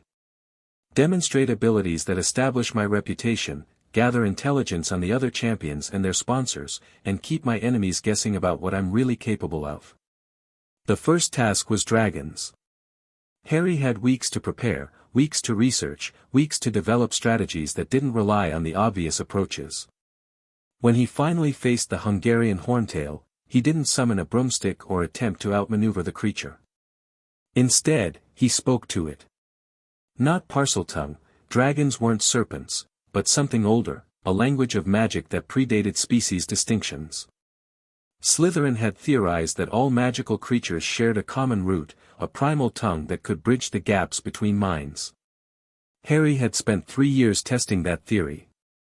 The dragon went still.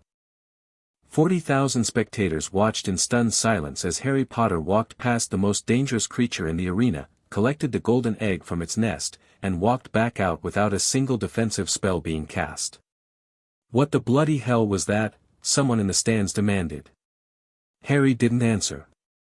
He'd already said everything he needed to say. The Yule Ball was a political exercise wrapped in formal robes and dance steps. Harry attended with Daphne. Their relationship had evolved over 3 years from alliance to partnership to something more complicated. She understood him in ways no one else did, challenged him in ways no one else dared, and looked at him with eyes that saw past the boy who lived to the person underneath.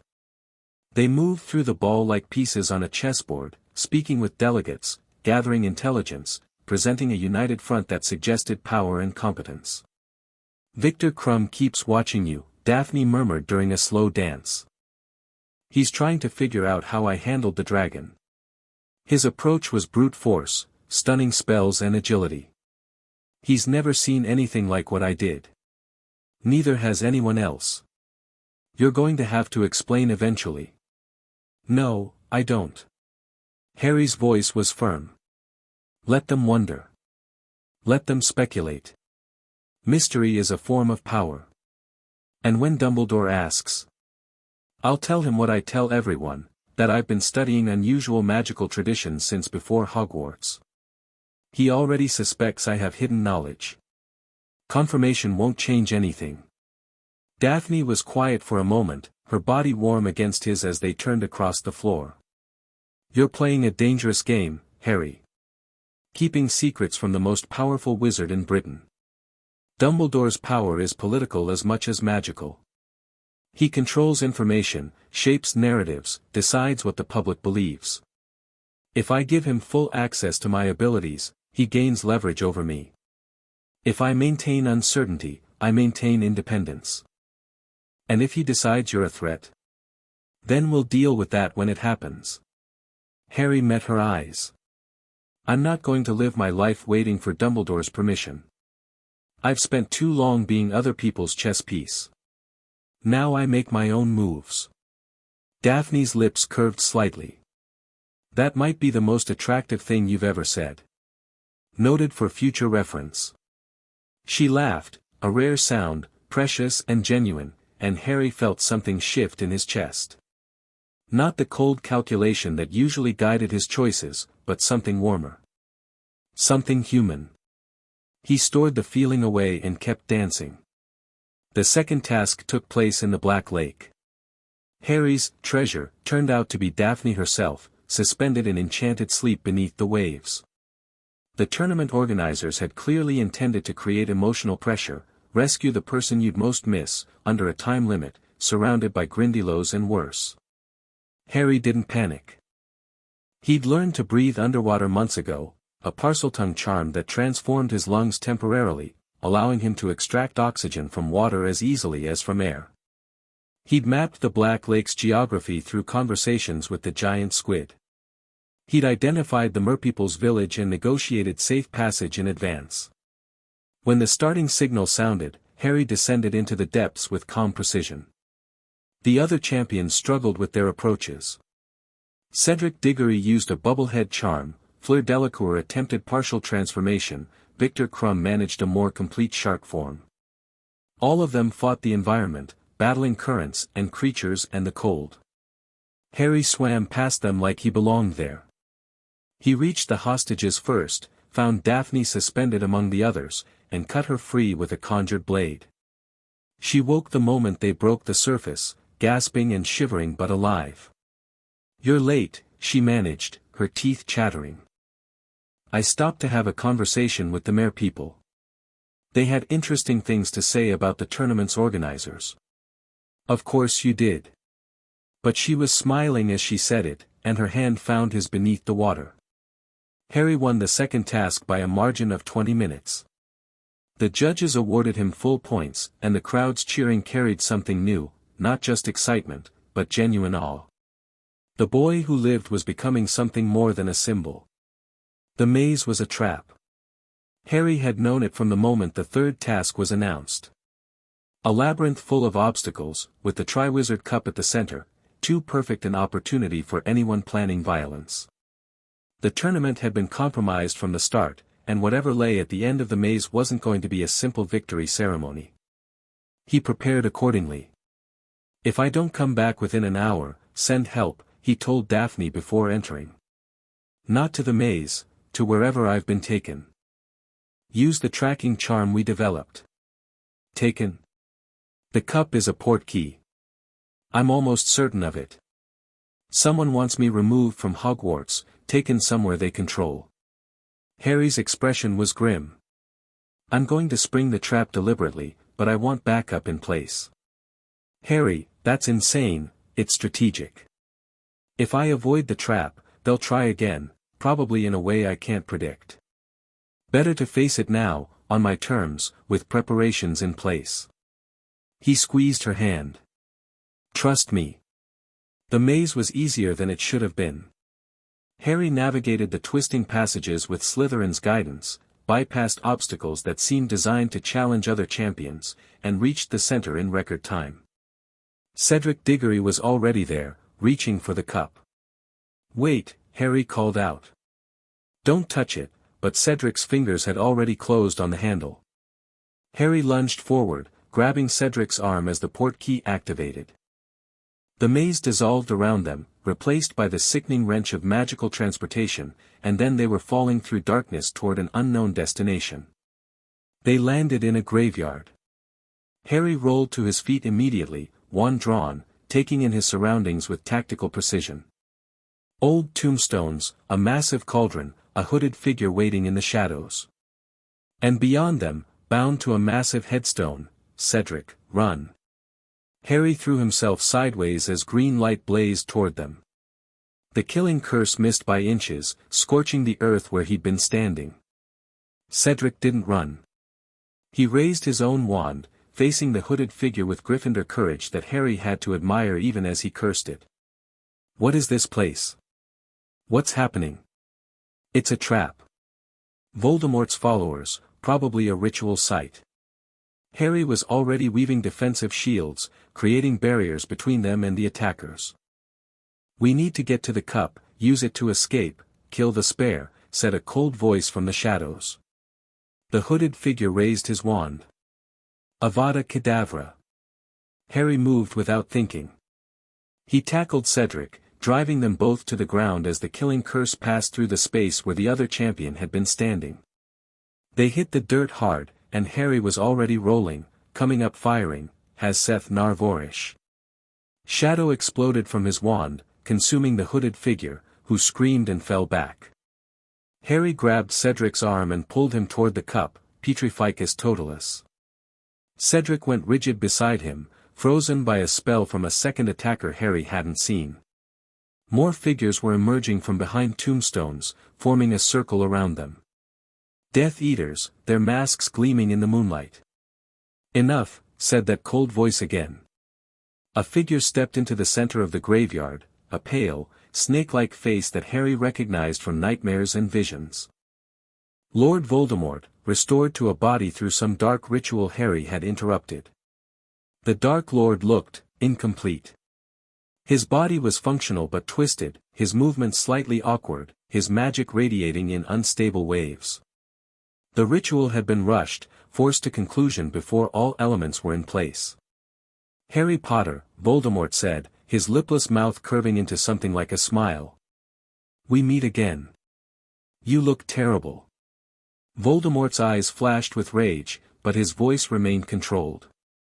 Crude, but accurate. Your timing was unfortunate, another 10 minutes and I would have been perfected. As it is, I'm merely functional.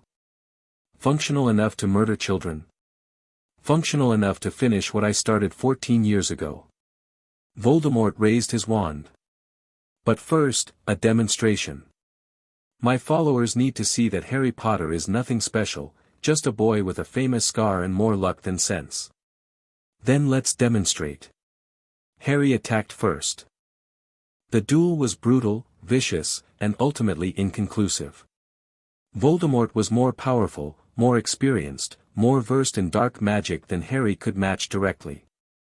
But Harry was faster, more creative, and fighting with the desperate clarity of someone who had nothing to lose. Parseltongue spells clashed against Parseltongue counters. Curses that hadn't been spoken in centuries filled the air with screaming power. The graveyard became a war zone, tombstones shattering, earth erupting, magic so thick it was visible as colored light. Impressive, Voldemort hissed, between exchanges. You've learned well from my ancestors' grimoire. But you're still a child playing with forces you don't understand. Funny, I was thinking the same thing about you. Harry dodged a killing curse and returned fire with something that made Voldemort's shield flare dangerously.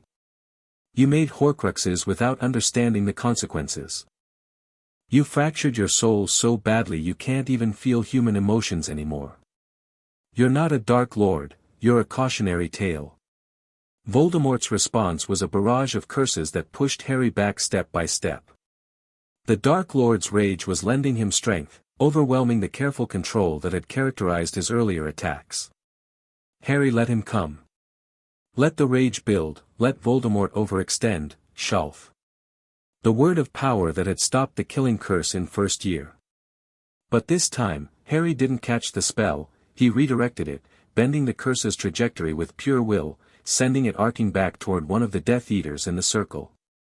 The masked figure went down without a sound. What? Voldemort's composure cracked. That's impossible, clearly not. Harry pressed the attack, weaving spells that Voldemort had to respect, buying seconds to reach the portkey. The cup was 15 feet away, Cedric's frozen body beside it. Harry made his decision. He threw everything he had at Voldemort, every offensive spell, every ounce of power, creating a momentary opening. Then he dove for Cedric, grabbed the other champion's rigid arm, and summoned the cup with a wandless accio that burned through his magical reserves. The portkey activated.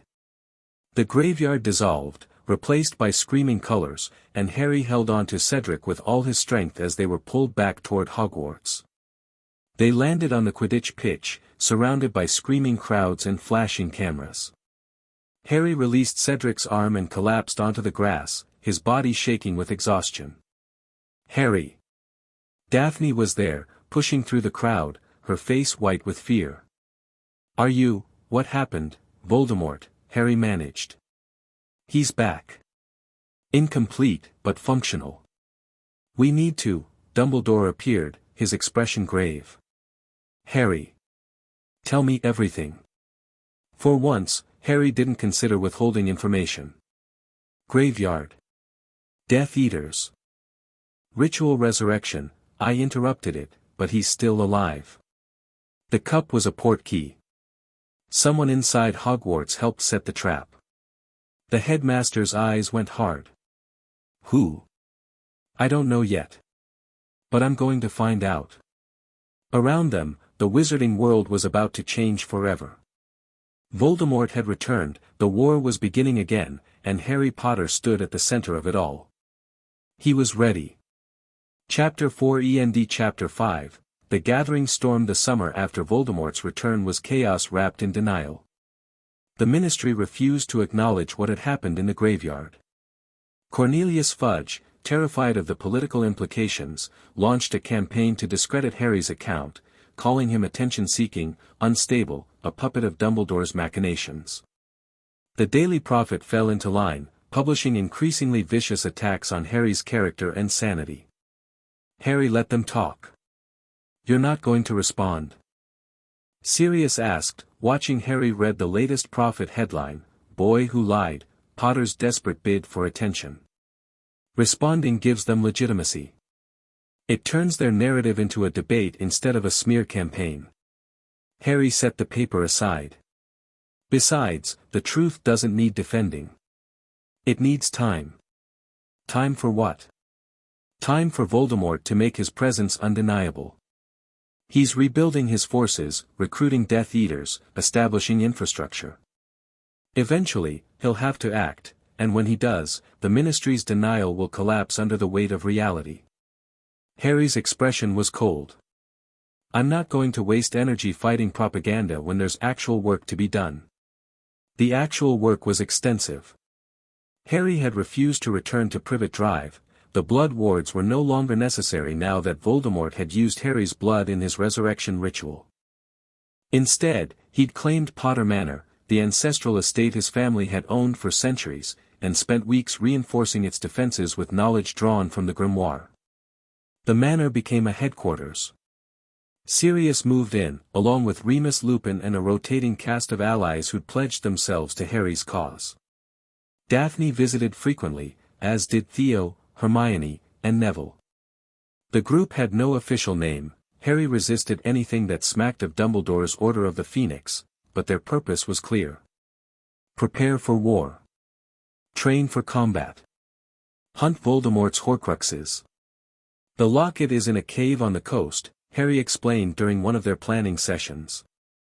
I've traced its signature through the fragment connection. The defenses will be extensive. Voldemort wouldn't have left something so important unguarded. What kind of defenses? Hermione asked, her notebook open. Unknown specifically. But based on what I know of his psychology, expect traps designed to punish rather than simply stop intruders. Voldemort is theatrical, he wants anyone who threatens his Horcruxes to suffer. Cheerful, Sirius muttered. Accurate. Harry turned to the map spread across the table.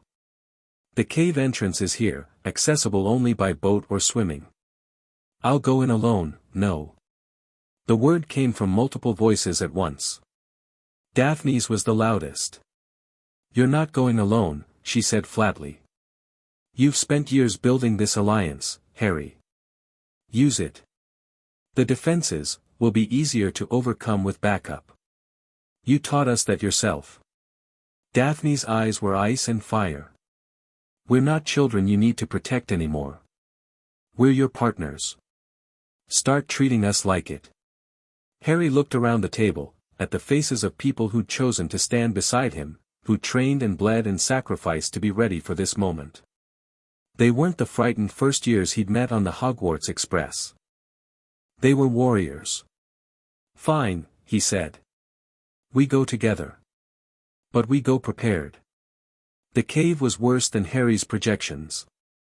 They'd assembled a team of 6, Harry, Daphne, Theo, Sirius, Remus, and Hermione, each chosen for specific skills. The boat crossing was treacherous, the entrance nearly invisible, and the moment they stepped inside, the air changed. Darker. Heavier.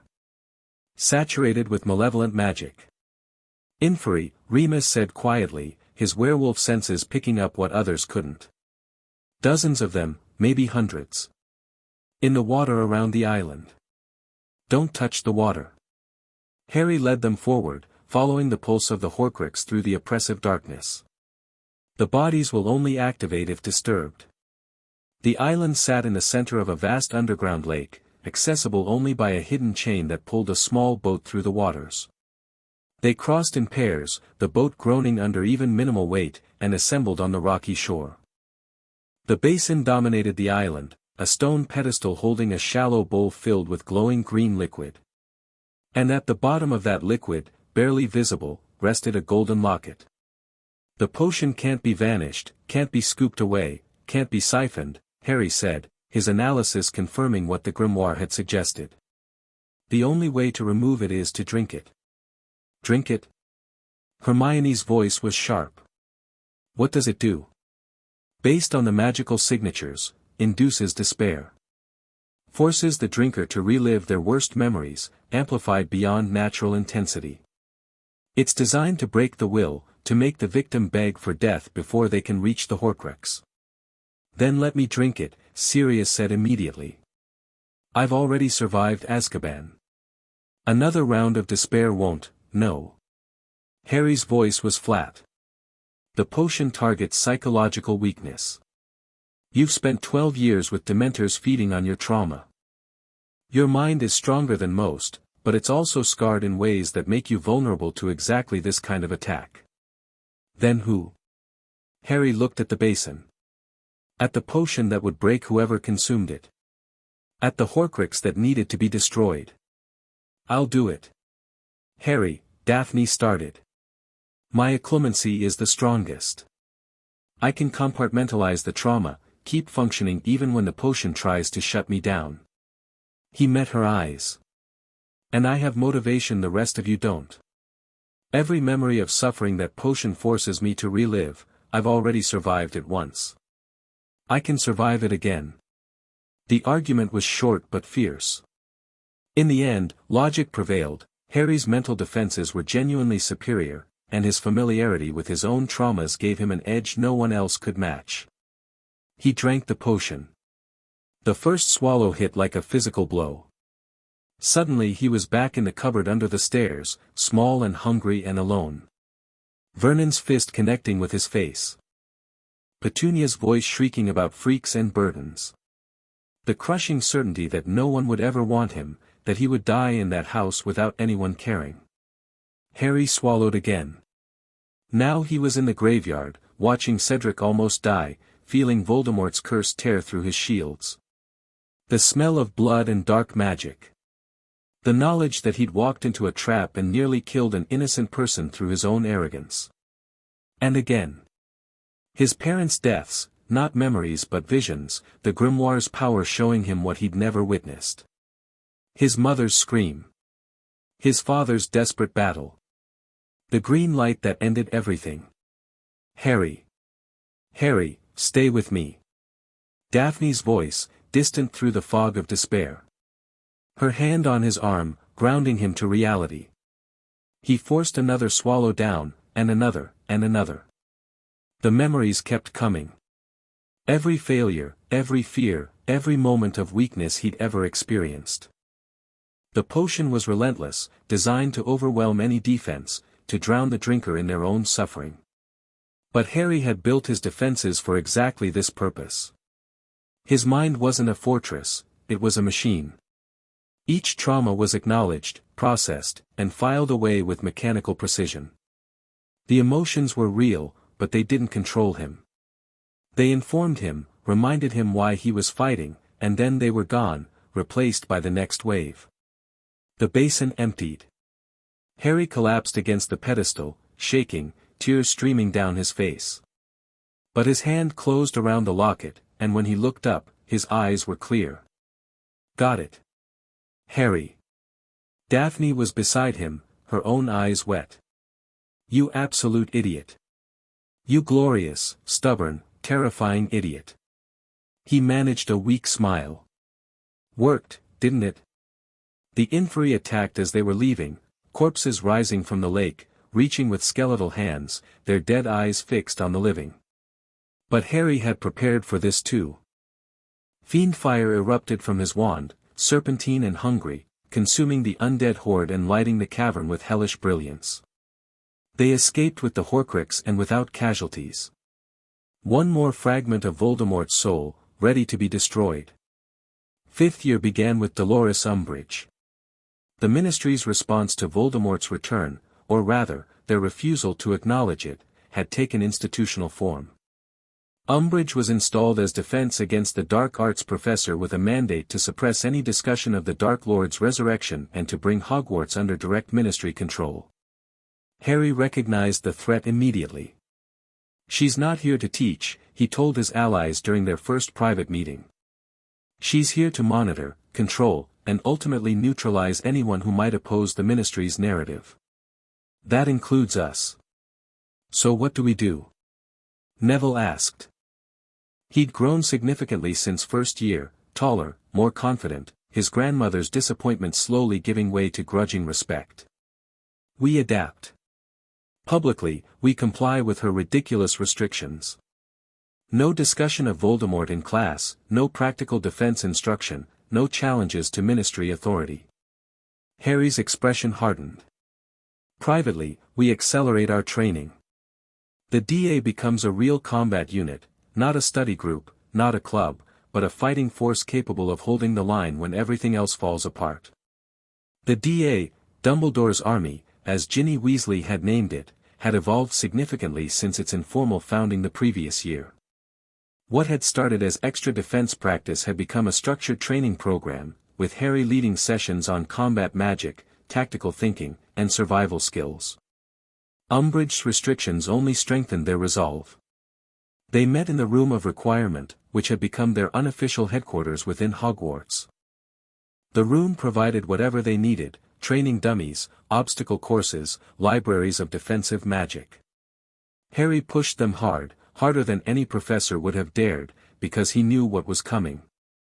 You're not preparing us for exams, Hermione observed after a particularly brutal session. You're preparing us for war.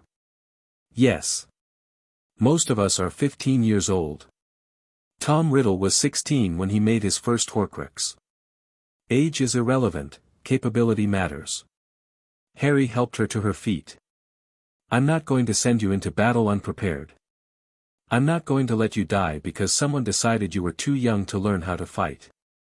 And if we're not good enough? If the training isn't sufficient? Then I'll find better training. I'll push harder, demand more, give you every advantage I can find. Harry's voice softened slightly. You're my friends, Hermione. My allies. I'm not going to lose you to inadequate preparation. She studied his face for a long moment, then nodded. Then let's get back to work. Umbridge made her move in October. Educational Decree 24 banned all student organizations not approved by the High Inquisitor. The DA was technically illegal now, their meetings grounds for expulsion if discovered. But the Room of Requirement had its own defenses, and Harry had added more, wards that would alert them to approaching threats, passages that led to safe exits, contingencies for every scenario he could imagine. Umbridge found them anyway. The betrayal came from an unexpected source, Marietta Edgecombe, a Ravenclaw who'd joined under pressure from her friend Cho Chang. Her mother worked at the ministry, and the threat of family consequences had broken her loyalty. Harry was ready. She's coming, he announced calmly, as warning wards flared throughout the Room of Requirement. Everyone out through the secondary exit. Leave nothing behind that could identify us. What about you? Daphne demanded. I'll hold them at the primary entrance. Buy time for everyone to escape. He was already moving, positioning himself between the door and his retreating allies. Go. Now. Harry, I said go. She went, but her eyes promised that this conversation wasn't over. The door burst open moments later. Umbridge swept in, flanked by Filch and a squad of Slytherin prefects she'd recruited as her personal enforcers. Her toad-like face was alight with triumph. Harry Potter. I knew you were behind this illegal organization. Educational Decree 24 was enacted 3 days ago. The DA was formed months earlier, we're technically grandfathered in. Harry's voice was calm, almost bored. But I don't expect legal nuance from someone who's already decided on the outcome. Insolent boy. Umbridge's smile widened. You'll find that defiance has consequences. Detention, to start. Extended. With me personally. Is that supposed to frighten me? It will. The detentions were torture. Umbridge's blood quill forced Harry to carve words into his own flesh. I must not tell lies, over and over, the cuts healing just enough to be reopened the next night. The pain was significant, but Harry had experienced worse. What bothered him was the petty cruelty of it, the small-minded sadism that couldn't even aspire to genuine villainy. He endured 5 sessions before acting. I need to borrow something from the Grimoire, he told Slytherin's Echo during a late-night study session. Something that will make Dolores Umbridge very, very sorry she ever touched me. Revenge is inefficient. Better to focus on, this isn't revenge. This is establishing consequences. Harry's voice was cold. If I let her torture me without response, I'm signaling that I can be abused with impunity. That weakens my position with everyone who's watching. I need to demonstrate that attacking Harry Potter comes with a price. The Echo was silent for a moment. Then, what did you have in mind? Umbridge's downfall was spectacular. It started with small things, her quill refusing to write, her tea always slightly too cold, her chair developing a subtle wobble that made her look undignified. Then the larger humiliations began. Her voice would occasionally shift to a croak mid-sentence. Her pink cardigans developed holes that appeared only in public. Important documents vanished from her office, only to reappear in embarrassing locations. She suspected Harry immediately, but she couldn't prove anything. The magic he was using was old, Older than Ministry detection methods, older than the wards designed to monitor student spellwork. Slytherin had developed it for exactly these purposes: subtle sabotage that couldn't be traced, cumulative harassment that drove targets to distraction without ever crossing obvious lines. The final blow came during a staff meeting. Umbridge attempted to have Harry expelled for persistent disruption, presenting a list of accusations that included everything from dark magic to attempted murder. But when she opened her folder to read the charges, every piece of parchment was blank. Her voice cracked and croaked. Her chair collapsed beneath her, sending her sprawling across the floor. And when she looked up, her face was covered in boils that spelled out a message: I must not tell lies. The staff meeting dissolved into chaos. Umbridge fled the castle that night, her authority shattered beyond repair. The Ministry recalled her without explanation, and the official story blamed a severe magical reaction to environmental factors. Harry never admitted involvement. But the DA knew, and more importantly, the school knew. Harry Potter was not someone to cross lightly. The Department of Mystery's trap was better designed than the graveyard. Voldemort had learned from his previous failure. Instead of relying on a single compromised tournament official, he'd spent months establishing false visions, using the connection between his mind and Harry's to plant images of Sirius being tortured. The emotional manipulation was sophisticated, targeting Harry's protective instincts, his fear of losing family, his tendency to act decisively when people he cared about were threatened. Harry saw through it almost immediately. The visions are fabricated, he told his inner circle after the latest nightmare. Voldemort is feeding them to me deliberately, trying to draw me into a trap.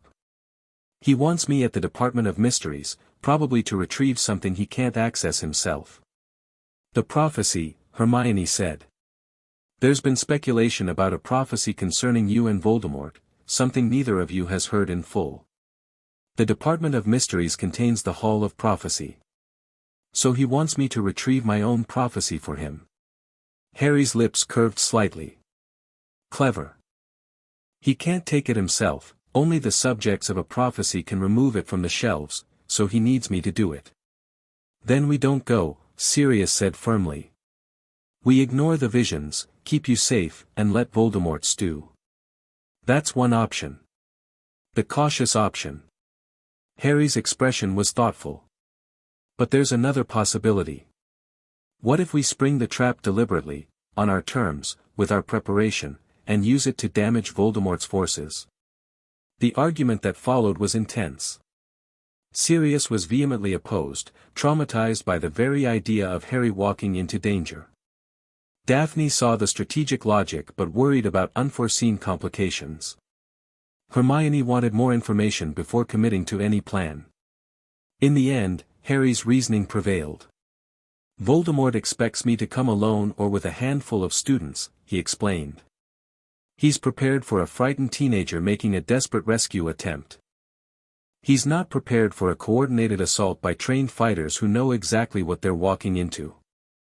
And if something goes wrong, then we'll deal with it. But we won't be surprised, and we won't be helpless. Harry met each of their eyes in turn. This is what we've been training for. This is why we built the DA, why we've spent years preparing. The war is here. It's time to fight it. The Department of Mysteries was a labyrinth of impossible spaces. Harry led a team of 12, his core allies plus the best fighters from the DA, through the Ministry's most secure facility. They moved in tactical formation, covering angles, communicating through subtle gestures and magical signals. This wasn't a panicked rescue. This was an operation.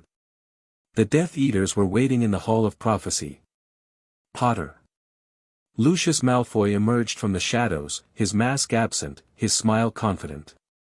You received our message. How thoughtful of you to come so quickly. Malfoy. Harry's wand was already raised, his allies spreading to defensive positions. You're looking well for a man who's about to be arrested. Arrested? Malfoy laughed. We control the Ministry, boy. The only people getting arrested tonight are you and your pathetic little army. Funny. I was thinking the same thing.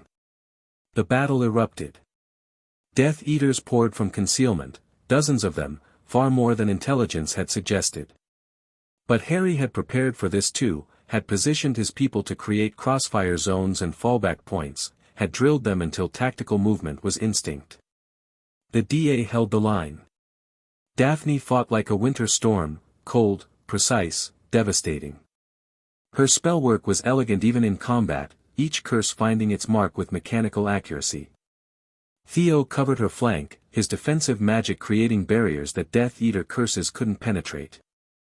Neville had become a force of nature, his herbology knowledge transformed into weapons, explosive seeds, binding vines, pollen that caused hallucinations. Hermione coordinated from the rear, her brilliant mind tracking the battle's flow, calling out warnings and opportunities. Sirius and Remus fought as partners, their decades of friendship translating into seamless coordination. And throughout it all, Harry moved like a serpent through grass, appearing where least expected, striking with devastating force, vanishing before retaliation could find him. But the Death Eaters had numbers, and they had Voldemort's best. Bellatrix Lestrange entered the battle with a scream of manic joy, her curses wild but powerful. She targeted Sirius specifically, her hatred personal and profound. Little cousin. Her voice was sing-song, deranged. I'm going to kill you properly this time. You can try, Bella. Sirius's response was cold. But I've had 12 years to think about what I'd do to you if I got the chance. Their duel was vicious, family hatred made manifest in spell and counterspell. Harry wanted to help, but he was pinned down by Malfoy and two others, fighting a defensive battle that demanded all his attention. The moment of crisis came when Bellatrix's cutting curse sliced through Sirius's defenses. Blood sprayed. Sirius staggered, his wand arm dropping, and Bellatrix raised her wand for the kill, has Seth Voral Kethris. Harry's Parseltongue curse crossed the distance in an instant, not aimed at Bellatrix but at the floor beneath her feet. Stone erupted upward, jagged spears that forced her to dodge instead of kill, buying the second Sirius needed to recover. Fall back. Harry's voice cut through the chaos. Everyone to the secondary position. The DA retreated in good order, dragging wounded members with them, covering each other's movement. They'd lost the Hall of Prophecy, but they'd inflicted significant casualties. The Death Eaters didn't pursue immediately, they were regrouping, counting their own wounded, probably waiting for reinforcement. Harry used the pause to check on Sirius. The wound was bad but not fatal, Hermione's field healing was keeping him stable. I had her, Sirius gasped. I was winning, you were even. And even against Bellatrix Lestrange is losing, because she doesn't care if she dies and you do. Harry's voice was hard. Stay here. Let the healers work. I'm ending this. He didn't wait for argument. Voldemort was waiting in the atrium. The Dark Lord stood alone, his snake-like features illuminated by the magical fountain's glow. He'd abandoned subtlety, this was a direct challenge, a demand that Harry face him without allies or escape routes. Your rescue mission failed, Voldemort said. Your godfather lies dying. Your friends are scattered and bleeding. And now you face me, alone, exactly as I planned. Sirius isn't dying, I checked. My friends are wounded but mobile, we trained for worse. And I'm not alone. Harry's expression was calm. I never was. Cryptic to the end. Very well. Voldemort raised his wand. Let us finish what we started in that graveyard. The duel was different from their first encounter. Harry was stronger now, years of training, 2 more Horcruxes destroyed, a deeper understanding of his own capabilities. Voldemort was stronger too, his resurrection complete, his followers restored, his power no longer constrained by a dying host. They fought with everything they had. Parseltongue curses clashed in the air, creating explosions of magical force that shattered windows and cracked marble. Voldemort's experience showed in his combinations, his ability to chain spells in ways that should have been impossible. Harry's creativity showed in his responses, using the environment as a weapon, turning Voldemort's own magic against him, finding angles that the Dark Lord didn't expect. Neither could gain decisive advantage. "You've improved," Voldemort admitted, between exchanges. "But you're still holding back. Still clinging to moral constraints that limit your potential." "I'm not holding back. I'm choosing my moments." "Is there a difference? Ask the people who underestimated me." Voldemort laughed, genuine amusement, which was somehow more disturbing than his rage. "Oh, you are magnificent. Such a waste, that you chose the wrong side." "There are no sides. There's just power, and the choices we make with it." Harry's voice was steady despite his exhaustion. "You chose fear and domination. I chose something else." "What? Love? Friendship?" Voldemort's tone dripped contempt. "Those are weaknesses, Potter. Vulnerabilities that your enemies will exploit. They're connections. Bonds that make me stronger than I could ever be alone." Harry smiled, thin and cold. "You've never understood that. It's why you'll lose." "We'll see." The final exchange was devastating.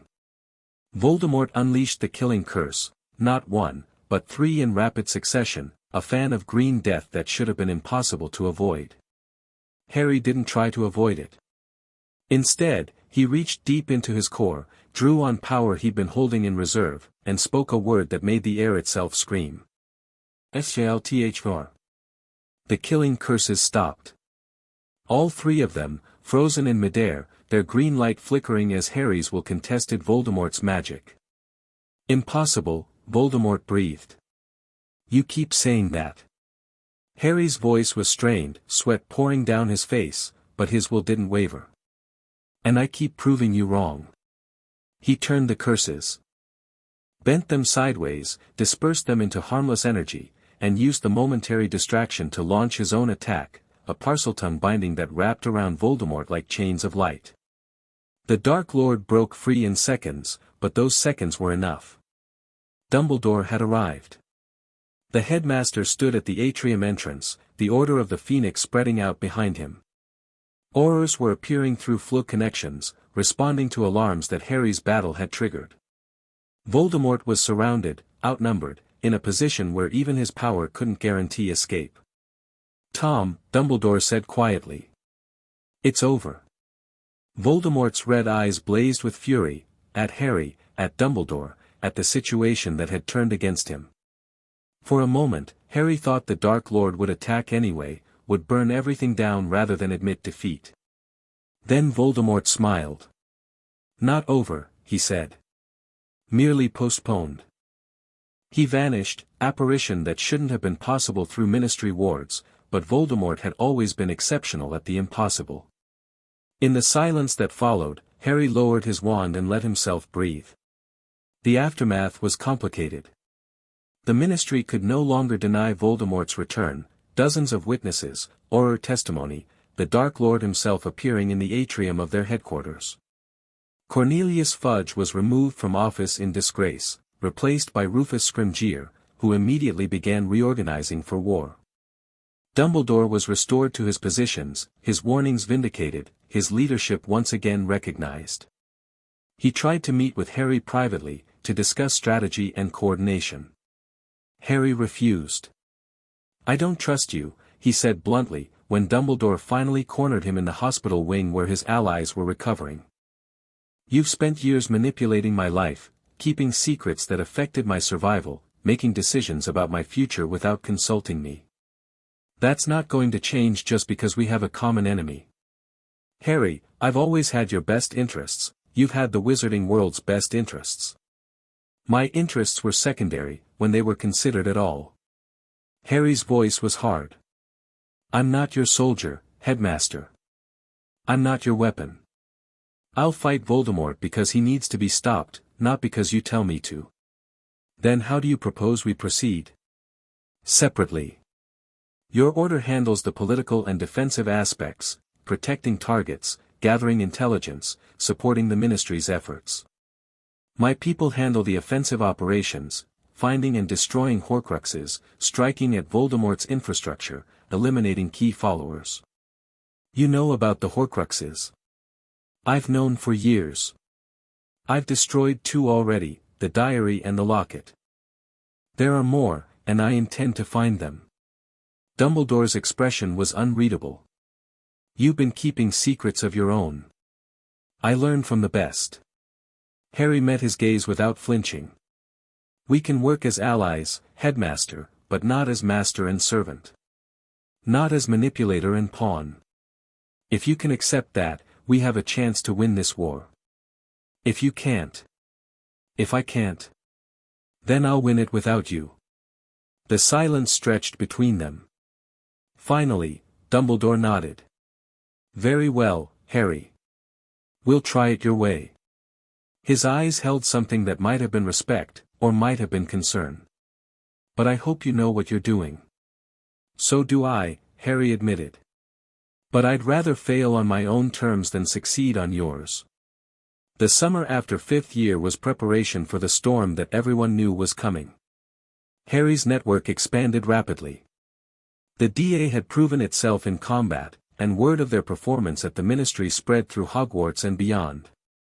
Students who dismissed Harry as a glory seeker now sought him out, wanting to join, wanting to learn, wanting to be part of something that might actually make a difference. He was selective in his acceptance.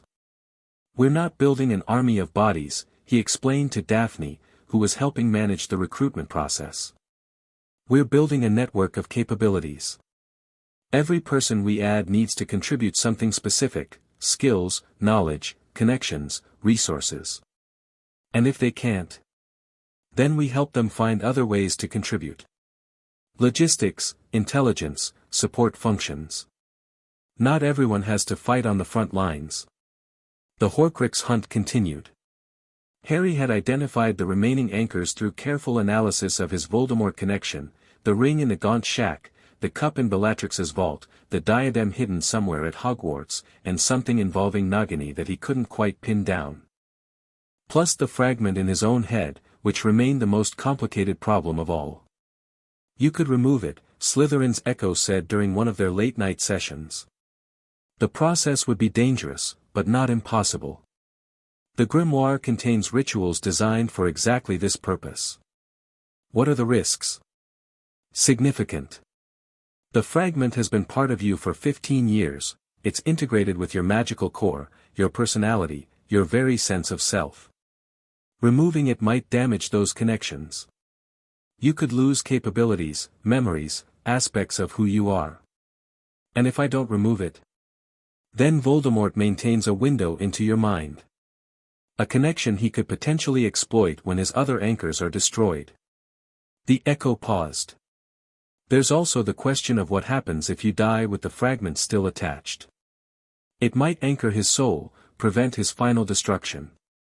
Harry considered this. I'll deal with it last. After the other Horcruxes are destroyed, after Voldemort is weakened. Then we'll figure out the safest way to handle my passenger.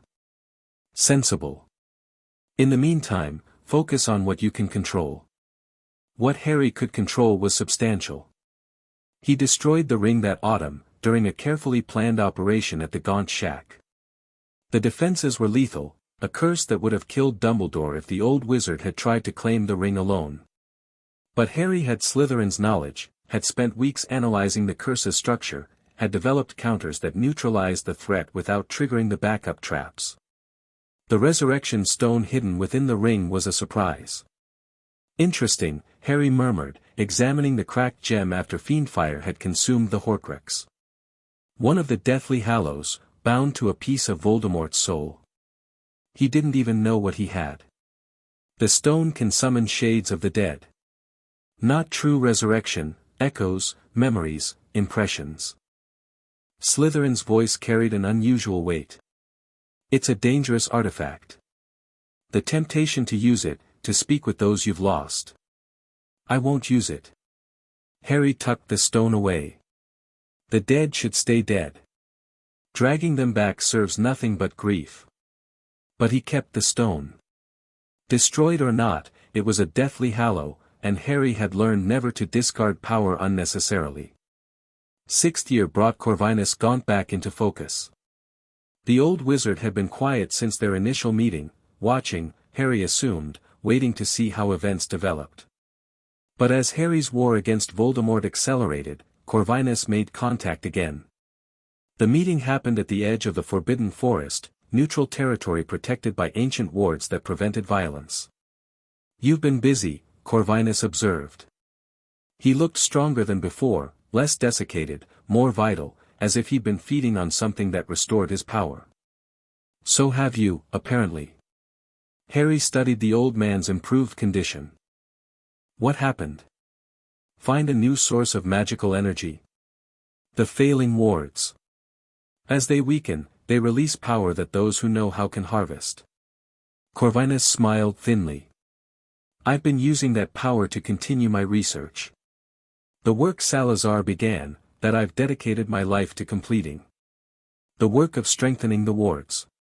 Of keeping the sleeper contained. Among other things." Corvinus's burning eyes met Harry's. "You've destroyed most of Tom's Horcruxes.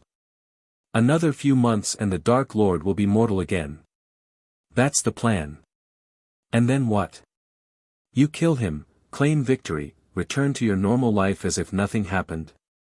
Corvinus shook his head. "The sleeper doesn't care about your war with Tom Riddle.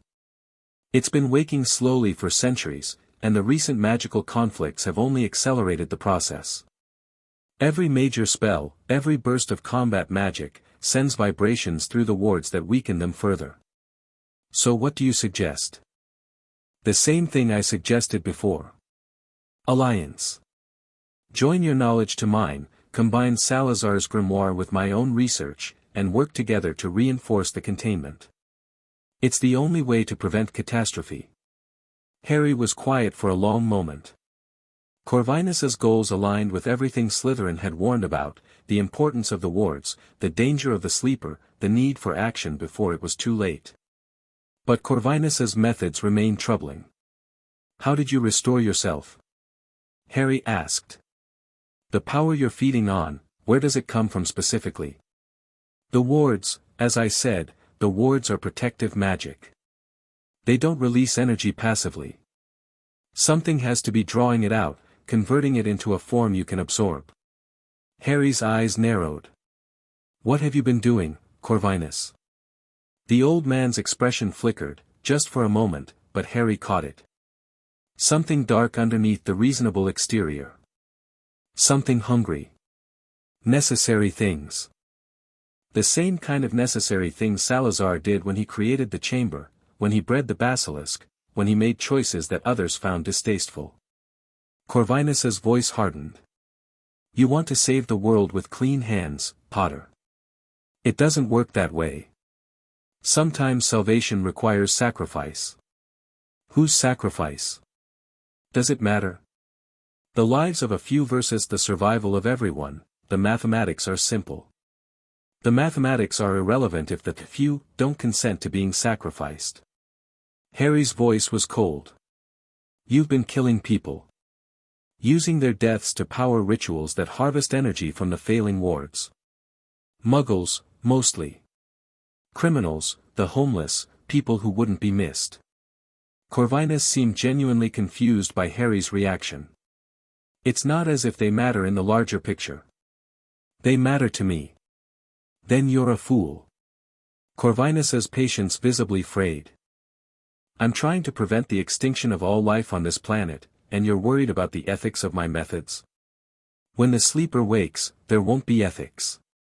There won't be morality or principles or any of the comfortable fictions humans use to pretend they're civilized.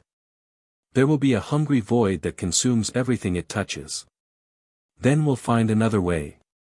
A way that doesn't require murdering innocents to power your rituals.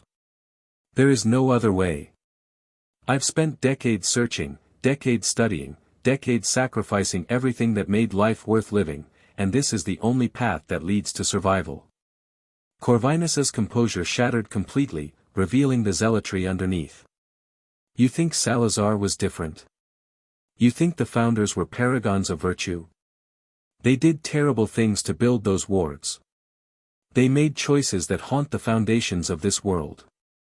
All I'm doing is following their example. Then I'll have to stop you along with Voldemort. Corvinus stared at him. Something shifted in the old man's eyes, the burning intensity cooling into something harder, more dangerous. I see. You've made your choice. He rose, the meeting clearly over. I had hoped you'd be reasonable, Potter. That the Grimoire had taught you wisdom along with power. But you're just another child playing hero, convinced that good intentions are sufficient. And you're just another dark wizard convinced that the end justifies the means. Harry stood as well. The difference is, I'm going to survive this war. You won't. We'll see. Corvinus turned to leave, then paused. One more thing. The Grimoire contains information about the Sleeper's prison that I haven't been able to access, sections protected by enchantments I can't break. I suspect those sections contain alternatives to my methods. Cleaner solutions, as you might say. Then why tell me? Because you might be able to unlock them. The Grimoire responds to you in ways it never responded to me, probably because of your connection to Salazar's echo. Corvinus's smile was bitter. Find those sections, Potter. Find the alternatives. And if you can't, remember that I offered you partnership before I offered you war. He disappeared into the forest, leaving Harry alone with the weight of impossible choices. Chapter 5 END Chapter 6 The Serpent's Triumph. The war entered its final phase in the spring of Harry's 6th year. Voldemort had grown desperate. With most of his Horcruxes destroyed, only Nagini and the fragment in Harry's scar remained. The Dark Lord had abandoned subtlety entirely. Death Eater attacks struck daily across magical Britain, targeting ministry officials, order members, and anyone suspected of opposing his regime. The body count climbed steadily, and fear became the constant companion of every witch and wizard in the country. Harry responded with calculated brutality. His network had evolved into something that terrified both sides of the conflict. The DA operated in cells across the country, striking Death Eater gatherings without warning, rescuing targets before Voldemort's forces could reach them, gathering intelligence through methods that the Ministry couldn't match. They weren't soldiers, they were ghosts, appearing from nowhere and vanishing just as quickly. 14 confirmed Death Eater captures this month, Daphne reported during one of their strategy sessions at Potter Manor. 6 killed in combat, another dozen wounded badly enough to be out of commission. We've disrupted 3 major operations and saved approximately 40 targeted civilians. And our casualties? 2 wounded, both recovering. No deaths. Daphne's expression was carefully controlled, but Harry could read the pride underneath. Your training protocols are working. There are protocols. Everyone contributed. Harry studied the map spread across the table, marked with pins and notations tracking Voldemort's movements. But we're running out of time. The attacks are escalating because Voldemort knows he's vulnerable. He's going to make a major move soon, something desperate, something designed to break the stalemate. Hogwarts, Theo said quietly. He'd become Harry's primary intelligence analyst, his brilliant mind adapted to pattern recognition and threat assessment. Everything points to Hogwarts. The castle is symbolic, the heart of magical Britain's future. If Voldemort can take it, he proves that nowhere is safe. And the Sleeper. Harry's voice was grim. Corvinus was right about one thing, the thing beneath Hogwarts is waking. Every major magical battle accelerates the process. If Voldemort brings a full-scale war to the castle grounds, the wards might fail entirely. Yes. Silence fell over the room. They all understood the stakes now, not just a war between wizards, but a potential catastrophe that could destroy everything. Then we end it before that happens, Sirius said. He'd recovered fully from his ministry wounds, his time with the Dementors no longer the defining feature of his existence. We find Voldemort, destroy Nagini, and finish him. No more waiting, no more reacting. Easier said than done. Voldemort's been hiding behind wards and followers for months. We can't reach him without fighting through his entire army. Then we make him come to us, Harry said slowly, an idea taking shape. We give him something he can't resist, a target so valuable he'll emerge from hiding to claim it personally. What target? Harry's smile was cold.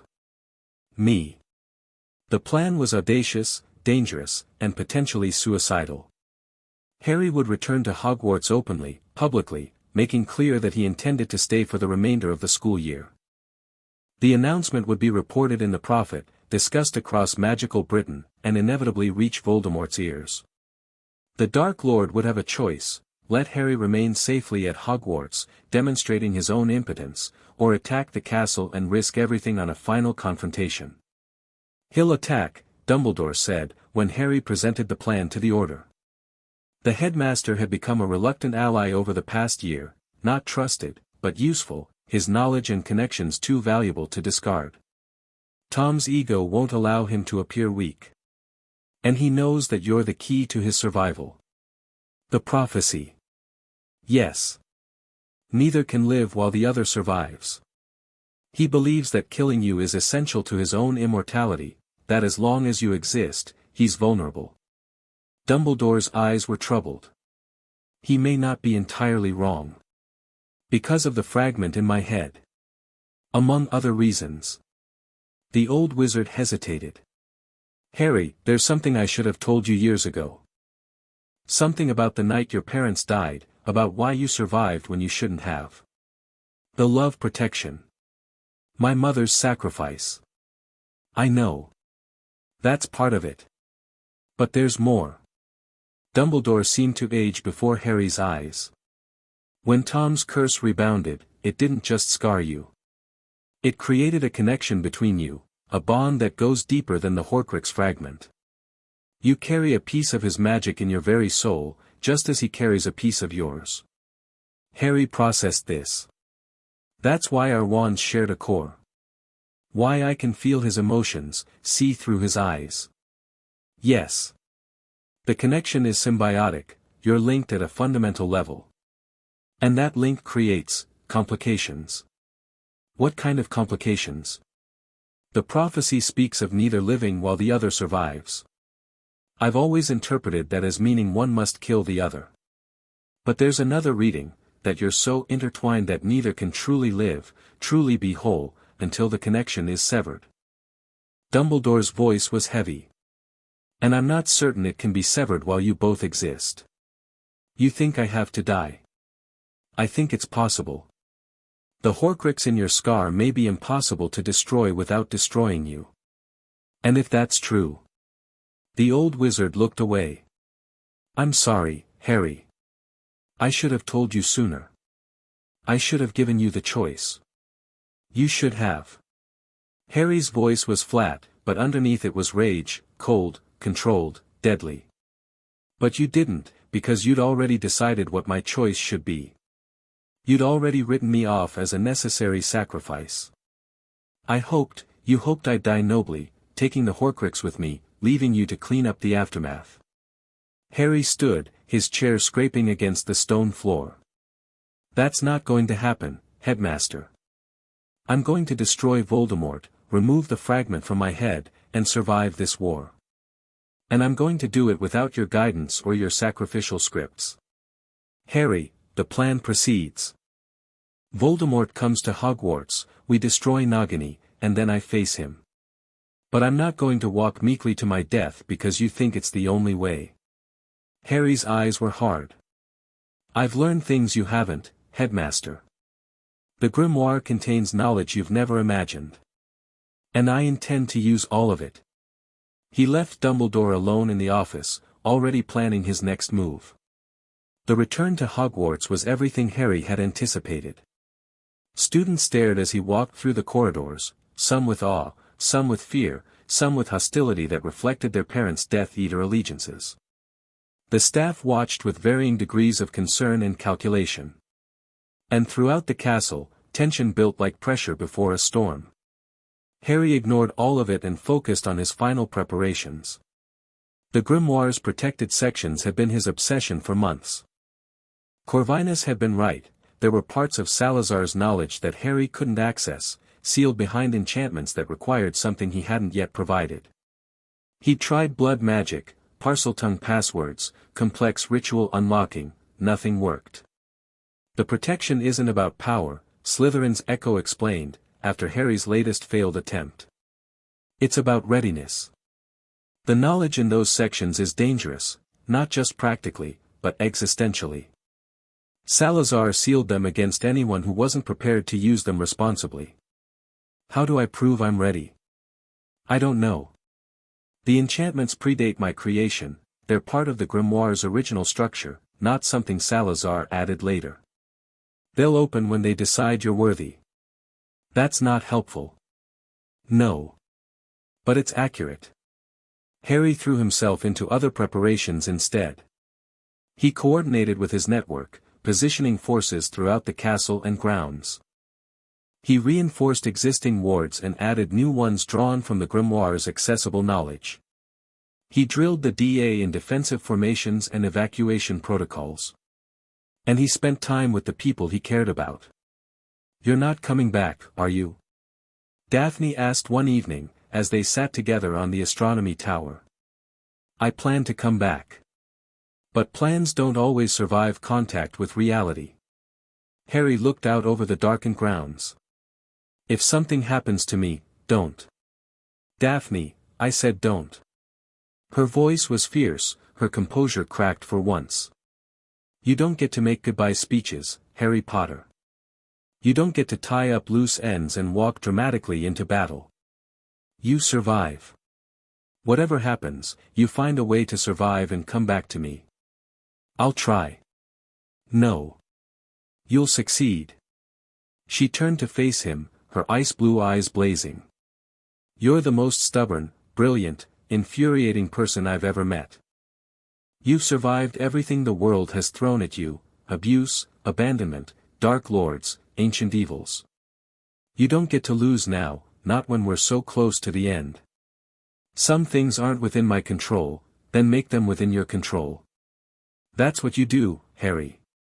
You find ways to win when winning should be impossible. You rewrite the rules until they work in your favor." She grabbed his robes, pulling him close. "Promise me. Promise me you'll survive." Harry looked into her eyes, saw the fear she was barely containing, the love she'd never quite put into words, the desperate hope that he could do what everyone else thought was impossible. "I promise," he said. "Whatever it takes." She kissed him then, fierce and tender and full of everything they'd never said aloud. And Harry held her close and let himself believe, just for a moment, that everything would be all right. Voldemort's assault began at midnight on the 1st of May. The Dark Lord came with everything he had, hundreds of Death Eaters, giants, dementors, werewolves, and creatures so dark they had no names. They crashed against Hogwarts wards like a black tide, their combined power straining defenses that had stood for 1,000 years. Harry was waiting. "All positions report ready," Hermione's voice came through the communication mirrors they distributed. "Evacuation routes clear, defensive formations set, reserve forces standing by. Order members are engaging the outer perimeter," Sirius added. "Remus has the werewolf countermeasures in place. Neville's herbology surprises are primed and waiting." "Good." Harry stood at the top of the astronomy tower, watching the assault unfold below. "Remember the priority, Nagini first. Everything else is secondary until that snake is dead." "And the sleeper?" Harry felt it now, the ancient presence stirring beneath the castle, disturbed by the magical combat raging overhead. It was closer to waking than ever before, its hunger seeping through cracks in the reality around it. "I'll handle the sleeper. Everyone else focuses on the battle." He descended into the chaos. The fighting was brutal beyond anything Harry had experienced. Death Eaters and Defenders clashed throughout the castle, spells lighting the corridors with deadly brilliance.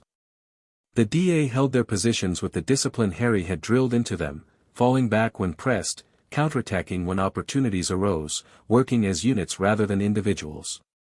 But the enemy kept coming. Harry fought his way through the Great Hall, where the heaviest combat was concentrated. His Parseltongue magic tore through Death Eater formations, creating openings that his allies exploited.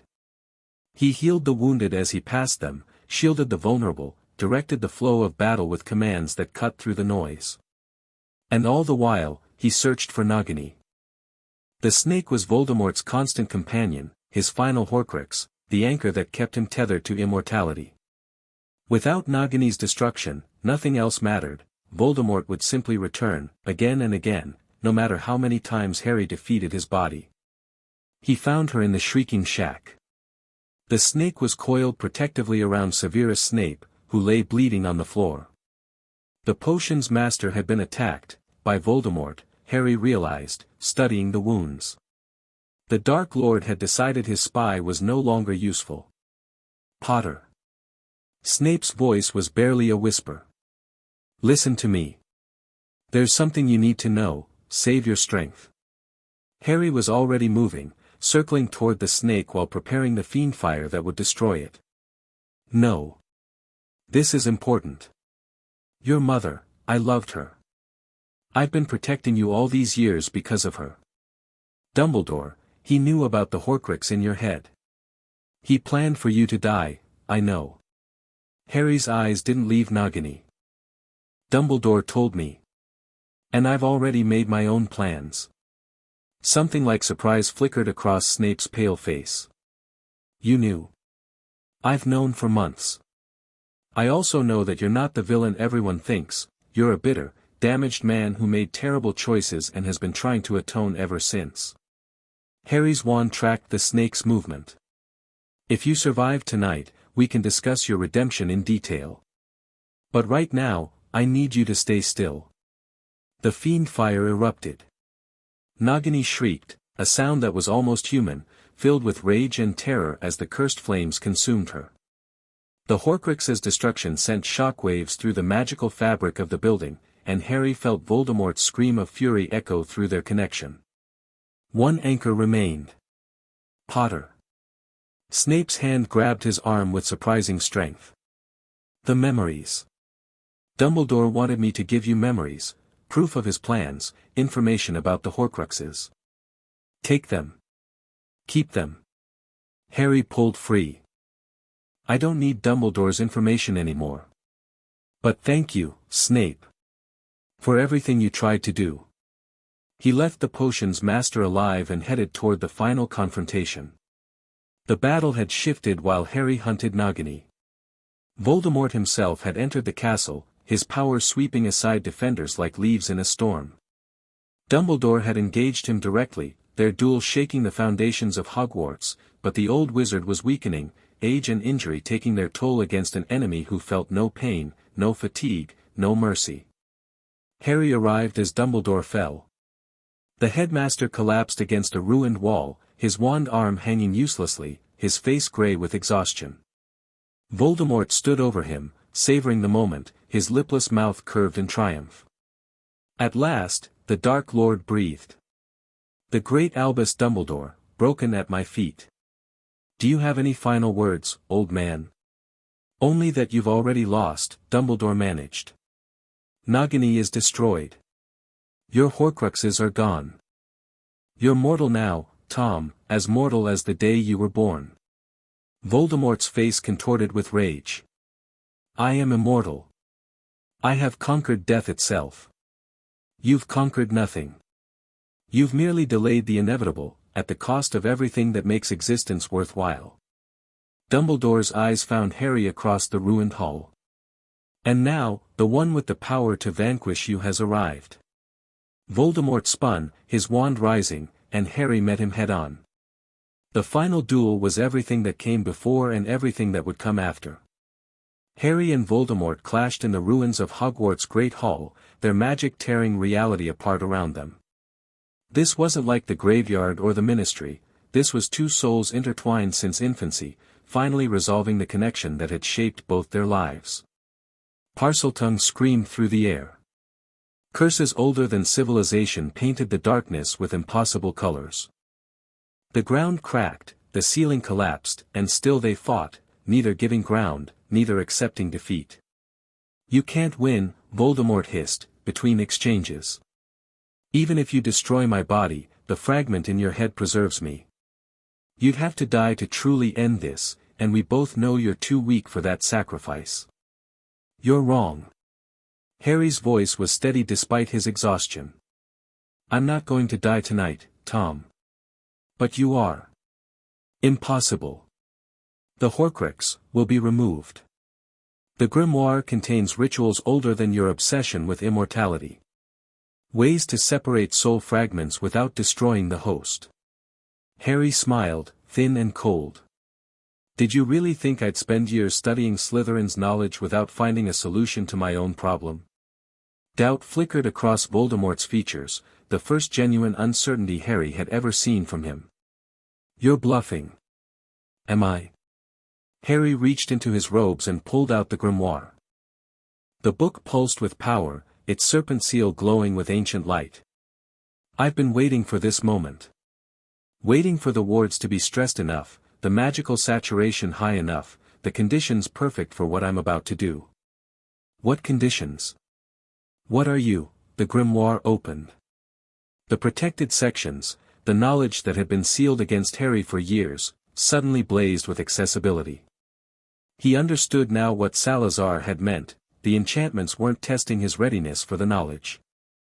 They were waiting for the proper circumstances, the exact configuration of magical forces necessary for the rituals to work. The final battle at Hogwarts, with its enormous magical discharge, had created those circumstances. "Vorketh Shalth Nethrim has Seth," Harry intoned, reading words that burned themselves into his mind as he spoke them. "Kal Vor Nethrim, Kal Vor Shalth, Kal Vor Hasheth Nethrim Vor." The magic that erupted wasn't like anything he'd cast before. It was primordial, fundamental, the power that existed before wands or incantations or human understanding of magic. It reached into Harry's soul and found the fragment that didn't belong, the piece of Tom Riddle that had been embedded there for 16 years. And it began to pull. The pain was transcendent. Harry had experienced suffering before, physical torture, psychological trauma, magical assault. But this was different. This was his very essence being reorganized, his soul's architecture being rebuilt while he remained conscious through every moment. The fragment fought. Tom Riddle's piece of soul didn't want to leave, didn't want to face destruction, didn't want to relinquish its hold on the boy it had inhabited since infancy. It screamed and clawed and tried to drag Harry down with it. Harry held on. He thought of everyone he'd fought to protect, Daphne, Sirius, his friends, the students and teachers of Hogwarts. He thought of his parents, whose sacrifice had given him this chance. He thought of the future he wanted to build, the world he was determined to see. The fragment tore free. It emerged from Harry's forehead in a burst of black light, a twisted, screaming thing that bore the vaguest resemblance to Tom Riddle's face.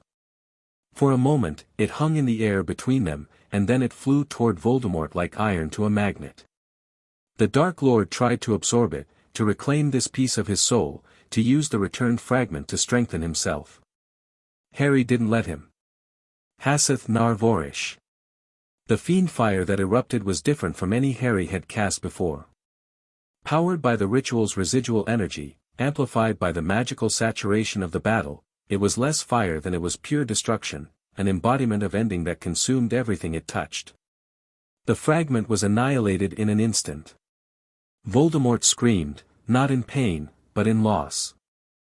The final anchor of his immortality had been destroyed, and for the first time since he was 16 years old, Tom Riddle was truly mortal. No. The Dark Lord's voice was barely a whisper. No, this isn't possible. I am Lord Voldemort. I cannot die. I cannot, you can, Harry said quietly. And you will. The final exchange was almost anticlimactic. Voldemort threw the killing curse with every ounce of power he possessed, but he was weakened, shattered, his magic unstable without the Horcruxes that had anchored it for decades. Harry didn't try to deflect or counter. He simply raised his wand and spoke the word he'd been saving for this moment. Shalth Kethris. Not a shield.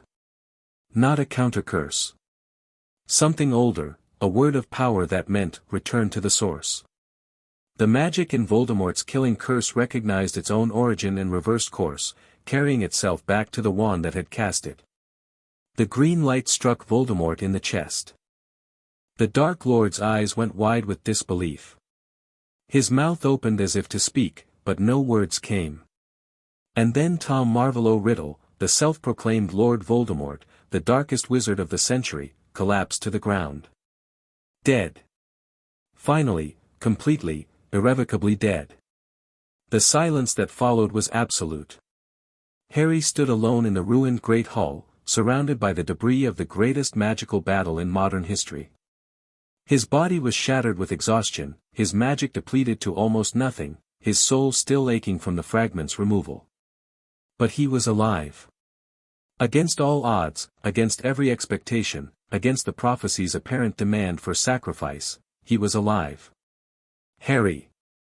Daphne's voice cut through the silence, followed by running footsteps.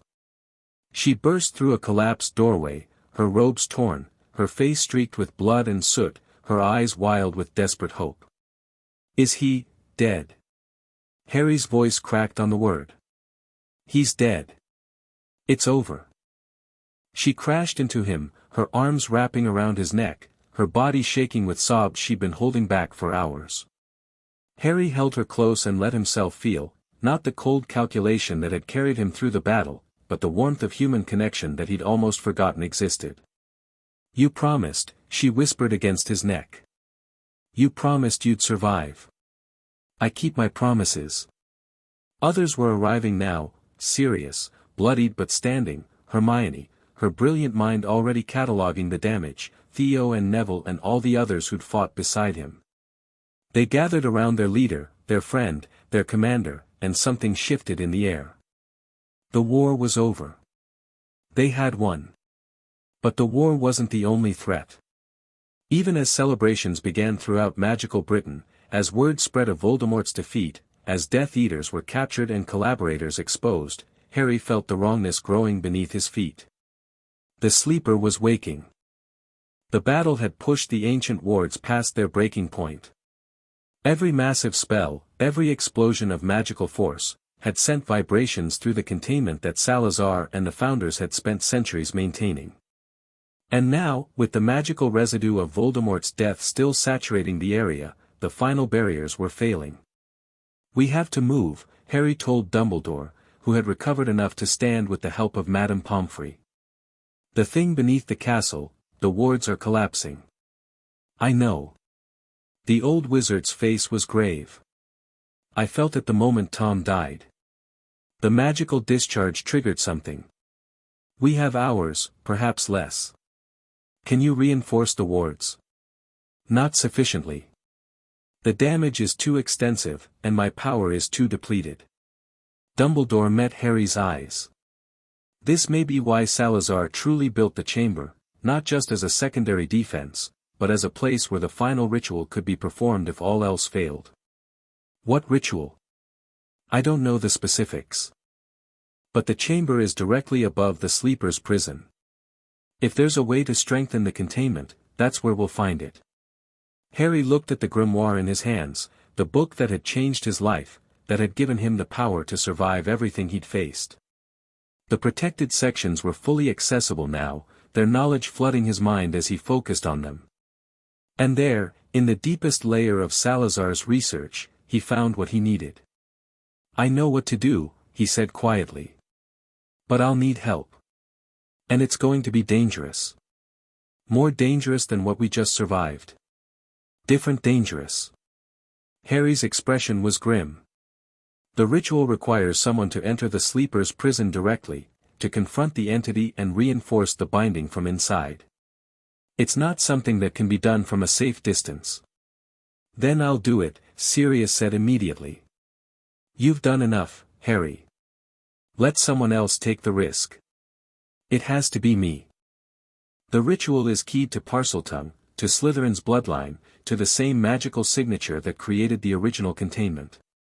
Harry squeezed his godfather's shoulder. But I won't be alone. Salazar left more than knowledge in this grimoire, he left himself. An echo that's guided me for 10 years. He'll be with me at the end. Harry. Daphne's voice broke. You just promised me you'd survive. And I intend to keep that promise. Harry pulled her close one more time. But there are things more important than any individual life, even mine. If the sleeper wakes, everyone dies. Everything we've fought for becomes meaningless. I can't let that happen. You can't ask me to just let you go. I'm not asking permission. I'm asking you to trust me, the way you've trusted me through everything else. He kissed her forehead. I'll come back, Daphne. I don't know how, I don't know what state I'll be in, but I will come back to you. She looked into his eyes for a long moment. Then she nodded, stepped back, and let him go. Harry descended into the depths of Hogwarts. The Chamber of Secrets was only the beginning. Harry opened the concealed passage that Salazar had built beneath the chamber, stairs carved into living rock, leading down into darkness that no light could penetrate. The grimoire glowed in his hands, providing what illumination it could, but even its power was diminished by the proximity of the sleeper. We're close, Slytherin's echo said. I can feel it, the entity I spent my life trying to contain. It's more awake than I've ever experienced. Can we stop it? The ritual will work. But Harry, there's something I didn't tell you. Something I should have explained years ago. What? The binding requires an anchor. A soul, willingly given, to serve as the foundation for the new containment. Salazar used part of his own essence to create the original binding, that's why I exist, why I'm an echo rather than a ghost. He gave a piece of himself to keep the sleeper imprisoned. Harry stopped walking. You're saying the ritual will cost me part of my soul? Yes. Not all of it, you'll survive, remain yourself. But a piece of you will be bound to the containment forever. Watching. Guarding. Ensuring the sleeper never wakes. Why didn't you tell me before? Because you would have looked for alternatives. You would have searched for ways to avoid the sacrifice, and there would never have been time. Slytherin's voice was heavy with regret. I'm sorry, Harry. I've been preparing you for this moment since you found me in that cupboard. Training you, teaching you, shaping you into someone capable of doing what I couldn't. Harry stood in the darkness, processing. The knowledge that his mentor had been guiding him toward this sacrifice from the beginning should have felt like betrayal. Instead, it felt like vindication. You didn't manipulate me, he said slowly. You gave me choices at every step. I could have refused to learn, refused to fight, refused to take responsibility for any of this. Everything I've done because I chose to. Yes. And now I'm choosing this. Not because you prepared me for it, but because it's the right thing to do. Harry resumed walking. Let's finish what you started. The cavern at the bottom of the stairs was vast beyond comprehension, a space that shouldn't have fit beneath the castle, shouldn't have existed in the physical world at all. And at its center, straining against bonds of ancient magic. The sleeper. It was impossible to look at directly. Harry's mind couldn't process what his eyes were seeing, something that existed in too many dimensions, that moved in directions that didn't correspond to physical space, that radiated hunger and patience and vastness beyond human understanding. The binding that contained it was visible as lines of golden light, wrapped around the entity like chains. But those chains were flickering now, weakening, gaps appearing where the magic had frayed beyond repair. Begin the ritual, Slytherin's echo urged. We don't have much time. Harry opened the grimoire to the final page and began to read. The ritual was agony and ecstasy and transcendence all at once. Harry felt himself expanding beyond his physical form, his consciousness stretching to encompass the binding that held the sleeper. He saw the damage that centuries of neglect had caused, the cracks in the containment, the worn edges of ancient magic, the fundamental weakening that would soon allow the entity to break free. And he understood what he had to do. He reached into himself and found the core of his being, the spark of consciousness that made him Harry Potter. Then, with an act of will that was also an act of love, he divided that spark. Part of him remained in his body, the essential Harry, diminished but whole. The other part flowed outward, into the binding, becoming one with the magic that contained the sleeper. The pain was beyond description. It was the feeling of losing something fundamental, something irreplaceable. It was grief and sacrifice and surrender all combined into a single endless moment. But it worked. The binding blazed with renewed power. The golden chains that held the sleeper grew thick and bright, their gaps filled, their weaknesses repaired. The entity writhed against its constraints, but the containment held, stronger now than it had been in centuries. "Well done," Slytherin's echo whispered. "The binding will hold for another 1,000 years at least. You've saved everyone, Harry. Everyone who exists, everyone who will ever exist. What happens now?" "I go." The echo that was Salazar Slytherin, bound to this grimoire for a millennium, "My purpose is complete. The piece of you that joined the binding will take my place, maintaining the watch, ensuring the sleeper never wakes. You're dying. I'm finally resting." The echo's voice was fading, but there was peace in it. "You've been everything I hoped for, Harry. Everything I dreamed my true heir could become. Thank you, for learning, for fighting, for giving me purpose in my final centuries. Thank you for saving me. For giving me the tools to save everyone else. Use them well. Build something that lasts. And remember, the serpent's triumph isn't in power or conquest. It's in wisdom. In the understanding that some things are worth more than any individual life." The echo faded. Slytherin's presence, which had been a constant companion for 10 years, simply ended. Harry stood alone in the cavern, tears streaming down his face, the grimoire dark and silent in his hands. And then he climbed back toward the light. The aftermath stretched across years. Harry emerged from the chamber changed, quieter, more contemplative, carrying a weight that those who loved him could sense but never fully understand. Part of him remained below, bound to the containment, watching and waiting for threats that might never materialize. But the rest of him lived. He returned to a world that wanted to celebrate him, to worship him, to make him the symbol of their victory. Harry refused all of it. He had no interest in politics or fame or the exhausting obligations of public heroism. Instead, he built something new. Potter Manor became a center for magical research, a place where the knowledge Salazar had preserved could be studied, expanded, and shared with those who could be trusted to use it wisely. Harry assembled a team of brilliant minds, Hermione, naturally, along with researchers from around the world who shared his vision of magic as a force for understanding rather than domination. The DA evolved into something more permanent, a network of trained wizards and witches committed to defending magical Britain against threats both mundane and extraordinary. Neville led the practical training, Theo managed intelligence operations, and Daphne handled the political relationships that made everything possible. Sirius finally found peace. He reconciled with the parts of himself that Azkaban had damaged, built a life that honored both his lost friends and his surviving godson, and became the family that Harry had always needed. Dumbledore died 3 years after the war, his body finally succumbing to age and accumulated injuries. Harry attended the funeral but didn't speak.